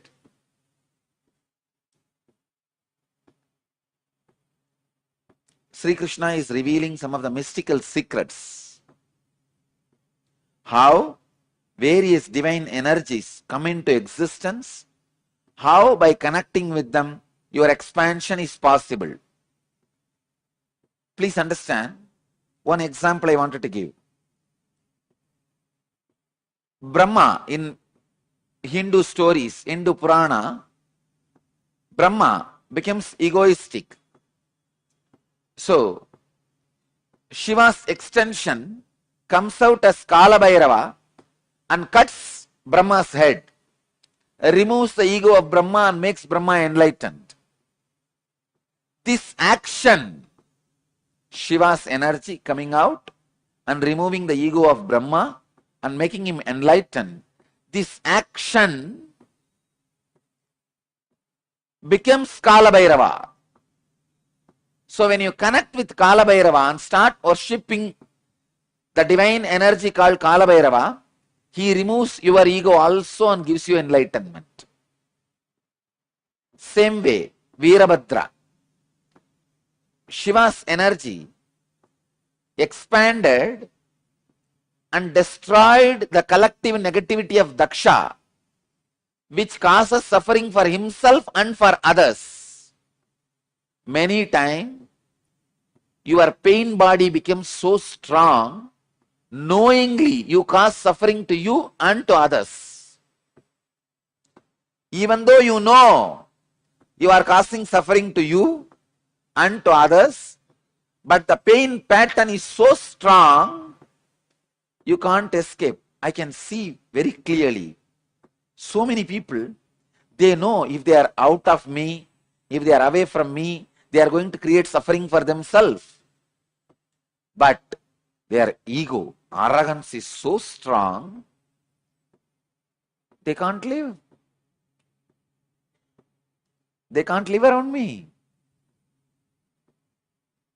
I have seen so many times, even devotees, they know if they listen to my teachings and live, they will be out of their sufferings and torture they are doing to themselves and to others.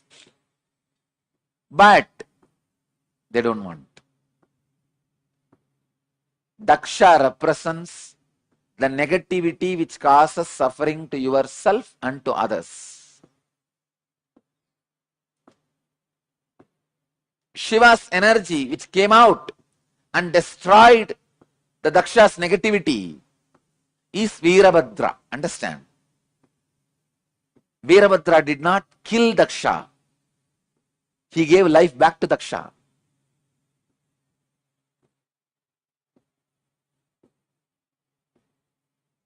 So this energy which destroys your negativity of giving suffering to yourself and to others is called Veerabhadra. If you connect with this divine energy and pray, feel connected, you will see in you also the pain body, the patterns which create suffering for yourself and others will be destroyed. It's a beautiful verse. Evam bahuvitaha yajñaha vitata brahmano mukhe karmajan viddidan sarvan evam jnatva vimokshase. Thus, worship of the divine energies is performed in various ways. In the beginning of expansion, understand that all of them originate in actions. Knowing this, you will be liberated. Same way, if you are frozen, closed, then start connecting with Krishna, who is doing Rasa Leela, who just opened himself to the whole universe. Understand? Krishna's Rasa Leela did not happen just with Gopikas. It happened with the plants, trees, rocks, Yamuna, whole thing, and the Purnima Chandra, the full moon, with whole, he had Rasa Leela. His Rasa Leela was enjoyed by the whole existence. Gopikas were also happened to be there, that's all. It was not concentrated towards Gopikas. It was with the whole. So if you are frozen, having the sickening suffocation, many times people do have this sickening suffocation. Come on, then expand. It is time.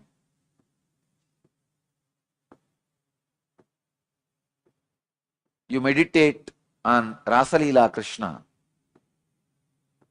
So each action of divine, each action of an incarnation becomes independent energy by itself. Shiva's one action, cutting Brahma's head and giving him enlightenment, it became an independent energy called Kala Bhairava. Shiva's one action of killing the negativity of Daksha and liberating him from negativity and negative patterns became independent divine energy called Veerabhadra. Shiva's one action of teaching in silence to Sanagadi Rishis and giving them enlightenment becomes Dakshinamurti. Just each action of divine becomes one form, one energy. Understand? When Shiva assumed the body and married Meenakshi and ruled the Pandya kingdom, he became Sundara Pandya. That action became an independent energy of Sundara Pandya. Just yesterday, I was reading the Akashic records, the night.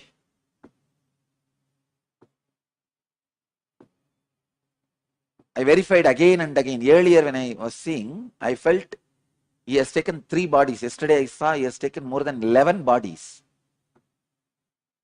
Only to play in and around Madurai. Please understand, in this way, no other geographical place is equivalent to Madurai. Where Shiva has taken 11 bodies to play just in Madurai. See, in one body he has played in many places. That record is there. When he assumed one body, he has gone to many places and did his leelas. In one body, doing leelas in 11 places, there are enough records. But 11 bodies to do leelas in one place, only in Madurai's history, the record is there. More than 11 bodies he has assumed at different times to play the leelas. The leela he performed, the first body he assumed to perform the leelas in Madurai is marrying Meenakshi.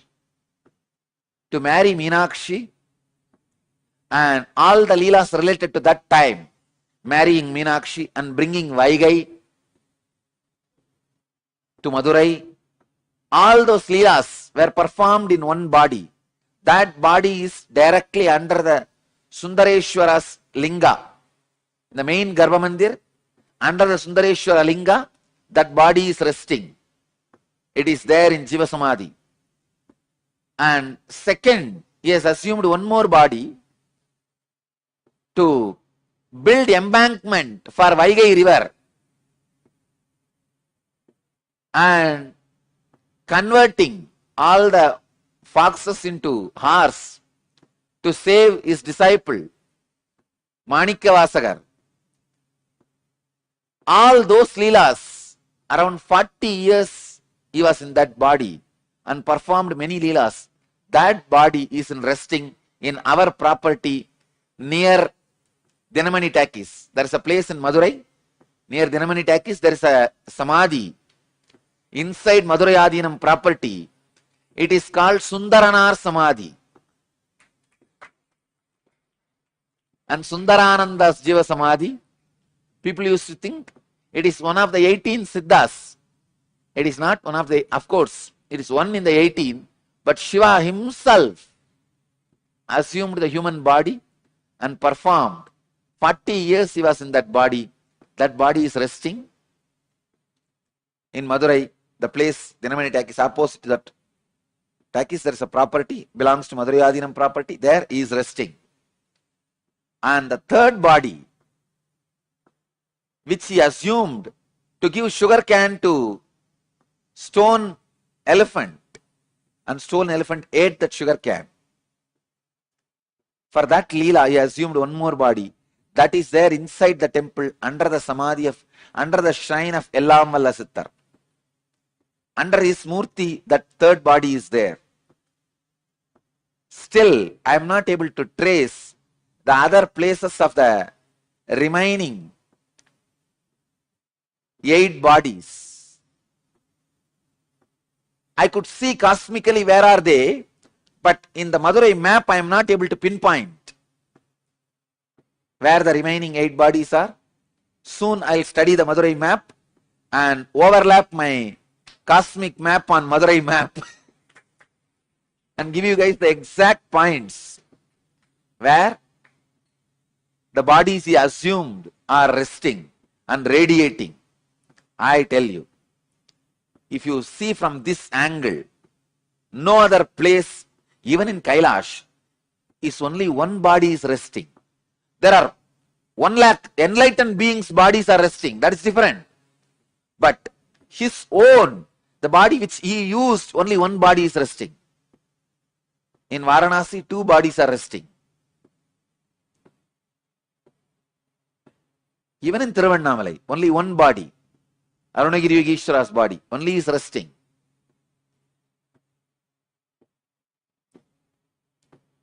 I was shocked when I read yesterday the Akashic records. 11 bodies he has assumed. I tell you, Madurai was his honeymoon place. It was his favorite. Somehow, Madurai people had a very close, hearty connection with Mahadeva. Even for small things, he will assume a body. Come here and play. This was the place where he was very playful and joyful without any of the so-called social laws, regulations, rules and the dharma which he himself created. Here, he has broken the laws he created as per the planets. He has changed the planets for Madurai people. He has changed the teachings for Madurai people. He has changed the social laws for Madurai people. He has broken all the moral rules for Madurai people. He has done everything possible. Socially accepted, unaccepted, legal, illegal, dharmic, adharmic. In which Shastra it is dharmic? You convert the wolves into horses and sell them, and after you sell and go away, all that fellows, they become overnight, they become again wolf and bite and kill all the remaining horses who are there. And that poor king is now pauper. In which dharma it is accepted? In which Shastra it is accepted? He has done everything. Everything possible. He comes down as a worker for the old lady, saying that, see, once there was a flood, huge flood in Vaigai river, and king ordered all the citizens of Madurai should take up one portion and cover it with mud and build an embankment. So all of them have taken up one portion. One old lady, Vandi, her job is that making idli and puttu. Puttu is those days breakfast. She will make all this and sell for people. Still now, in Madurai, it is a very popular business. Go out in the night, You will see hundreds of shops. The outside street, they will be making these idlis and selling, breakfast and selling. It is still their tradition. Now it is called Kushbu idli. In those days,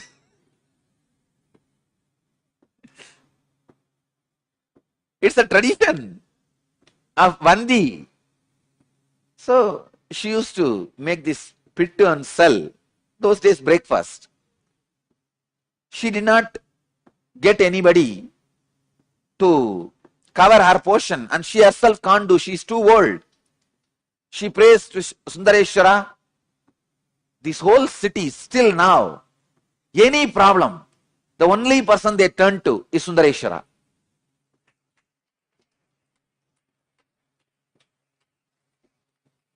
They don't trust anybody else. They just turn towards Sundareshwara. And she's the old lady. She can't get a worker to fill her portion, to do her job. She turns towards Sundareshwara. Oh Chokanada, Sundareshwara. This guy could have just one thought, the whole Vaigai would have built add embankment automatically.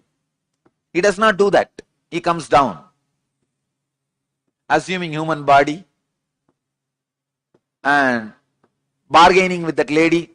You should give me the pittu as much as I want, but I will work only for 3 hours. He says, I will work only for 2 jama. Sorry, 2 muhurta. 1 muhurta is 1.5 hours. I will work only for 2 muhurta, but you should give me as much as I want. This poor lady, she doesn't have anybody else. So she says, all right, go ahead. You can see what is puttu. Come on, show me. This is puttu.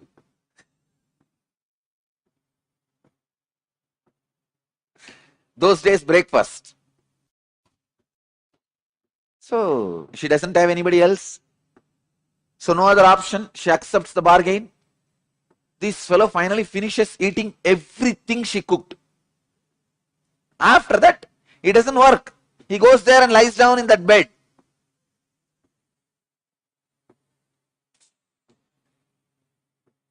So he goes and lies down in the banks of Vaigai. I also traced the palace he had in Vaigai.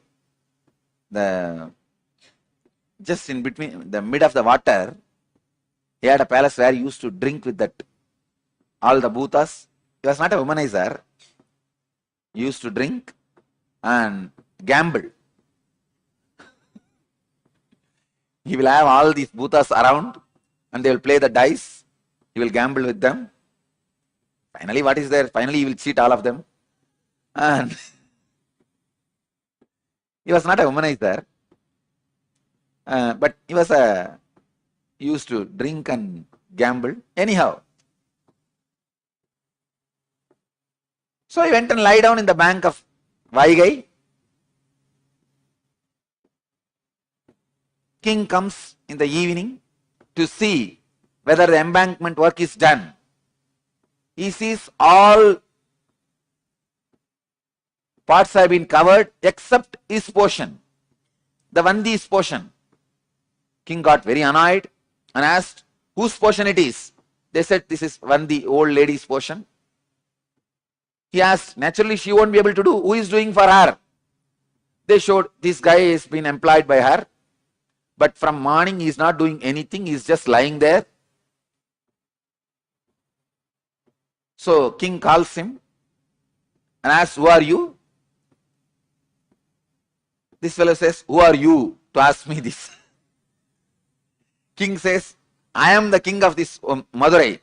He says, that is the way so many people are thinking, but actually I am the king. There was a strong argument. Finally, king was very angry and he took his sengol, the golden staff with which he rules the country, and gave a strong blow in the back of Sundareshwara. When that beating fell on Sundareshwara, when that stick fell on the Sundareshwara, at that same moment, he showed to the king. He is the Antaryami. He is the indweller of every being, cosmos. So the whole world, whole universe, including himself, had that beating. The whole cosmos, including the king, had the mark of that golden staff, scepter, golden scepter's mark. And king was shocked.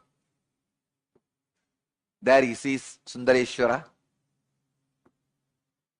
standing with Meenakshi and smiling. King realized who came to play in the form of a worker, and he fell at the feet of Sundareshwara, asked him to apologize. Then Sundareshwara says, just because of Vandi's feeling connection, to please her, to eat her food, to enjoy her puttu, breakfast, I came and I enjoyed. He liberated, he gives enlightenment to Vandi and blesses the king and disappears. Till the end, he has not done his job. He did not do the job of building the embankment to the Vaigai. Casual leelas, not one or two, 64 leelas. God, I know for sure he would have done at least 64,000. And Paranjodi Munivar, the compiler, was able to collect only 64, representing all the 64,000s of leelas.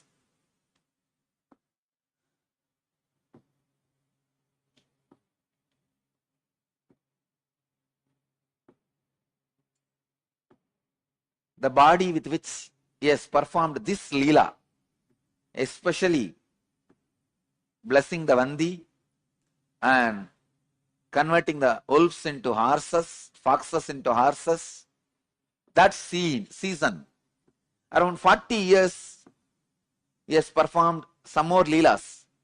That body was used by him for 40 years. That body is resting in Madurai Adinam's property. I have taken the blessings of the 292nd Guruma Sannidhanam to build that into a beautiful, huge temple. You can see the scene of Sundareshwara coming and eating the puttu of Vandi, the old lady.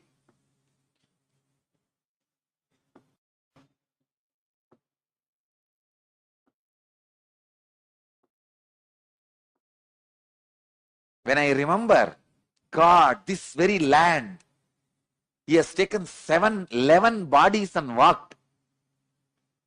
These very roads, he would have walked and sold the firewood. These very roads, he has walked and sold bangles. This very road, he walked and sold diamonds.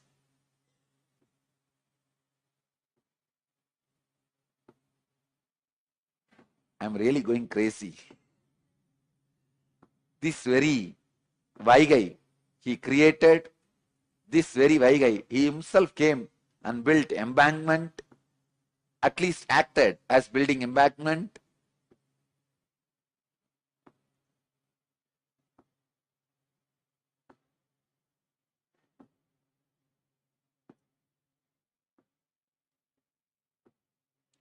Each action divine energy performs becomes one independent entity.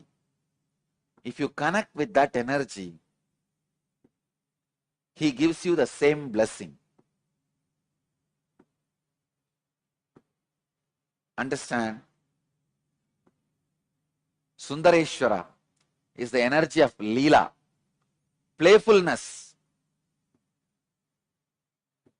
Ask him whatever you want. He has broken all the rules. See, there is a law. Only a human body can radiate enlightenment, experience enlightenment. He has broken everything. He has given enlightenment to pigs. He has given enlightenment to bird. He has given enlightenment to cuckoo. He has given enlightenment to swan.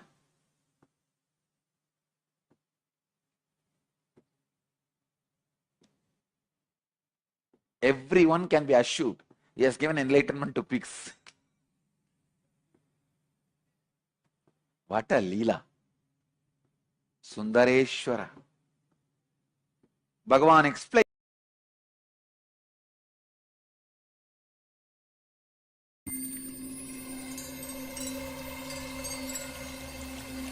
I welcome you all with my love and respect. Let you all open all your three eyes. Om Nityananda Paramashivoham.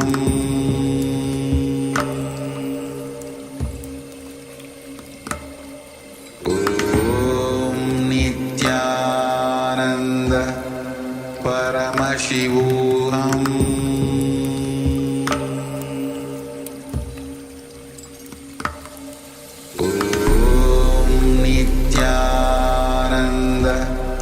Paramashivoham.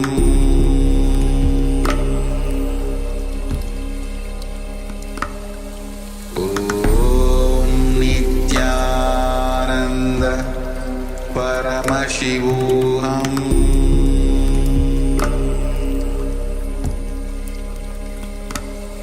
Om Nityananda Paramashivoham.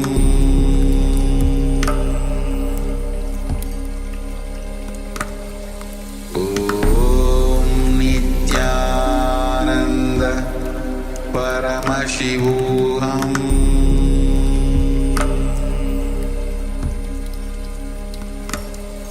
Om Nityananda Paramashivoham.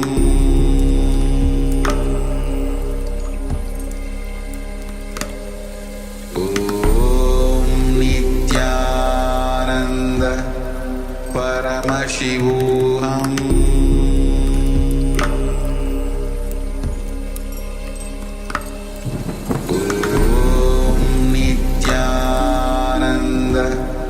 Paramashivoham.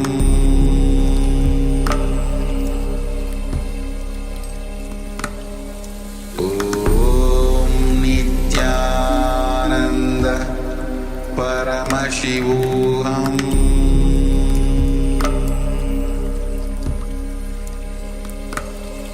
Om Nityananda Paramashivoham.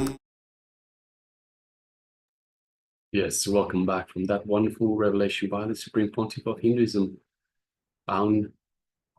Just the different, all the various leelas of Paramashiva and the special relationship Paramashiva has had with the city of Madurai itself, where he took 11 incarnations, incarnated 11 times, took 11 bodies, just to play small little individual leelas. So all the beautiful stories, all the beautiful history that Swamiji has been relating to us.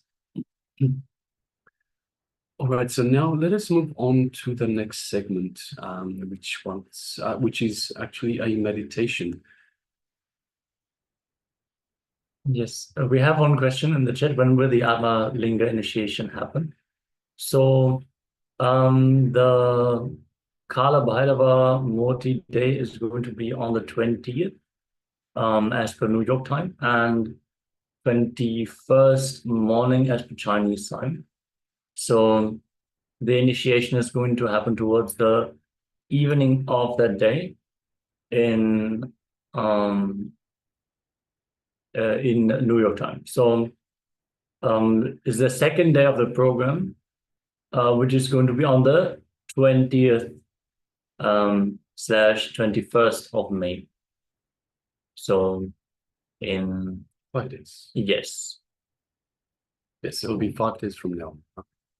So this is glimpses of Paramashivoham, where we are experiencing what this program is about, but the initiations are not happening during glimpses of Paramashivoham. So all the different initiations that Swamiji is giving, like KAILASA initiation, the Samaya Diksha, which is the Shiva Diksha level 1, and the Vishesha Diksha, which is the Shiva Diksha level 2, which also is the Atma Linga initiation.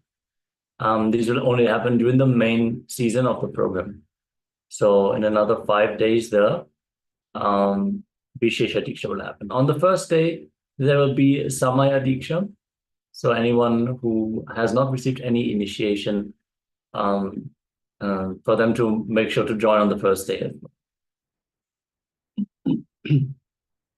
All right, so now let us get ready for the meditation. And it is a meditation on renunciation. So before we enter into this guided meditation, just a little bit of background knowledge. Let us see how unclutching is related to what happens every moment in your body, in our body. We'll be having a look at the breathing. See, between every incoming breath and outgoing breath, there is a neutral space. We have incoming breath, neutral space, outgoing breath, neutral space. Our identity at the moment exists only in the incoming and outgoing breath spaces. Constantly, we cannot see, constantly we connect, and we see when we are aware of our breath, we are aware of the incoming and outgoing breath spaces. But in the gap of the neutral space, our identity doesn't exist. We don't connect the gaps, so we just jump over these gaps. So we think that the breathing space or the breathing time is more than the neutral space in between the incoming and the outgoing breath. This is because we have more thoughts when we are breathing. Because we give more emphasis to our identity, we think that the time of the incoming breath and outgoing breath is more than the time of the neutral space. In reality, it is not. It is a psychological game that we experience. The space of Nirvikalpa Samadhi is vast. In between every single thought, every two thoughts, we dip into this space for just a short amount of period. But actually, we touch the timeless zone. So it is a much greater space than what we experience during the incoming and outgoing breath. We have a small visualization here. So you have the outgoing breath, the neutral space, then the incoming breath, again, the neutral space. Yes. So once again, we are aware of the incoming breath and outgoing breath, but we skip over this gap, this neutral space in between. So let us do this meditation. Let us now get into this meditation. Let's sit straight, close our eyes. And for the first few moments, just inhale and exhale as deeply and as slowly as possible. Just for the first few moments, inhale and exhale as deeply as possible. And slowly start witnessing your incoming breath. So we're looking just at the incoming breath. Don't worry about the outgoing breath or the neutral spaces for now. Just witness, bring your awareness to the incoming breath. Just become the witness. So only be aware of the incoming breath. Let us practice this for the next few minutes.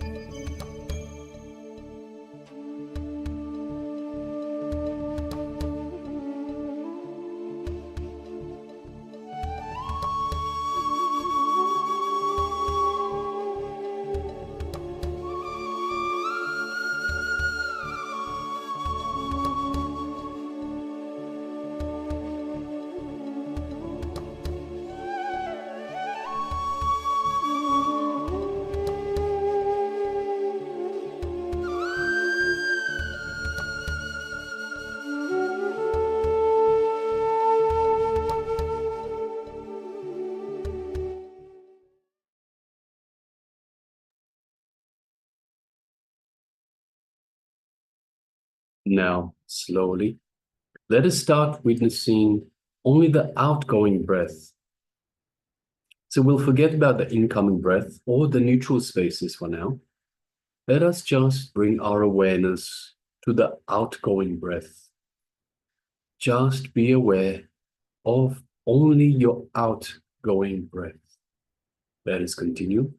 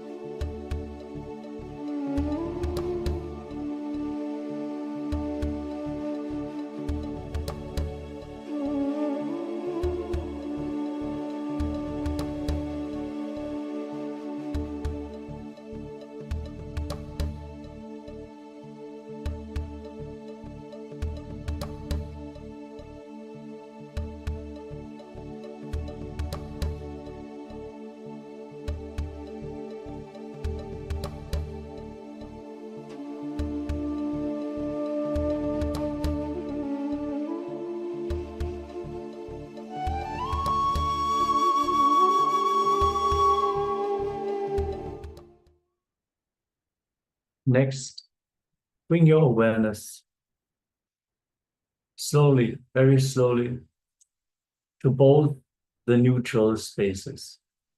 When your incoming breath turns into your outgoing breath, and when your outgoing breath turns into the incoming breath.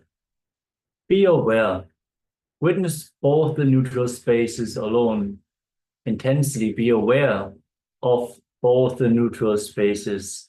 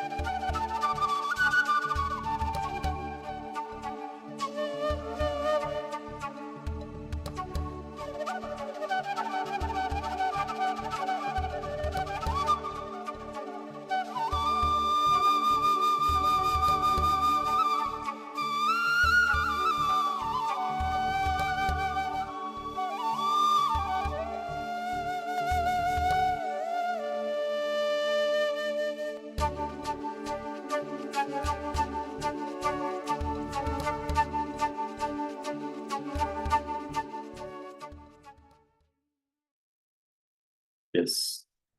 Now,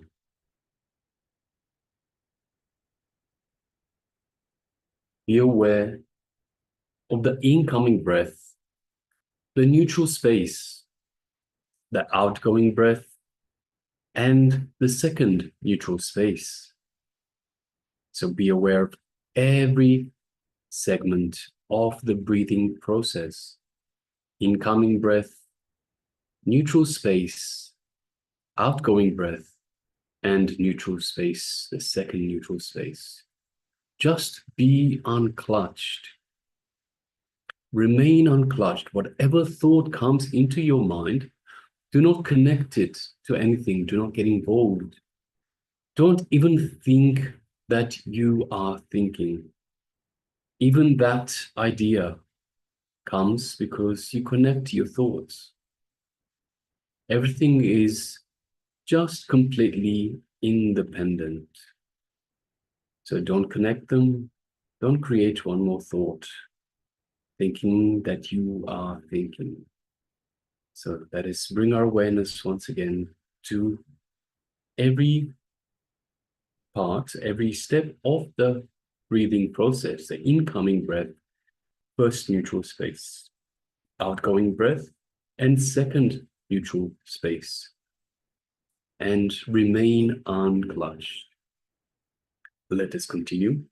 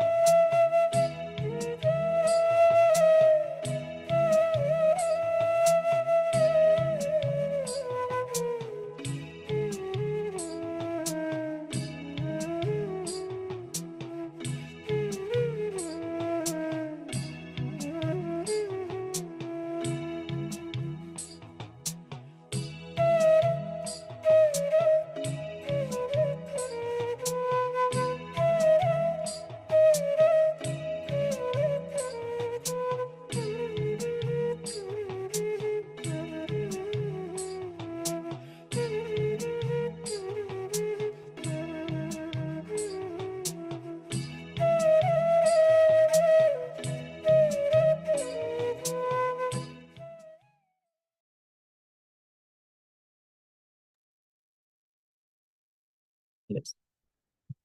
Slowly you can settle down from this unblushing meditation. From this beautiful, vast inner space, let us now get ready as we move on to the next round of today's power manifestation. Yes, just before we do so, we welcome Ma Miri. Jandama, welcome. Nityananda, welcome. Jandama. So yes, the next segment is So after this wonderful unclutching meditation, unclutching from the breath, unclutching from the identity. So we identify with just the incoming and outgoing breath, and understanding that we are in between breaths as well, in the neutral zones. Let us now move on to the next segment, which, as Maharaj already mentioned, is the power manifestation segment. And it is once again the power of Mahima, increasing objects.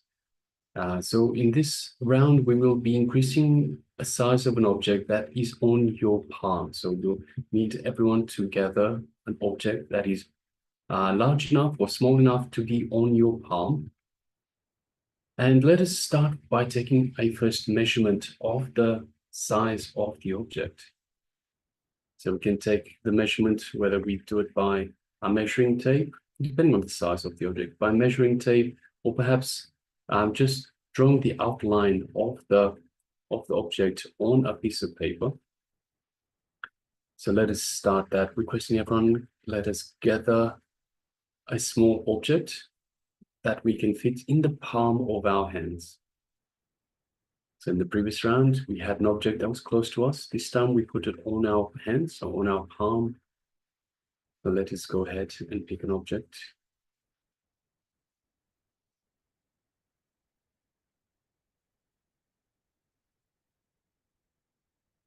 And once you have an object, once you have picked out an object, let us know by way of, just give us a thumbs up or a yes in the chat box. Let us know that you are ready. We shall proceed. Just make sure you stick to the same means of measurement for before and after the power manifestation. If you don't know how to measure, you can even just keep another object next to it for like a comparative measurement. You can see whether the relation has changed. So, yes. But make sure you take a measurement of some sort. You want to be able to compare the size of the object before and after. Yes, Chase Young is taking the measurements. Great, nice to see.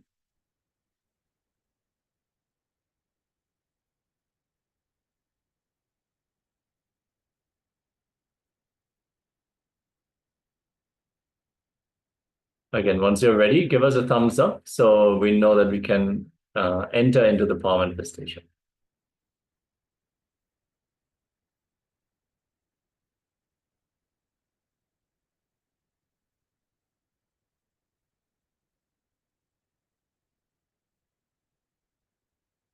All right, so that's probably enough time for everyone to gather an object and to take the measurement of that object, the measurement of the size of the object. Let us now get into the power manifestation itself. Pressing everyone, close your eyes, sit comfortably with the head, neck, and spine in a straight line. And let us bring our awareness once again to our inner space, our Ananda Kanda, which is located just below the heart center.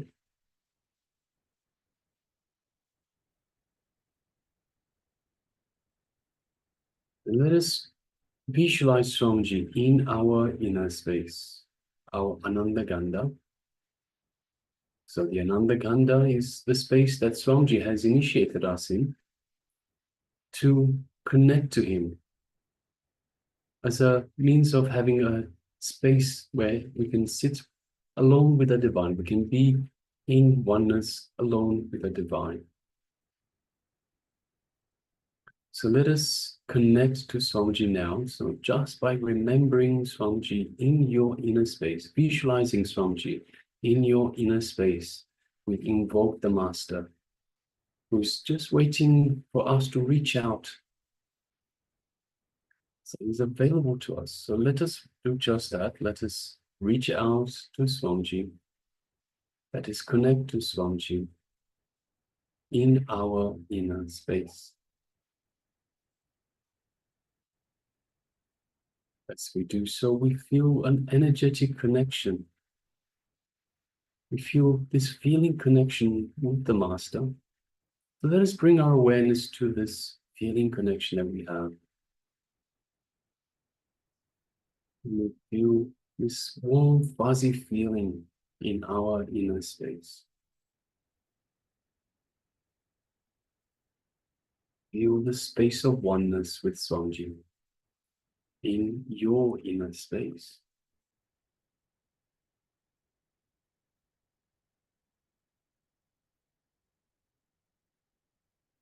If any distractions come up, any sounds, any thoughts, so any internal or external distractions, just unclutch from them as well. Become the witness. By becoming the witness, we separate ourselves from the thought, from the distraction. So we don't get involved with the distraction, we just observe. Just the way it comes up, the distraction will go back down. So unclutch again and again. Every time a thought, a distraction comes up, we unclutch, remain uninvolved with that distraction, coming back to the space of restful awareness. And bring our awareness back to the feeling connection we have to Swamiji.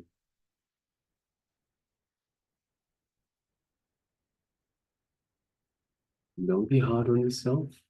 Just again and again, when you remember, come back to this space of restful awareness.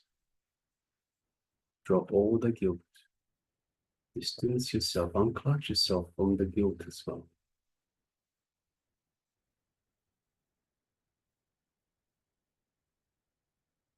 Now let us bring our awareness to the third eye, just between the eyebrows. And let us visualize Swamiji in our third eye. As we do so, we feel an energetic connection. As we gaze gently into Swamiji's third eye.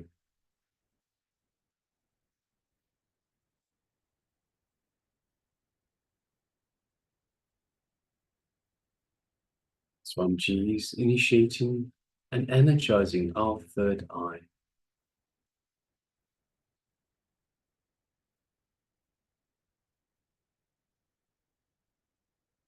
So let us now, while we have this awareness centered on our third eye, and from the space of oneness with Swamiji, let us make a strong declaration, a strong intention for the size of the object in our palm to increase. Make a strong decision, strong declaration, strong intention. It's the only reality that we are willing to entertain. Nothing else is real except our intention, a strong intention that the object in our palm is increasing, has increased already.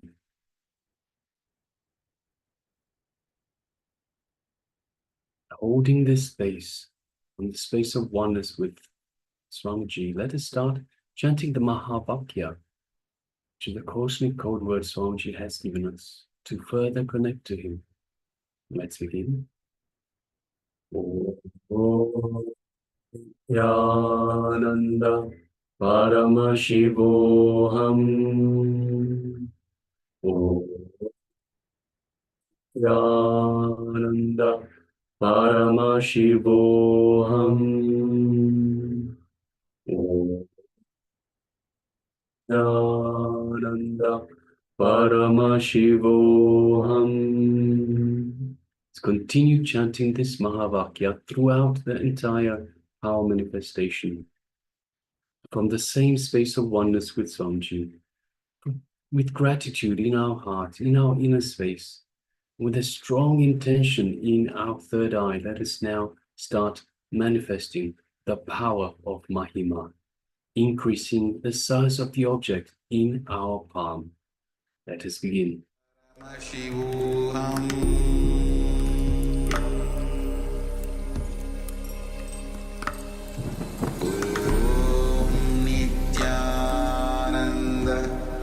Paramashivoham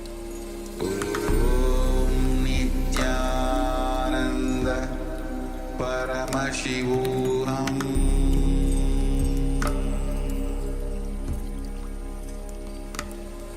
Om Nityananda Paramashivoham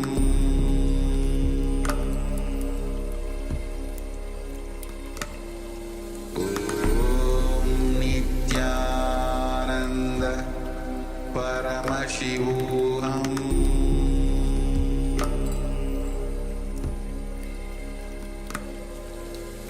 Om Nityananda Paramashivoham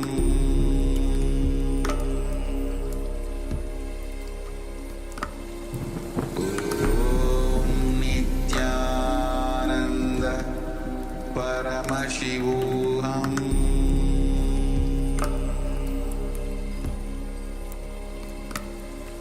Om Nityananda Paramashivoham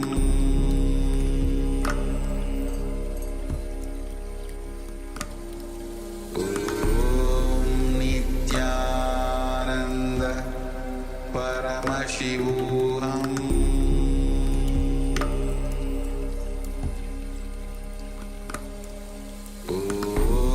Nityananda Paramashivoham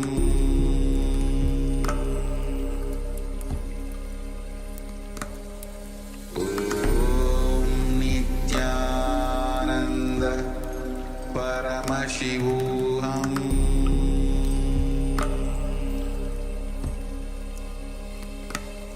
Om Nityananda Paramashivoham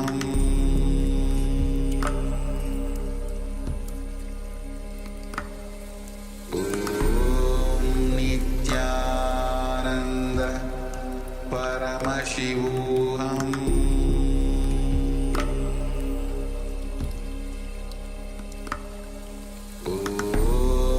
Nityananda Paramashivoham Om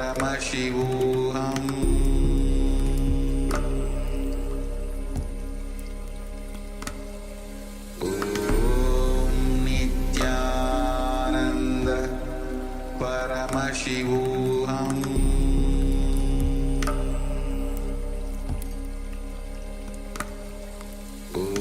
Om Nityananda Paramashivoham Om Nityananda Paramashivoham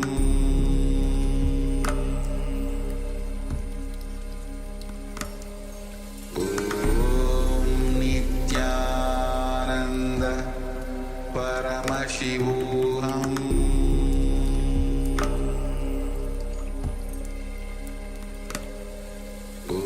Om Nityananda Paramashivoham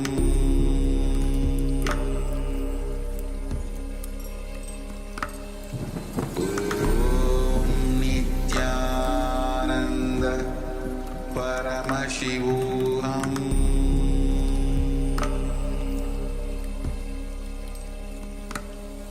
Om Nityananda Paramashivoham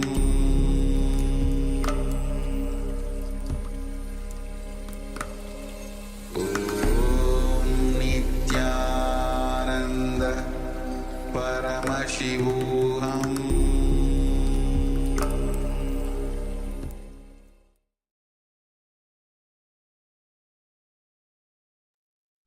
Yes, you can relax now. And now take a moment and take the second measurement of the object that was in your palm, in your hands. So use the same method, whichever method you used in the first instance to measure the object. So whether it is by way of measuring tape or tracing the object on the piece of paper, or any other method that you've used to identify the size of the object. Let us use the same method once again, and let us compare the second measurement with the first measurement.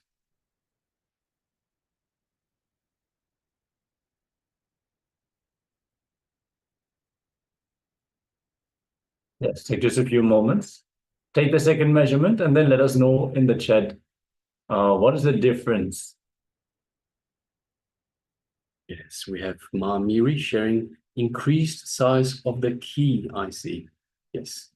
Thank you very much for sharing, Ma. Congratulations. Yes.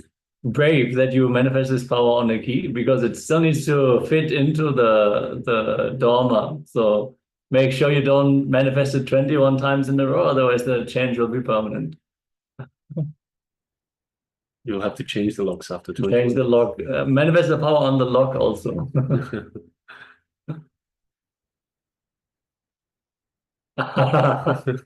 All right, great. All right, Ma. For those of you that are following us on YouTube as well, you can let us know how you went. We have Ma Anna, that is giving love heart. Nityananda Ma, welcome to the Paramashivoham Glimpses of Paramashivoham Level 1. This is day 8. We also have Chandra Shekhar. Guru Brahma, Guru Vishnu, Guru Deva Maheshwara. Yes, Nityanandam. Nityanandam. And also Ma Eleanor Maya. Nityananda Ma, welcome. Welcome to every one of you. Good to have you with us. And please do take part in all these power manifestations and every segment of the program itself. Let us know if you have taken part in this power manifestation as well. Please let us know how you went.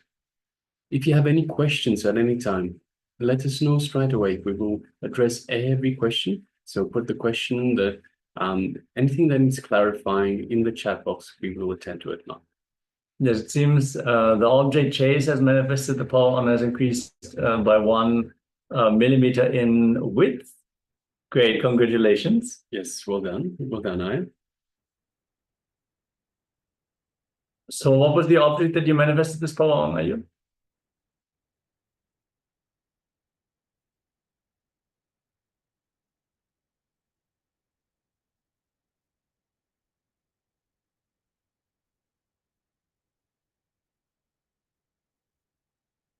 If anyone else is yet to share, please go ahead and do so as we are getting ready for the next segment of the day.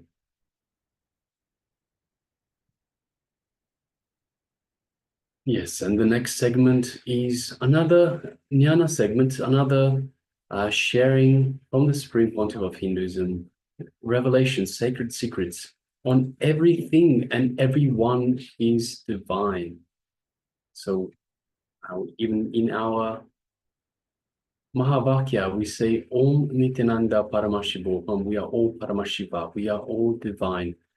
So Swamiji will be expanding on this. We'll be expanding on the various aspects of our divinity, understanding that everyone and everything is divine, is part of this great cosmic super consciousness that is Paramashiva. So let us get comfortable. Make sure you sit with the head, neck, and spine in a straight line. So don't lie down. And let us bring all our awareness to the Supreme Pontiff of Hinduism as he reveals on this very sacred secret. Everything.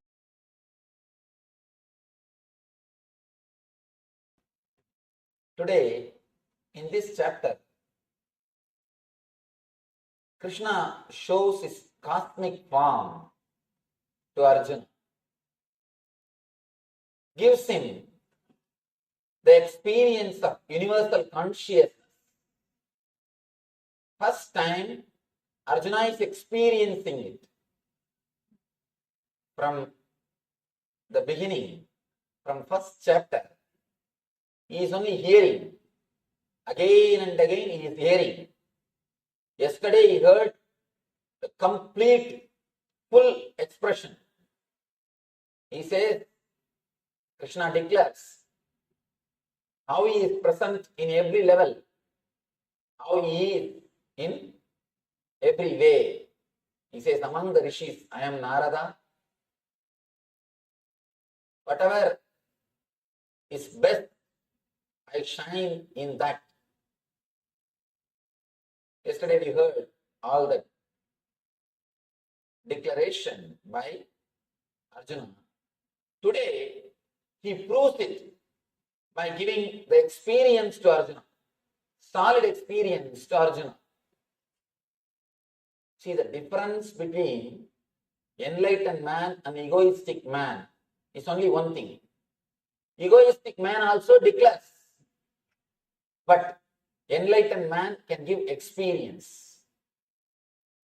Hiranyakasipu was thinking he was God, and not only he was thinking, he was telling all his citizens to chant his name.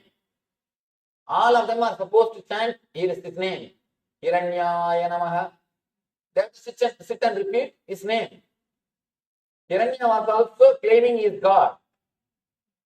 Krishna also claims he is God.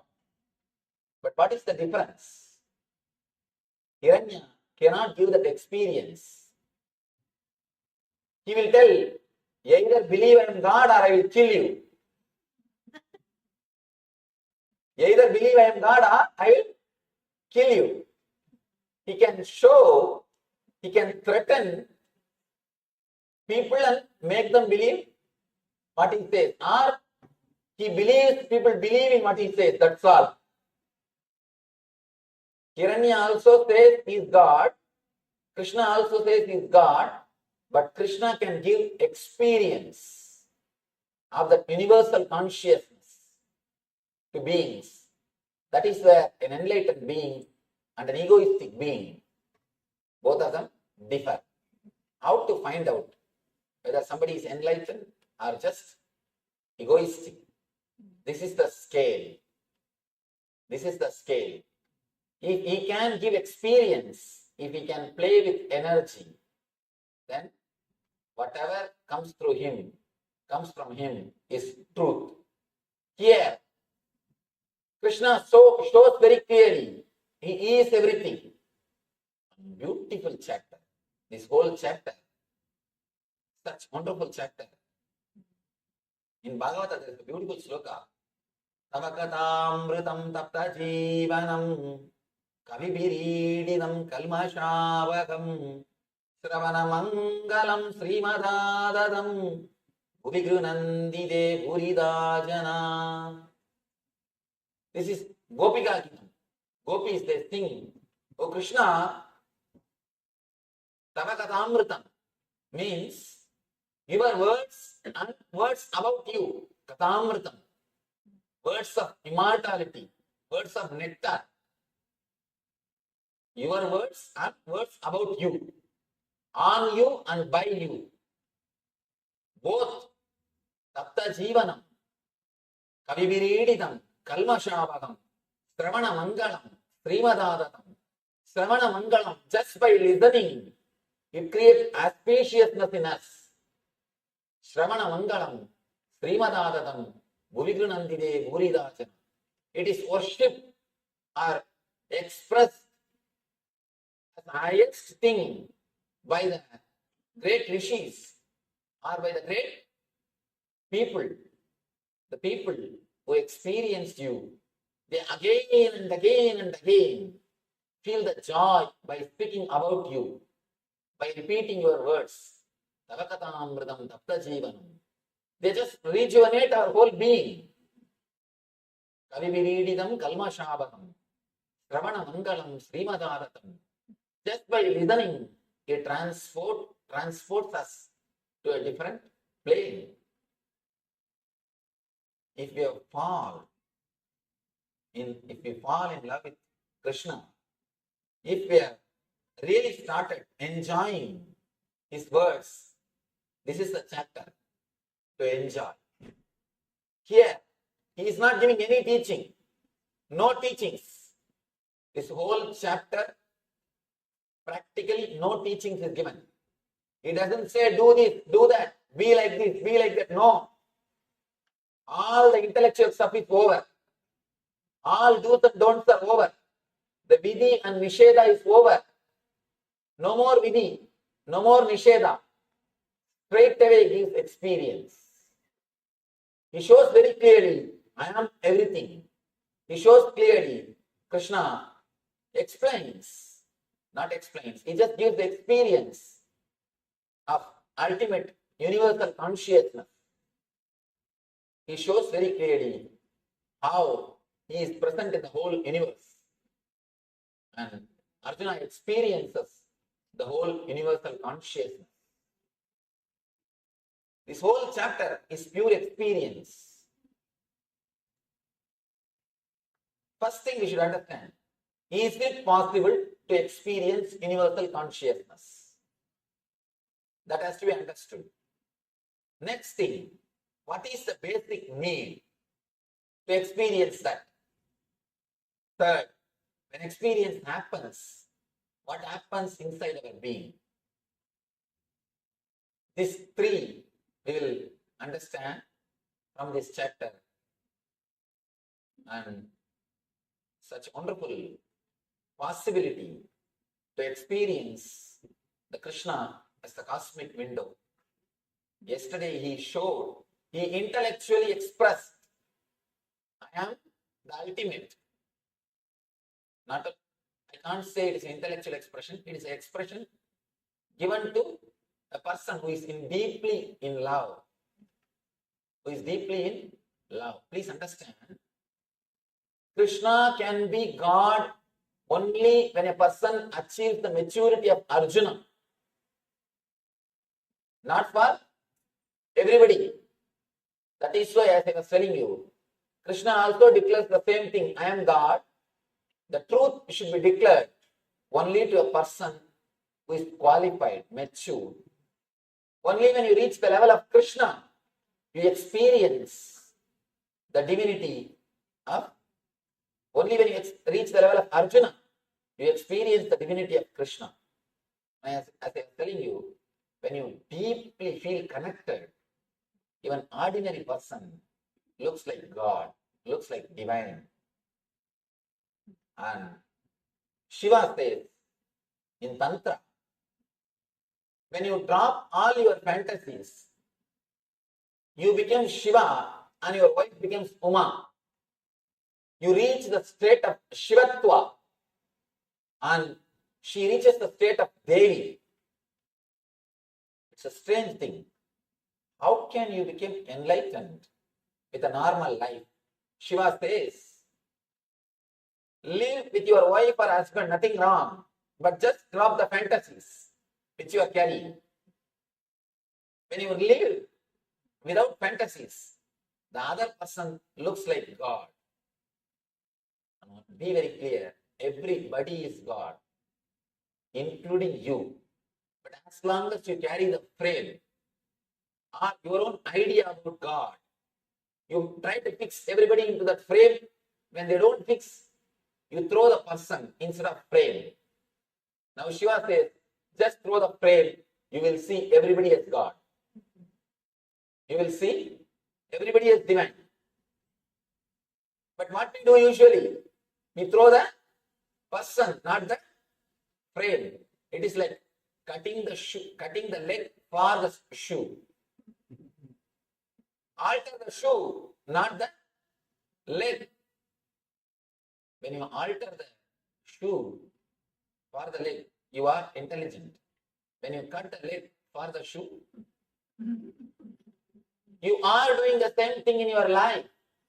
You have an imagination, how your wife should be, how your son should be, how your daughter should be, how your brother should be. You try to fix everybody into that imagination, into that frame, and you suffocate them. You suffocate them. And they get suffocated and they try to run away from you. That is why every single moment, the other always suffocates you. Other always suffocates you. Why do you need your space? Why do we need our space? Because the other suffocates us. The other person has got his own frame. He is trying to put us into that frame. If you don't fall into that frame, you are a little bit chiseled here and there.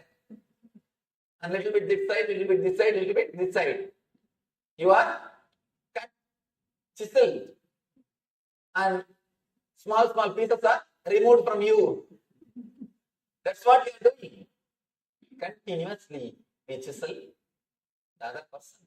Shiva says, when you are deeply connected with the other person, as he is, as she is, when you accept the other person as he is or as she is, immediately the other person, you feel like God. You feel such a deep divine relationship. You feel the other person is divine. First thing for that, you need to accept yourself as you are. You need to accept you as you are. Only then you can accept the other person as he is. Then naturally you experience a deep divine connection. And one more thing. When you continuously chisel, never think you will end your job. Never think you will end your job. You can never be happy chiseling the outer. You can be happy only by dropping your image. Small story. I always tell this story. One guy presents a new puppy dog to his friend at the time of marriage.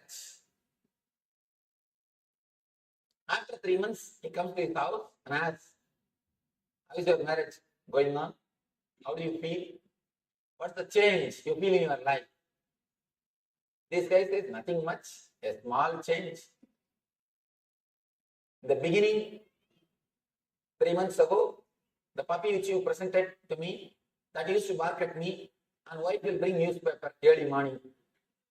Now, early morning, puppy brings newspaper, she barks at me, that's all. Earlier, puppy will bring newspaper and earlier she will bring newspaper, puppy will bark. Now, when you try to chisel, continuously bark, but nothing happens. Nothing solid happens in our being and in other being. When you accept the other person, he looks like God. Same way, when you accept the whole universe, when you accept every being, the whole universe looks like God. Of course, this experience can be achieved in 2 ways. Please understand, this experience can be achieved by 2 ways. One, by your own tapasya, acquiring maturity, again and again understanding, achieving the maturity, you experience that. Second, by pouring tremendous energy into your being, a master can give this experience. By bringing you to that frequency, master can also give you this experience. Both the way it can happen. But one thing, unless you are at least little mature, the experience will not stay even if master gives you. That is what happens here. In the end of the Vishnurupa Darshan Yoga, Arjuna says, no, Krishna, I am not able to bear. Enough, I enjoyed, it's okay. I asked you, it is true. But now I think it's too much. Please show me your normal form. The frequency is too much. The other day, one of our ashram, she was asking me, I was sitting and watching CNN. I was seeing the Hurricane Katrina's disaster by Hurricane Katrina. She asked me, Swamiji, why all these things are happening? All ashramites were sitting in the morning meeting. She told me, why so much of calamity, disaster? See, understand one thing. I gave a small example. There is an ant hill, small ant hill. If you drive your car on the ant hill and kill all the ants, it's actually natural calamity for them.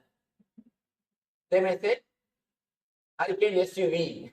They believe that as a Hurricane SUV. It's a natural calamity for them. And can you say it is predestined say it is predestined or free will? Can you relate with that incident? What the hands feel when you do this type of things, when this type of things happen? Your logic and their logic is totally different. They can't question you and you can't answer them. They may also start doing big relief work. They will ask all the ants, whomsoever is alive, whatever you are saving, please bring all the sugar peas, all the food. Let us serve. They may have a small red grass. They may have, instead of red grass, they may have something like a red ant grass. Something. They may be also doing a big relief work. They may also be serving. But if the ants ask you, can they ask first of all? No.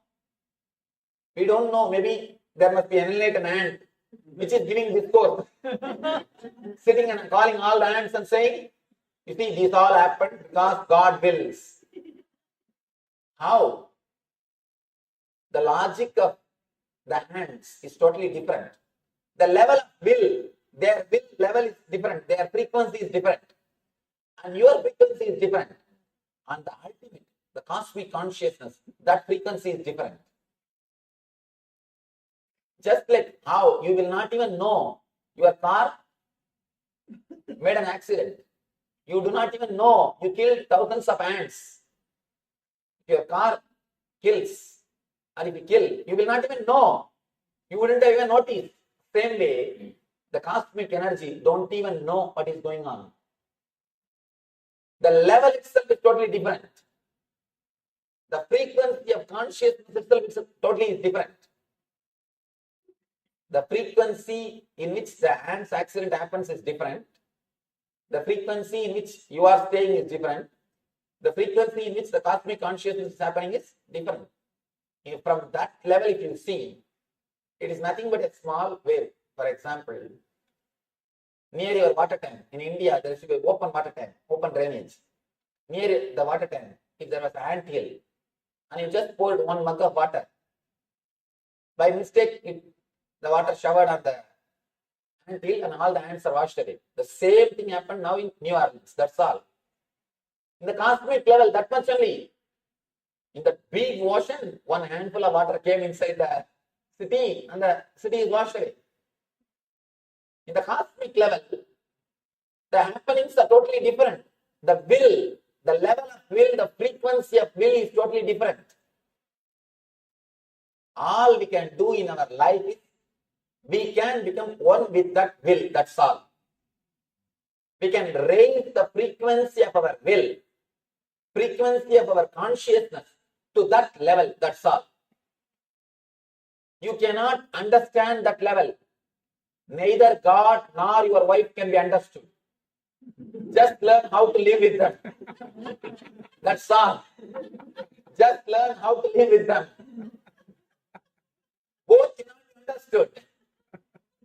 And the more you try, more you are in trouble. Of course, when I say wife, I mean husband also. Both cannot be understood. You cannot understand. See, ants cannot question and understand why you did that, why you poured 1 mug water on their hill, on their house. They can neither ask you nor you can explain to them because their level of logic is different.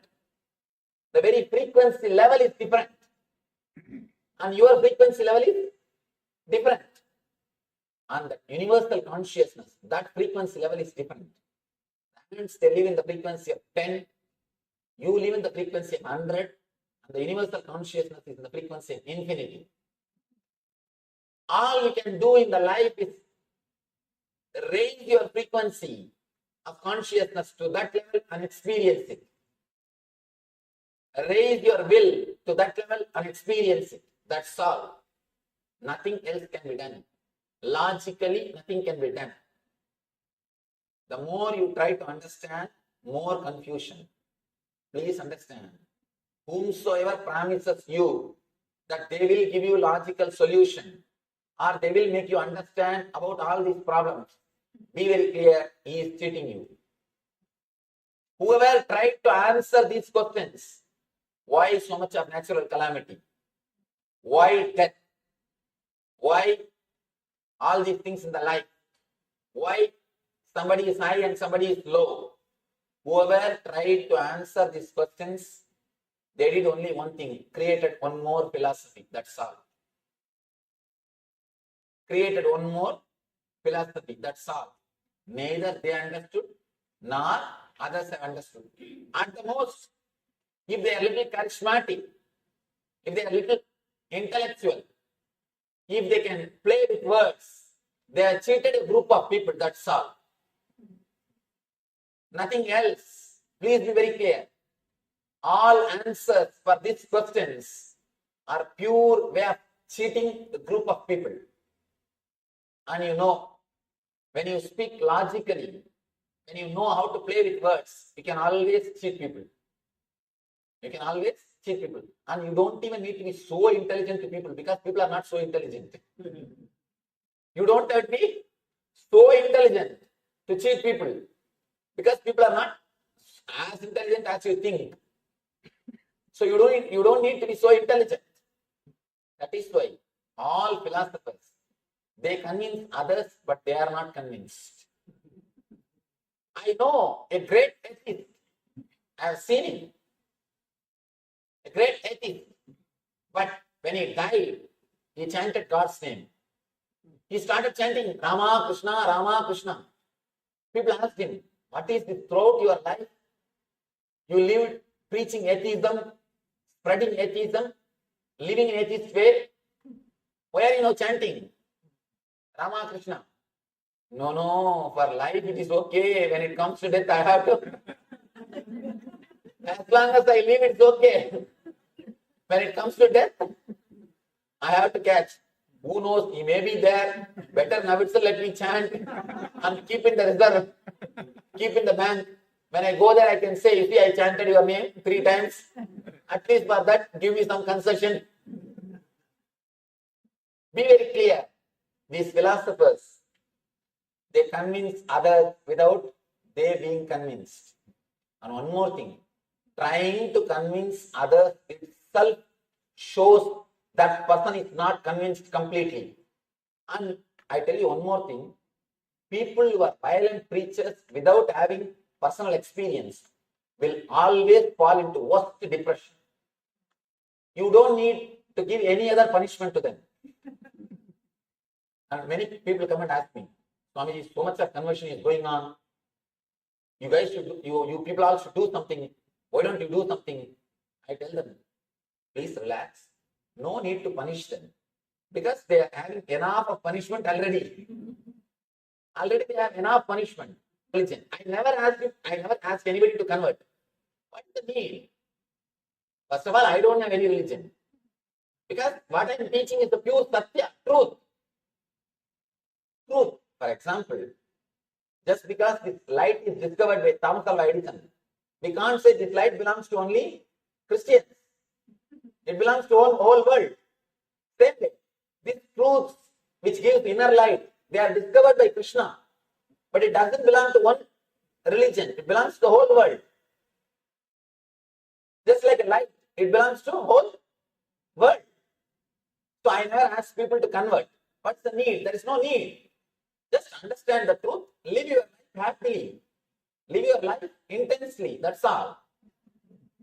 We never believe in conversion. But there are people violent, continuously converting.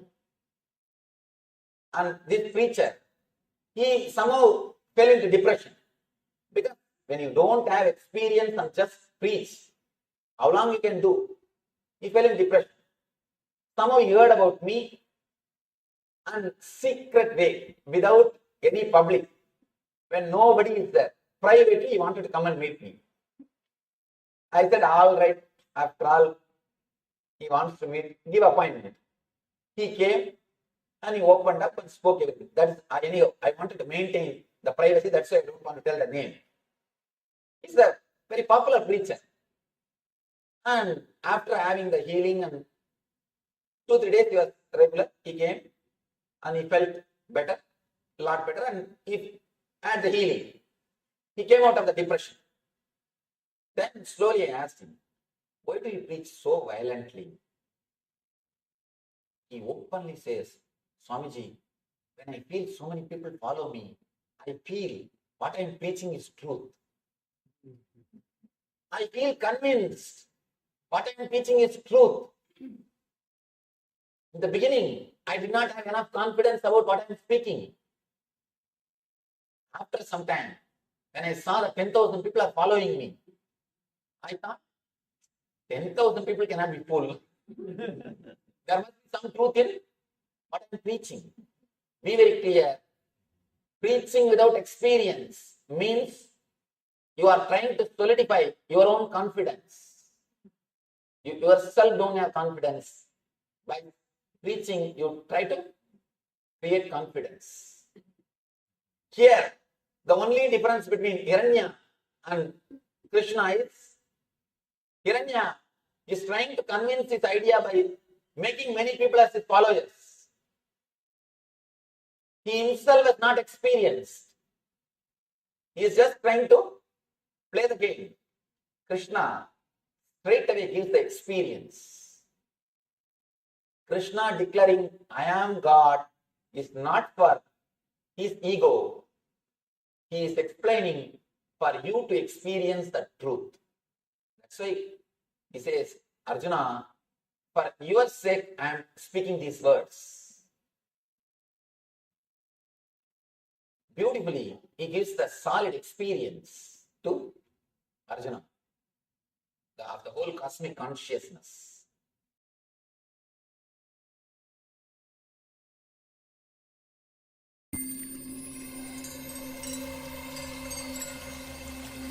I welcome you all with my love and respect. Let you all open all your three eyes. Om Nityananda Paramashivoham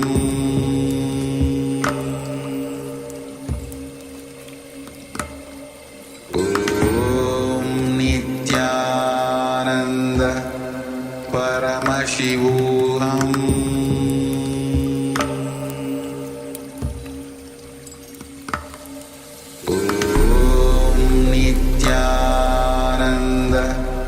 Paramashivoham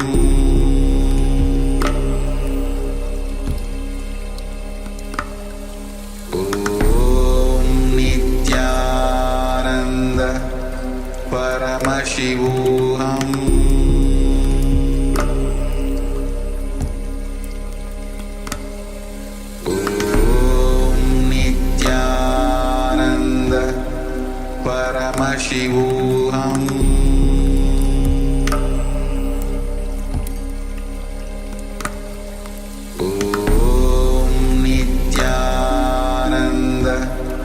Paramashivoham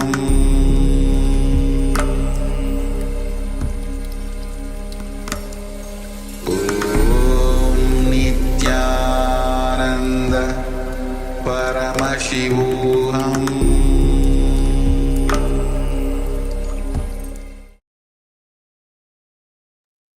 Yes. So all we can do in our life is to become one with the God, with merge into the God and become part of His will. We cannot do much about it, anything. As Swami says joyfully that neither God, neither wife can be understood. All right. So with this now, let's get ready for the internalization exercise. Yes, so the internalization exercise, everything and everyone is divine. So Swamiji beautifully tells us that waking up to the truth is surrender. So today is about bhakti, about surrender, about your feeling connection to the divine. But waking up to the truth is surrender, giving the general power of attorney, also known as the GPA, general power of attorney, to Mahadeva, to Paramashiva, saying whether I understand and appreciate or not, whether I understand or not, whether I appreciate or not what my life needs to go through, how I need to experience the flow of life and the law of life in the ultimate intelligence of you, Paramashiva. Let us take a few minutes and take a conscious declaration. So we'll be going through this conscious declaration. We'll be asking you to write it down 3 times. So request everyone to gather pens and paper, because we will be writing this 3 times. So we will be given our general power of attorney, our GPA, to Paramashiva, to the Supreme Super Consciousness. We are Paramashiva. We are part of Paramashiva. We are the microcosm in the macrocosm. We are a drop. We are not a drop in the ocean. We are the ocean in a drop, as Swamiji beautifully tells us. So let us begin our reflection. So let's take a moment and close your eyes. Slowly, very slowly. Close your eyes. And bring clarity to the declaration you are about to make. And reflect on the significance of giving your GPA, general power of attorney, to Mahadeva, Paramashiva. Think about what this means in terms of trust, surrender, and your connection to the flow of life and its greater intelligence. For example,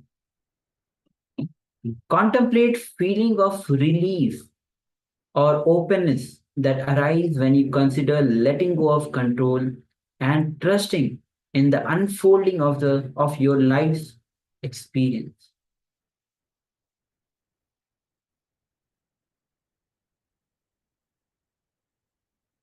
Once again, close your eyes and bring the clarity about declaration you are about to make. Start to reflect on the significance of giving your general power of attorney to Mahadeva. Think about what this means in terms of trust, surrender, and your connection to the flow of life and its greater intelligence. Let's take a moment and let's begin this interaction.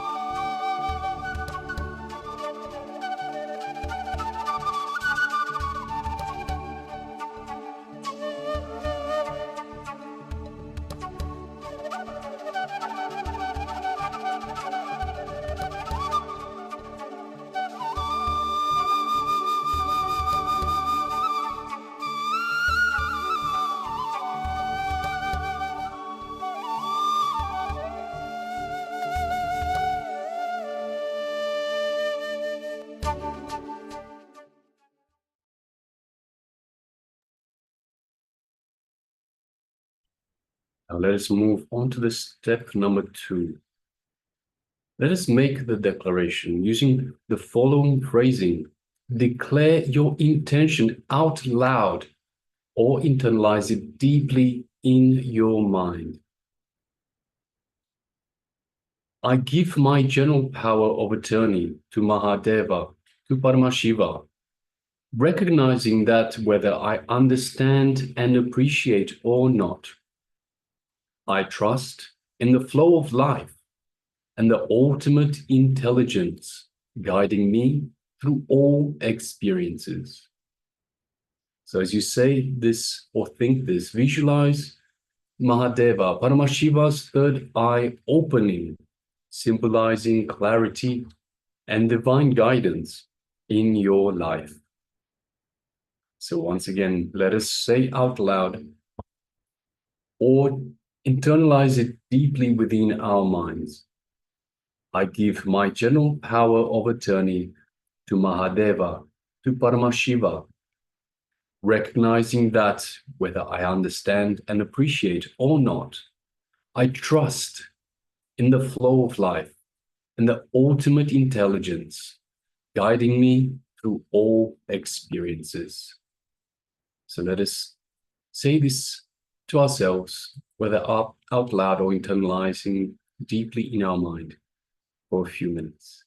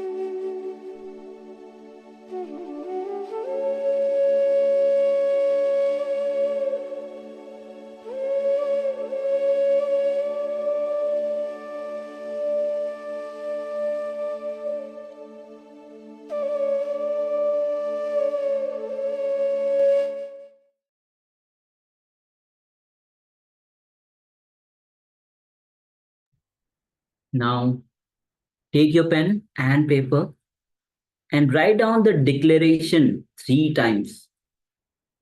As you write, focus on each word, feeling its weight and significance. Allow this act of writing to reinforce your commitment to this surrender. I give my general power of attorney to Mahadeva, recognizing that whether I understand and appreciate or not, I trust in the flow of life and the ultimate intelligence guiding me through all experiences. Again, I give my general power of attorney to Mahadeva, recognizing that whether I understand and appreciate or not, I trust in the flow of life and the ultimate intelligence guiding me through all experiences. Third time, I give my general power of attorney to Mahadeva, recognizing that whether I understand and appreciate or not, I trust in the flow of life and the ultimate intelligence guiding me through all experiences. So please take pen and paper and write down the declaration 3 times. As you write, focus on each word, feeling its weight and significance. Let's begin.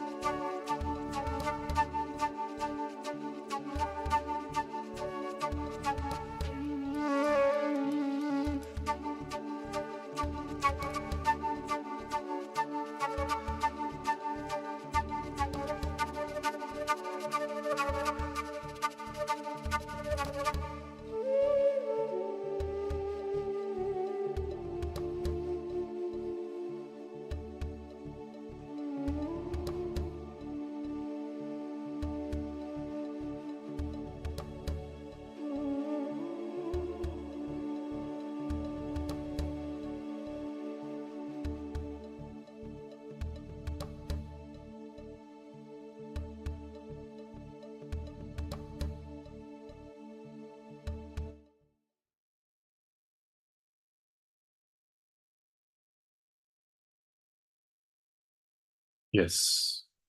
So after writing this, after going on this empowering journey of giving your general power of attorney to Mahadeva, take a moment and sit in silence.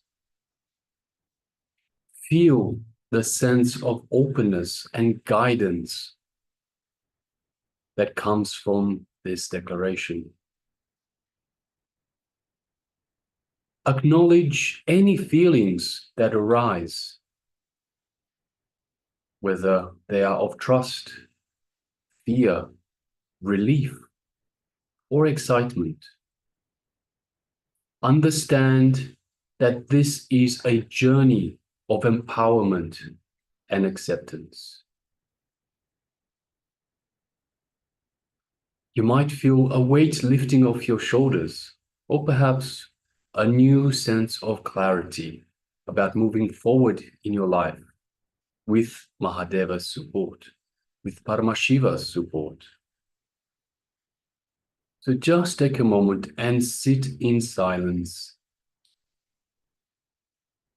and acknowledge any feelings that arise, no matter what they are. Let us continue.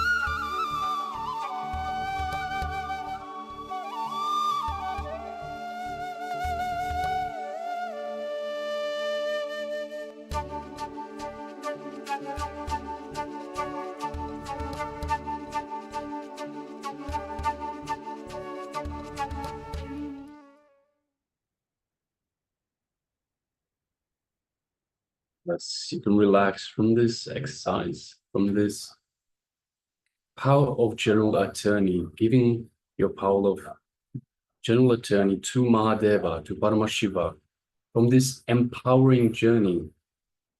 So most of us will be feeling relieved, like so much weight is lifted off our shoulders.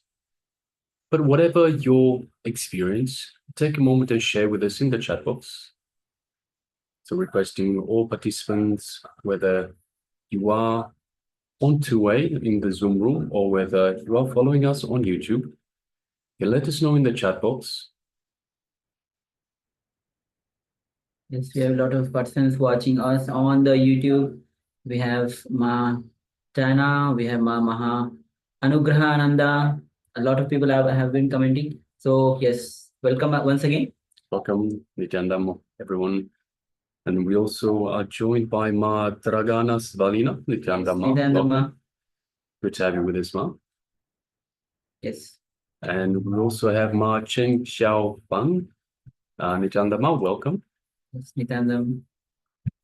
And I think that's Ma Ying Mei Ya. Nityananda Ma, welcome. Good to have you with us. And yes, and Ma Jnana Priyananda. Yes, Nityanandam. So Nityanandam to everyone. Welcome to everyone. It's good to have you all with us as we progress through this day 8 of the glimpses of Paramashivoham program level 1. So in this last exercise, last activity was a very empowering one, giving our general power of attorney to Paramashiva, to Mahadeva, trusting in that higher intelligence. Yes, Mahesh shares, I clearly see Mahadeva opened my head and body, entered into my body, guide me flow in the cosmos. After this, I got the clear picture of what I am going through in my life. Yes, that's wonderful, Mark. Thank you so much for sharing. Wonderful sharing, Mark. Thank you for sharing. Yes. So understand that we are Paramashiva. We are the microcosm in the macrocosm. Understand that we are just the ocean in a drop, not the drop in the ocean. We are not separate. And it is through this bhakti, through devotion, through this feeling connection that we have to Paramashiva that life happens. It is through this trust, giving our trust to this higher intelligence, that life becomes in the flow. Our life comes into the flow of existence itself, and everything comes easy. Yes, someone says that listen with trust. Don't listen with doubt. Don't listen with belief. Listen with trust. The mind only gets in the way. So trust in the existence. So let us now move on to the next segment in our program, which is the power manifestation segment. Today's power is the power of Mahima, which is increasing the size of an object. Just bear with me for a second. So increasing the size of an object. In the previous rounds, we have increased the size of an object in our palm and also in front of us.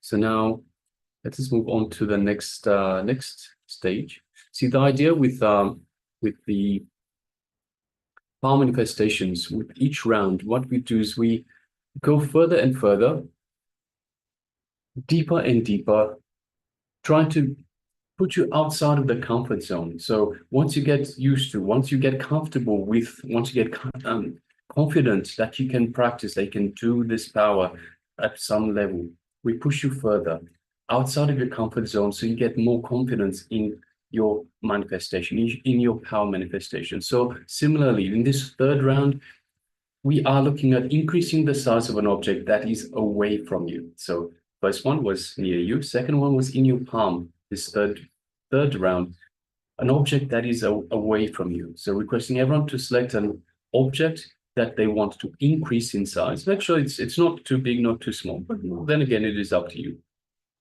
And place it away from you, somewhere where it's not within reach.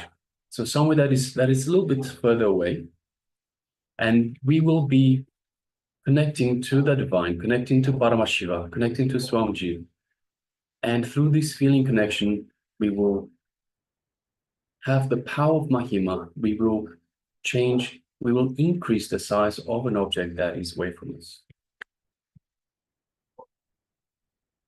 So take a moment and have an object which is just keep it away from you. It can be any object. Just keep it away from you. Before that, let's take the measurement. Even you can use the object which you had before, or you can have any object, but make sure that you're measuring the size of the object and keep it away from you. You can use even the marker or pen, pencil to mark the size of the object. It can be round object or any shape. So please go ahead. Have the initial measurement. Once you have the initial measurement, then we'll be entering into the power manifestation of increasing the size of the object. Yes, and it is important to take the measurement so we can have a basis from which to compare. So we take the initial measurement, and after the power manifestation, we take the second measurement and compare to this first base measurement to see how we went. And of course, don't be hard on yourself. Don't hold on to the result itself. So understand that every power manifestation is a journey. It is a journey of your connection to the divine. It is this connection that we are trying to hone, that we are trying to enhance.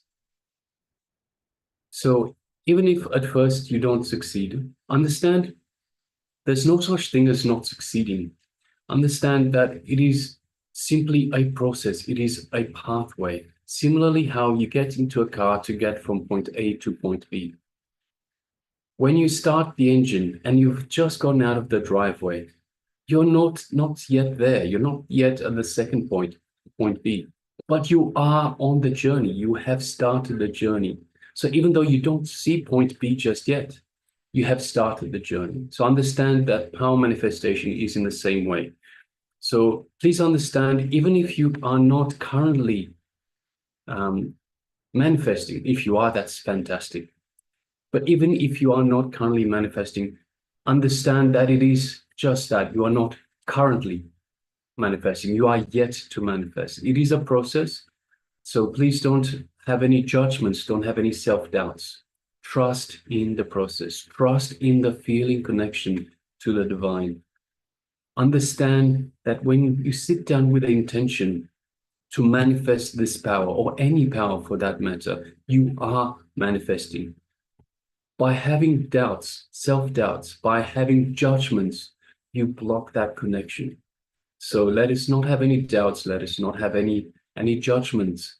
Let us just trust in the process, trust in our connection to the divine. We are the divine. We are this connection to the divine. So trust as we go through. Understand, only when you have the trust, you fall into that pure consciousness, that vast consciousness. Only when you trust, you enter into the space of that surrender. Only with the trust, the gratitude comes into your being. So trust, no belief, no doubt. And even if simple doubt arises in your mind, that doubt will simply take away all the surrender from you, will simply take away all the gratitude from you. So remove all your self-doubt, self-hatred, self-denial.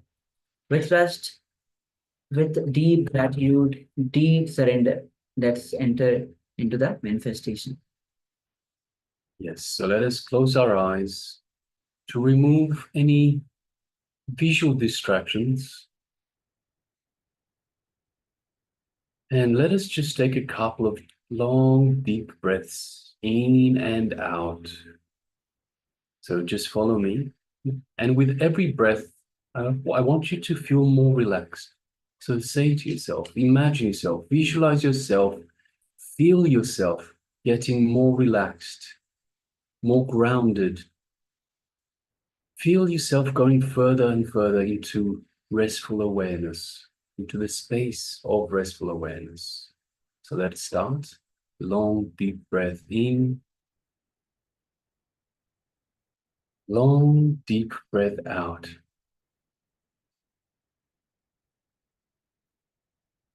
Long, deep breath in. Long, deep breath out. Feeling more relaxed, more grounded, and reaching the space of restful awareness. And one more time. Long, deep breath in. And a long, deep breath out.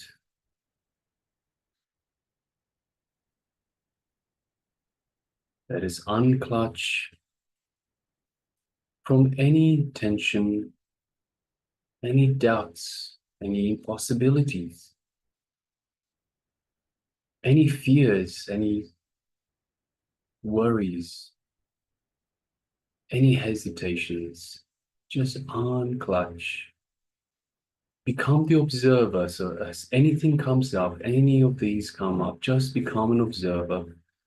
You feel it come up, you observe, and you distance yourself from it. You are a third party to the feeling, third party to the internal disturbance.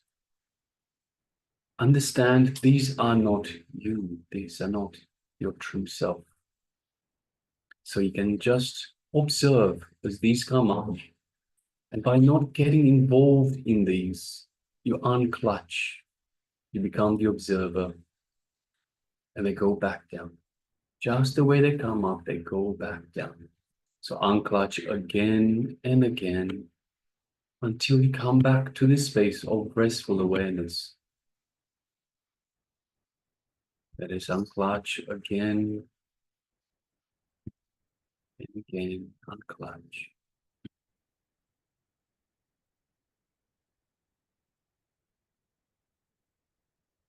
Coming to the space of restful awareness.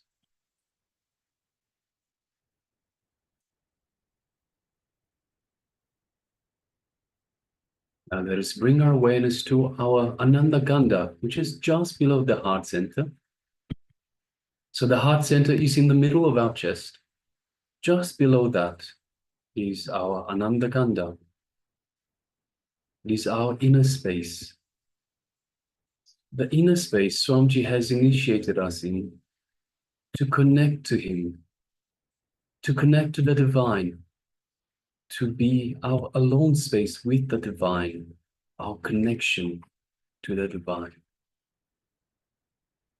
So bring your awareness and let us reach out to Swamiji just by remembrance, just by visualizing Swamiji in our inner space. We connect to the Master.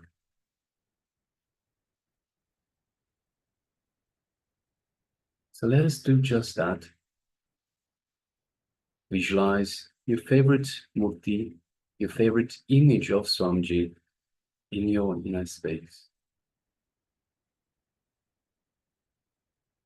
As you connect to the Master, you feel a warm, fuzzy feeling in your inner space. Bring your awareness to this fuzzy feeling and feel that feeling connection to the Master.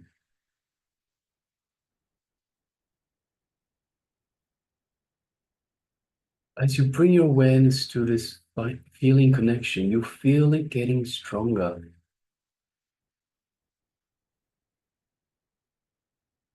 Feel the space of oneness with Swamiji in your inner space.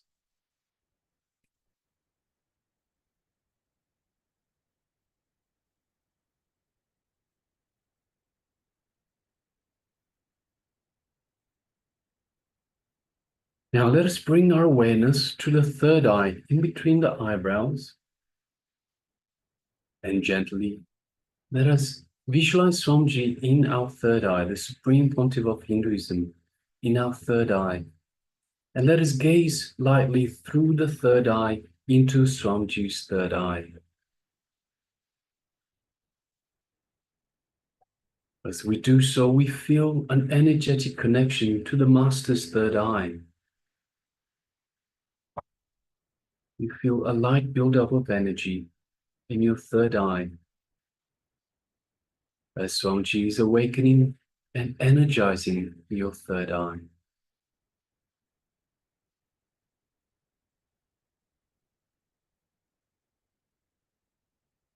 Just take a moment and feel all of that in your third eye.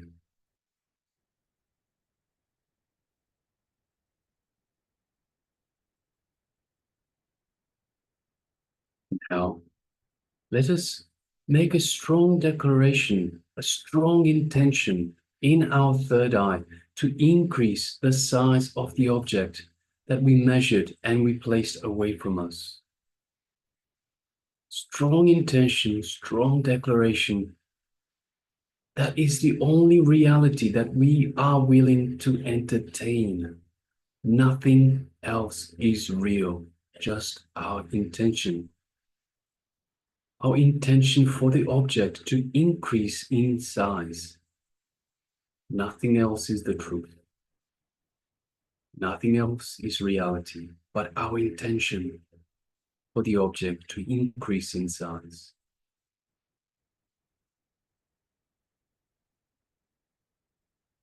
Now let us strengthen our connection to Swamiji. Let us start chanting the Mahavakya, which is the code word Swamiji has given us to strengthen, to further connect to him. So let's do just that. Let's start. Om Nityananda Paramashivoham. Om Nityananda Paramashivoham. Om Nityananda Paramashivoham. Let's continue to chant the Mahavakya throughout this power manifestation.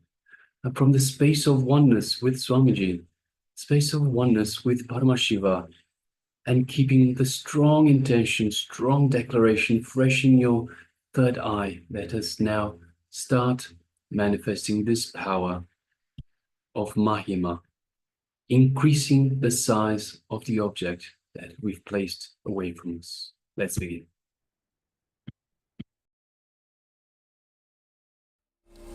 Om Nityananda Paramashivoham.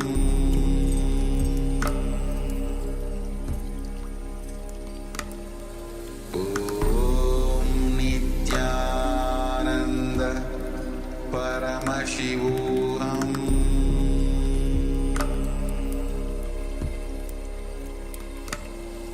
Om Nityananda Paramashivoham.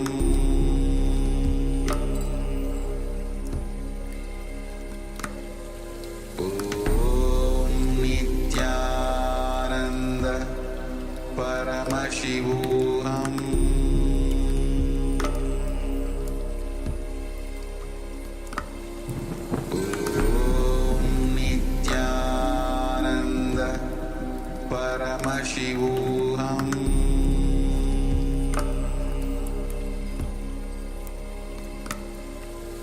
Om Nityananda Paramashivoham.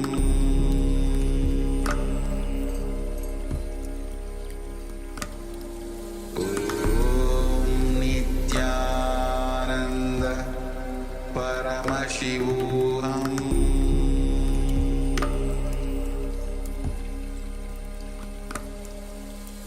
Om Nityananda Paramashivoham.